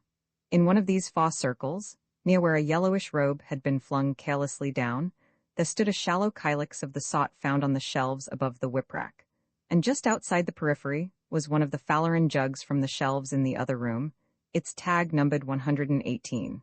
This was unstoppered, and proved upon inspection to be empty, but the explorer saw with a shiver that the kylix was not. Within its shallow area, and saved from scattering only by the absence of wind in this sequestered cavern, lay a small amount of a dry, dull greenish efflorescent powder, which must have belonged in the jug.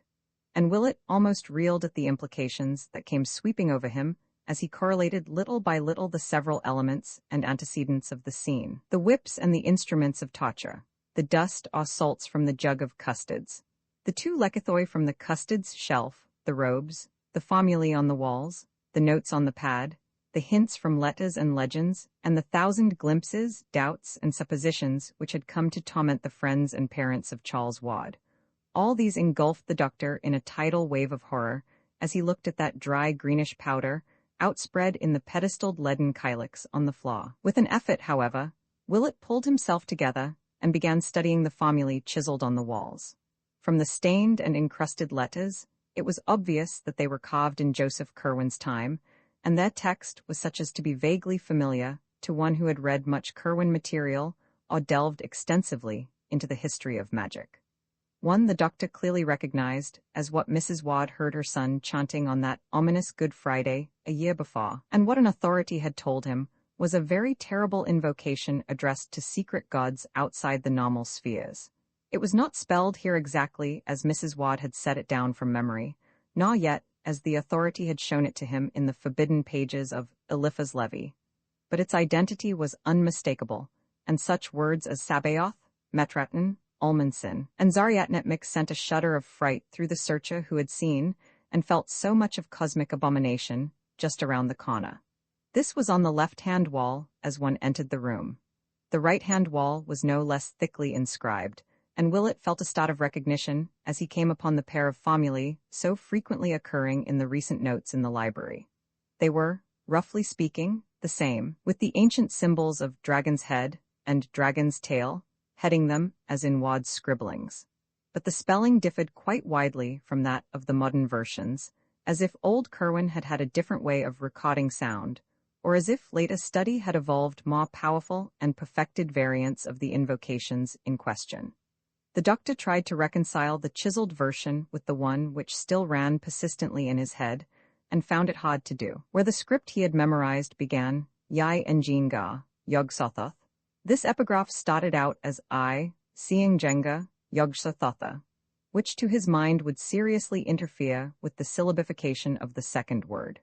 Ground as the later text was into his consciousness, the discrepancy disturbed him, and he found himself chanting the first of the formulae aloud in an effort to square the sound he conceived with the letters he found carved. Weird and menacing in that abyss of antique blasphemy rang his voice, its accents keyed to a droning sing-song, either through the spell of the past and the unknown, or through the hellish example of that dull, godless wail from the pits whose inhuman cadences rose and fell rhythmically in the distance through the stench and darkness.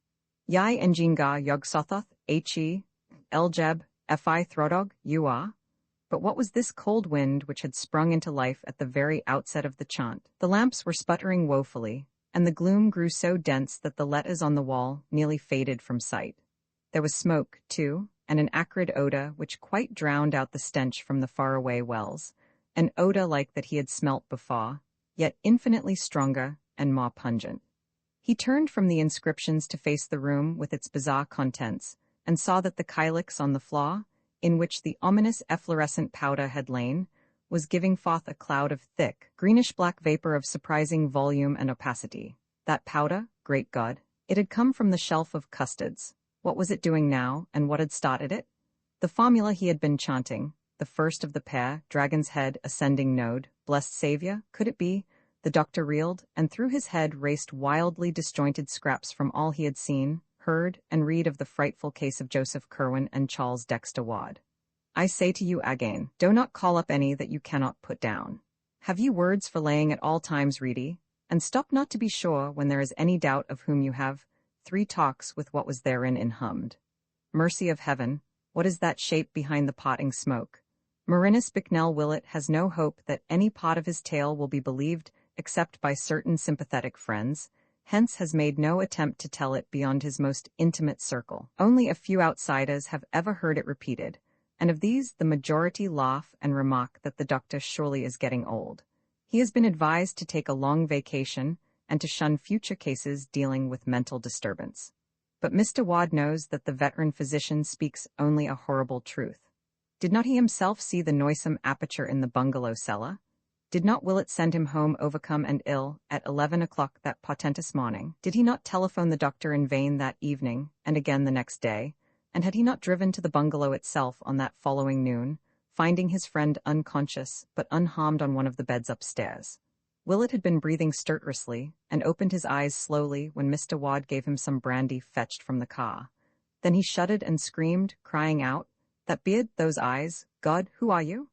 A very strange thing to say to a trim, blue-eyed, clean-shaven gentleman whom he had known from the latter's boyhood. In the bright noon sunlight, the bungalow was unchanged since the previous morning.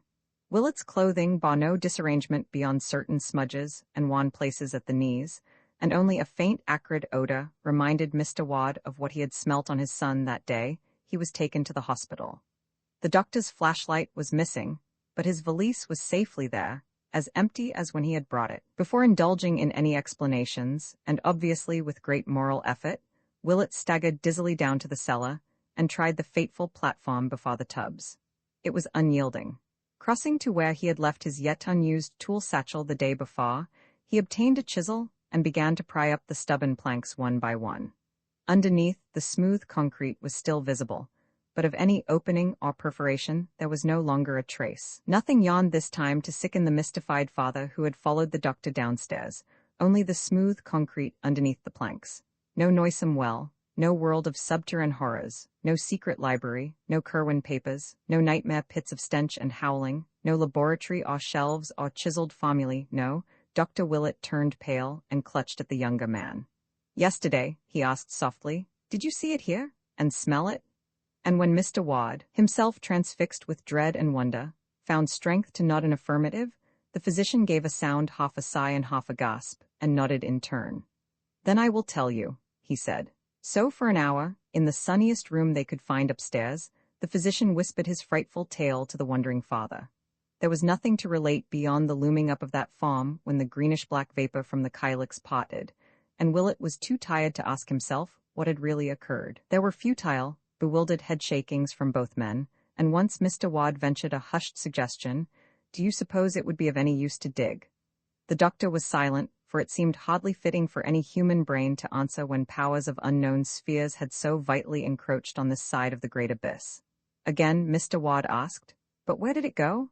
It brought you here, you know, and it sealed up the hole somehow." And Willett again let silence answer for him. But after all, this was not the final phase of the matter. Reaching for his handkerchief before rising to leave, Dr. Willett's fingers closed upon a piece of paper in his pocket which had not been there before, and which was companioned by the candles and matches he had seized in the vanished vault. It was a common sheet, torn obviously from the cheap pad in that fabulous room of horror, somewhere underground, and the writing upon it was that of an ordinary lead pencil, doubtless the one which had lain beside the pad. It was folded very carelessly, and beyond the faint acrid scent of the cryptic chamber bore no print or mark of any world but this. But in the text itself, it did indeed reek with wonder, for here was no script of any wholesome age, but the labored strokes of medieval darkness, scarcely legible to the layman who now strained over it, yet having combinations of symbols which seemed vaguely familiar. The briefly scrawled message was this, and its mystery lent purpose to the shaken pair, who forthwith walked steadily out to the Wadd car, and gave orders to be driven first to a quiet dining place, and then to the John Hay Library on the hill. At the library, it was easy to find good manuals of paleography, and over these the two men puzzled till the lights of evening shone out from the great chandelier. In the end, they found what was needed. The letters were indeed no fantastic invention, but the normal script of a very dark period. They were the pointed Saxon minuscules of the 8th or 9th century A.D., and brought with them memories of an uncouth time when under a fresh Christian veneer ancient faiths and ancient rites stirred stealthily, and the pale moon of Britain looked sometimes on strange deeds in the Roman ruins at Caelian and Hexhouse, and by the towers along Hadrian's crumbling wall. The words were in such Latin as a barbarous age might remember: Corvinus, nec endus est, cadaver ac, ua, fauti dissolvendum, nec alic, ui de retinendum, tes ut potes, which may roughly be translated: Kerwin must be killed, the body must be dissolved in aqua fortis, nor must anything be retained. Keep silence as best you are able. Willett and Mr. Wadd were mute and baffled. They had met the unknown, and found that they lacked emotions to respond to it, as they vaguely believed they ought. With Willett, especially, the capacity for receiving fresh impressions of awe was well-nigh exhausted, and both men sat still and helpless till the closing of the library forced them to leave. Then they drove listlessly to the Wad mansion in Prospect Street and talked to no purpose into the night. The doctor rested toward morning, but did not go home, and he was still there Sunday noon when a telephone message came from the detectives who had been assigned to look up Dr. Allen. Mr. Wad, who was pacing nervously about in a dressing gown, answered the call in person, and told the men to come up early the next day when he heard their report was almost ready. Both Willett and he were glad that this phase of the matter was taking form, for whatever the origin of the strange minuscule message, it seemed certain that the Kerwin who must be destroyed could be no other than the bearded and spectacled stranger.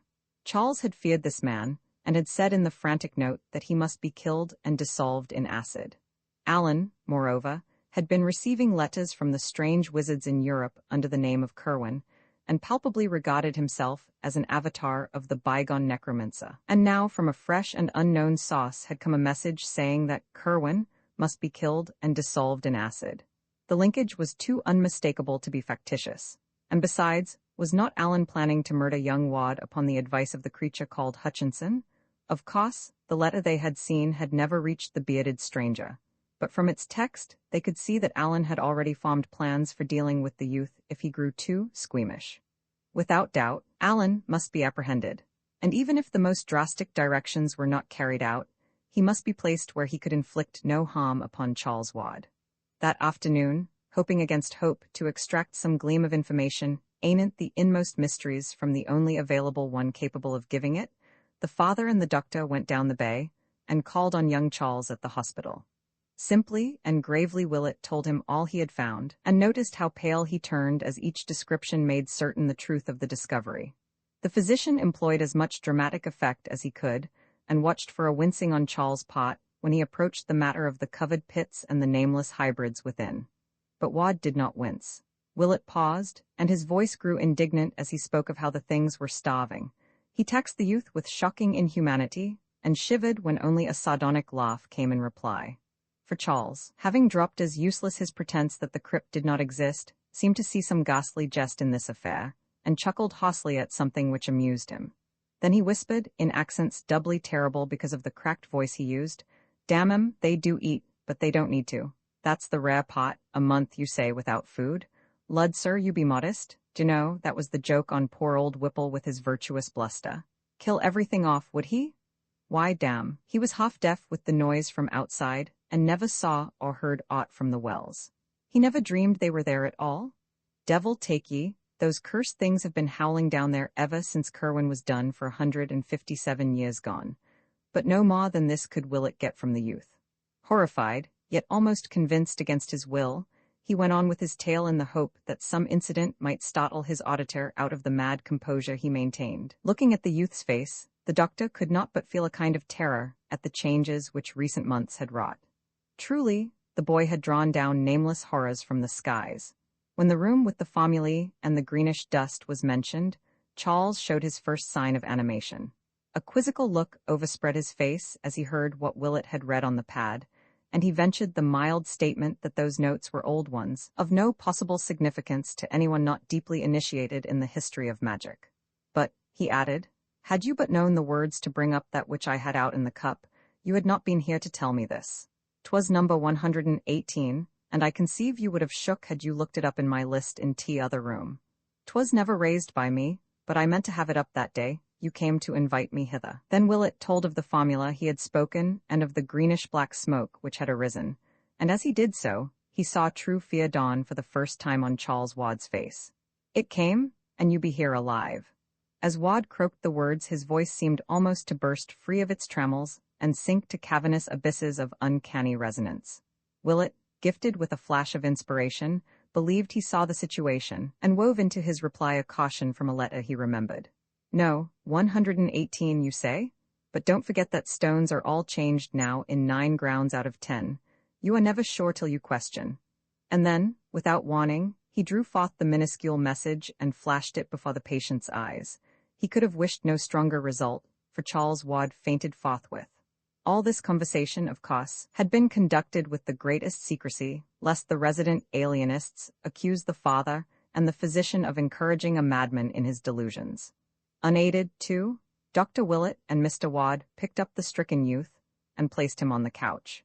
In reviving, the patient mumbled many times of some word which he must get to On and Hutchinson at once. So when his consciousness seemed fully back, the doctor told him that of those strange creatures at least one was his bitter enemy, and had given Dr. Allen advice for his assassination. This revelation produced no visible effect, and before it was made, the visitors could see that their host had already the look of a hunted man. After that, he would converse no more, so Willett and the father departed presently, leaving behind a caution against the bearded Allen, to which the youth only replied that this individual was very safely taken care of, and could do no one any harm even if he wished. This was said with an almost evil chuckle very painful to hear. They did not worry about any communications Charles might write to that monstrous pair in Europe, since they knew that the hospital authorities seized all outgoing mail for censorship and would pass no wild or outre-looking missive. There is, however, a curious sequel to the matter of On and Hutchinson, if such indeed the exiled wizards were. Moved by some vague presentiment amidst the horrors of that period, Willett arranged with an international press-cutting bureau for accounts of notable current crimes and accidents in Prague and in eastern Transylvania, and after 6 months believed that he had found 2 very significant things amongst the multifarious items he received and had translated. One was the total wrecking of a house by night in the oldest quarter of Prague, and the disappearance of the evil old man called Joseph Nade, who had dwelt in it alone ever since anyone could remember. The other was a Titan explosion in the Transylvania mountains east of Rakus, and the utter extirpation with all its inmates of the ill-regarded castle, Ferenczi, whose master was so badly spoken of by peasants and soldiery, alike that he would shortly have been summoned to Bucharest for serious questioning, had not this incident cut off a career already so long as to antedate all common memory. Willett maintains that the hand which wrote those minuscules was able to wield stronger weapons as well, and that while Curwen was left to him to dispose of, the writer felt able to find and deal with On and Hutchinson itself. Of what their fate may have been the doctor strives sedulously not to think. The following morning Dr. Willett hastened to the Wad home to be present when the detectives arrived. Allen's destruction, or imprisonment, or Curwen's, if one might regard the tacit claim to reincarnation as valid, he felt must be accomplished at any cost, and he communicated this conviction to Mr. Wad as they sat waiting for the men to come. They were downstairs this time, for the upper parts of the house were beginning to be shunned because of a peculiar nauseousness which hung indefinitely about. A nauseousness which the older servants connected with some curse left by the vanished Curwen Potrate. At 9 o'clock, the 3 detectives presented themselves and immediately delivered all that they had to say.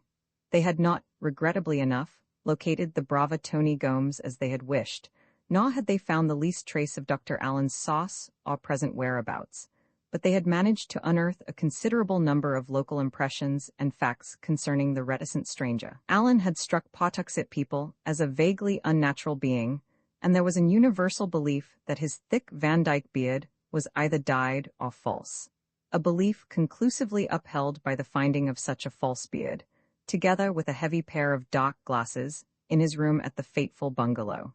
His voice, Mr. Wad could well testify from his one telephone conversation, had a depth and hollowness that could not be forgotten, and his glance seemed malign even through his smoked and horn-rimmed glasses. One shopkeeper, in the course of negotiations, had seen a specimen of his handwriting and declared it was very queer and crabbed, this being confirmed by penciled notes of no clear meaning found in his room and identified by the merchant. In connection with the vampirism ructions of the preceding summer, a majority of the gossips believed that Allen rather than Wad was the actual vampire. Statements were also obtained from the officials who had visited the bungalow after the unpleasant incident of the motor truck robbery. They had felt less of the sinister in Dr. Allen, but had recognized him as the dominant figure in the queer, shadowy cottage. The place had been too dark for them to observe him clearly, but they would know him again if they saw him.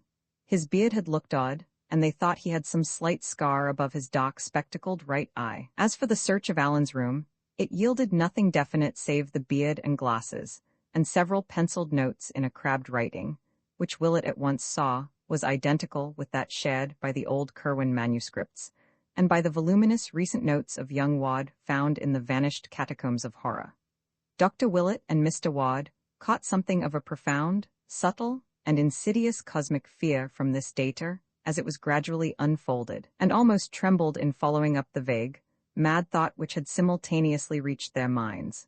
The false beard and glasses, the crabbed Curwen penmanship, the old portrait and its tiny scar, and the altered youth in the hospital with such a scar, that deep, hollow voice on the telephone. Was it not of this that Mr. Wad was reminded when his son barked forth those pitiable tones to which he now claimed to be reduced? Who had ever seen Charles and Alan together? Yes, some officials had once, but who later on? Was it not when Alan left that Charles suddenly lost his growing fright and began to live wholly at the bungalow? Curwen, Alan, Wad, in what blasphemous and abominable fusion had 2 ages and 2 persons become involved? That damnable resemblance of the picture to Charles, had it not used to stare, and follow the boy around the room with its eyes? Why, too, did both Alan and Charles copy Joseph Curwen's handwriting, even when alone and off guard? And then the frightful work of those people, the lost crypt of horrors that had aged the doctor overnight, the starved monsters in the noisome pits, the awful formula which had yielded such nameless results, the message in minuscules found in Willett's pocket, the papers and the letters, and all the talk of graves and salts and discoveries. Whither did everything lead? In the end, Mr. Wad did the most sensible thing, steeling himself against any realization of why he did it. He gave the detectives an article to be shown to such Pawtuxet shopkeepers as had seen the portentous Dr. Allen. That article was a photograph of his luckless son, on which he now carefully drew in ink the pair of heavy glasses and the black pointed beard, which the men had brought from Allen's room. For 2 hours he waited with the doctor in the oppressive house where fear and miasma were slowly gathering as the empty panel in the upstairs library leered and leered and leered. Then the men returned. Yes, the altered photograph was a very passable likeness of Dr. Allen. Mr. Wad turned pale, and Willett wiped a suddenly dampened brow with his handkerchief. Alan, Wad, Curwen, it was becoming too hideous for coherent thought. What had the boy called out of the void, and what had it done to him? What really had happened from first to last? Who was this Alan who sought to kill Charles as too squeamish? And why had his destined victim said in the postscript to that frantic letter that he must be so completely obliterated in acid? Why, too, had the minuscule message, of whose origin no one dared think, said that Curwen must be likewise obliterated?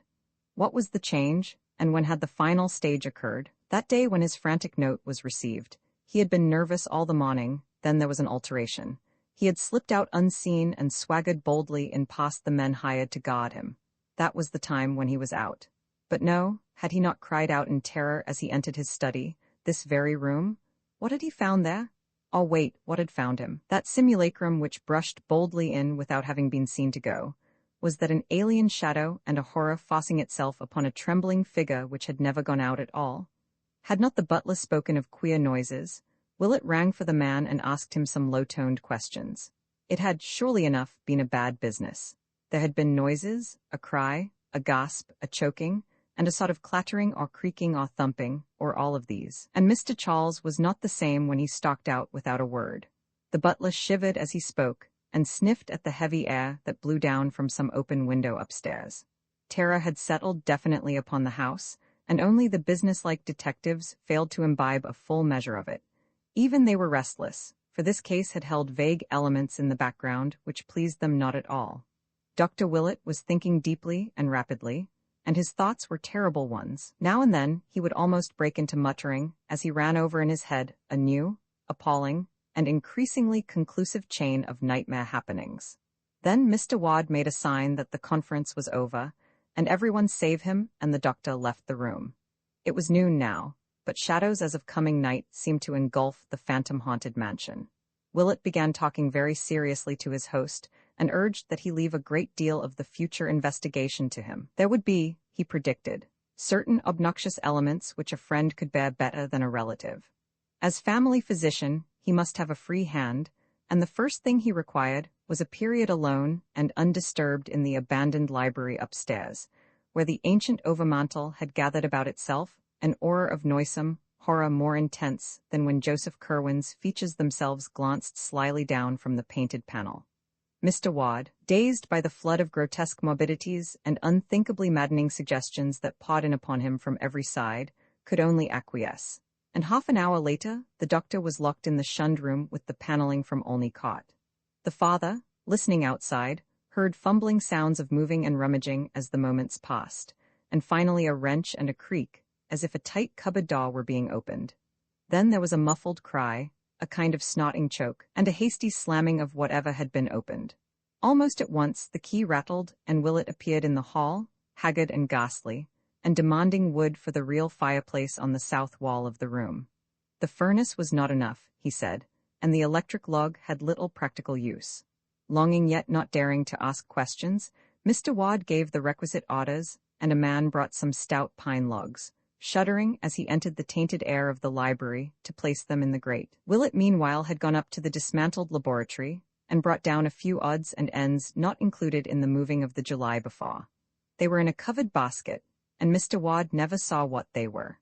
Then the doctor locked himself up in the library once more, and by the clouds of smoke which rolled down past the windows from the chimney, it was known that he had lighted the fire. Later, after a great rustling of newspapers, that odd wrench and creaking were heard again, followed by a thumping which none of the eavesdroppers liked.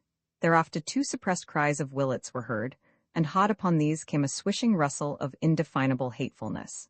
Finally, the smoke that the wind beat down from the chimney grew very dark and acrid, and everyone wished that the weather had spared them this choking and venomous inundation of peculiar fumes.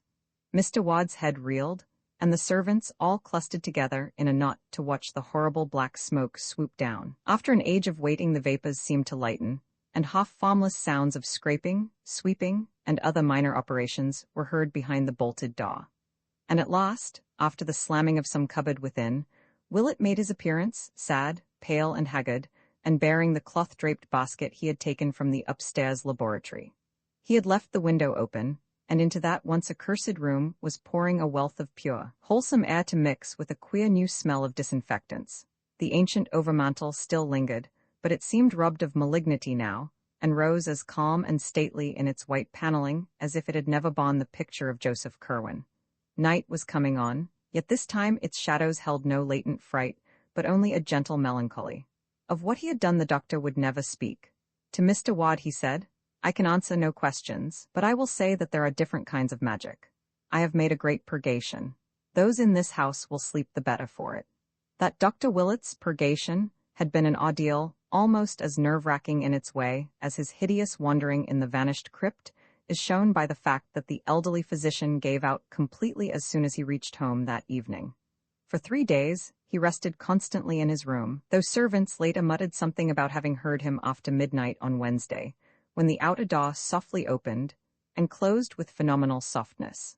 Servants' imaginations, fortunately, are limited, else comment might have been excited by an item in Thursday's Evening Bulletin, which ran as follows: North End ghouls again active after a lull of 10 months, since the dastardly vandalism in the Whedon lot at the North Burial Ground. A nocturnal prowler was glimpsed early this morning in the same cemetery by Robert Hart, the night watchman. Happening to glance for a moment from his shelter at about 2 a.m., Hart observed a glow of a lantern or pocket torch not far to the northward, and upon opening the door, detected the figure of a man with a trowel very plainly silhouetted against a nearby electric light. At once starting in pursuit, he saw the figure dart hurriedly toward the main entrance, gaining the street and losing himself among the shadows before approach or capture was possible. Like the first of the ghouls active during the past year, this intruder had done no real damage before detection.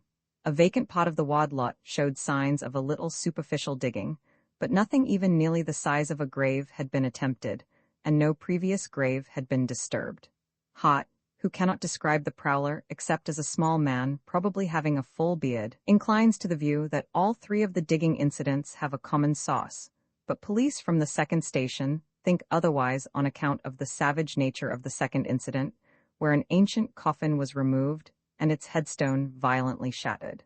The first of the incidents, in which it is thought an attempt to bury something was frustrated, occurred a year ago last March, and has been attributed to bootleggers seeking a cache.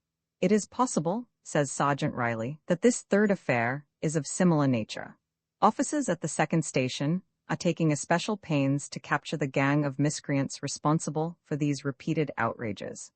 All day Thursday, Dr. Willett rested as if recuperating from something past or nerving himself for something to come. In the evening, he wrote a note to Mr. Ward, which was delivered the next morning, and which caused the half-dazed parent to ponder long and deeply. Mr. Ward had not been able to go down to business since the shock of Monday with its baffling reports and its sinister purgation, but he found something calming about the doctor's letter in spite of the despair it seemed to promise and the fresh mysteries it seemed to evoke. 10 bonds sent, Providence, I, April 12, 1928. Dear Theodore, I feel that I must say a word to you before doing what I am going to do tomorrow. It will conclude the terrible business we have been going through, for I feel that no spade is ever likely to reach that monstrous place we know of, but I'm afraid it won't set your mind at rest unless I expressly assure you how very conclusive it is. You have known me ever since you were a small boy, so I think you will not distrust me when I hint that some matters are best left undecided and unexplored. It is better that you attempt no further speculation as to Charles's case, and almost imperative that you tell his mother nothing more than she already suspects. When I call on you tomorrow, Charles will have escaped. That is all which need remain in anyone's mind. He was mad, and he escaped. So don't ask me any questions when I call. It may be that something will go wrong, but I'll tell you if it does. I don't think it will. There will be nothing more to worry about, for Charles will be very, very safe. He is now safer than you dream. You need hold no fears about Alan and who or what he is. He forms as much a part of the past as Joseph Curwen's picture, and when I ring your doorbell, you may feel certain that there is no such person. And what wrote that minuscule message will never trouble you or yours. But you must steel yourself to melancholy, and prepare your wife to do the same. I must tell you frankly that Charles's escape will not mean his restoration to you. He has been afflicted with a peculiar disease, as you must realize from the subtle physical as well as mental changes in him, and you must not hope to see him again. He stumbled on things no mortal ought ever to know, and reached back through the years as no one ever should reach. And something came out of those years to engulf him. And now comes the matter in which I must ask you to trust me most of all. For there will be, indeed, no uncertainty about Charles's fate. In about a year, say, you can, if you wish, devise a suitable account of the end, for the boy will be no more. You can put up a stone in your lot at the North Burial Ground exactly 10 feet west of your father's, and facing the same way, and that will mark the true resting place of your son. Nor need you fear that it will mark any abnormality or changeling. The ashes in that grave will be those of your own unaltered bone and sinew, of the real Charles Dexter Ward whose mind you watched from infancy, the real Charles with the olive mark on his hip, and without the black witch mark on his chest or the pit on his forehead. The Charles who never did actual evil, and who will have paid with his life for his squeamishness. That is all. Charles will have escaped, and a year from now you can put up his stone. Do not question me tomorrow, and believe that the honor of your ancient family remains untainted now, as it has been at all times in the past. With profoundest sympathy and exhortations to fortitude, calmness, and resignation, I am ever sincerely your friend, Marinus B. Willett. So on the morning of Friday, April 13, 1928, Marinus Bicknell Willett visited the room of Charles Dexter Ward at Dr. Waite's private hospital on Connecticut Island. After the interchange of a few strained formalities, a new element of constraint crept in, as Ward seemed to read behind the doctor's mask-like face a terrible purpose which had never been there before. Ward actually turned pale, and the doctor was the first to speak. "Ma," he said, "has been found out, and I must warn you fairly that a reckoning is due." "Digging again and coming upon ma poor starving pets," was the ironic reply. It was evident that the youth meant to show bravado to the last. "No," Willett slowly rejoined, "this time I did not have to dig. We have had men looking up Dr. Allen, and they found the false beard and spectacles in the bungalow."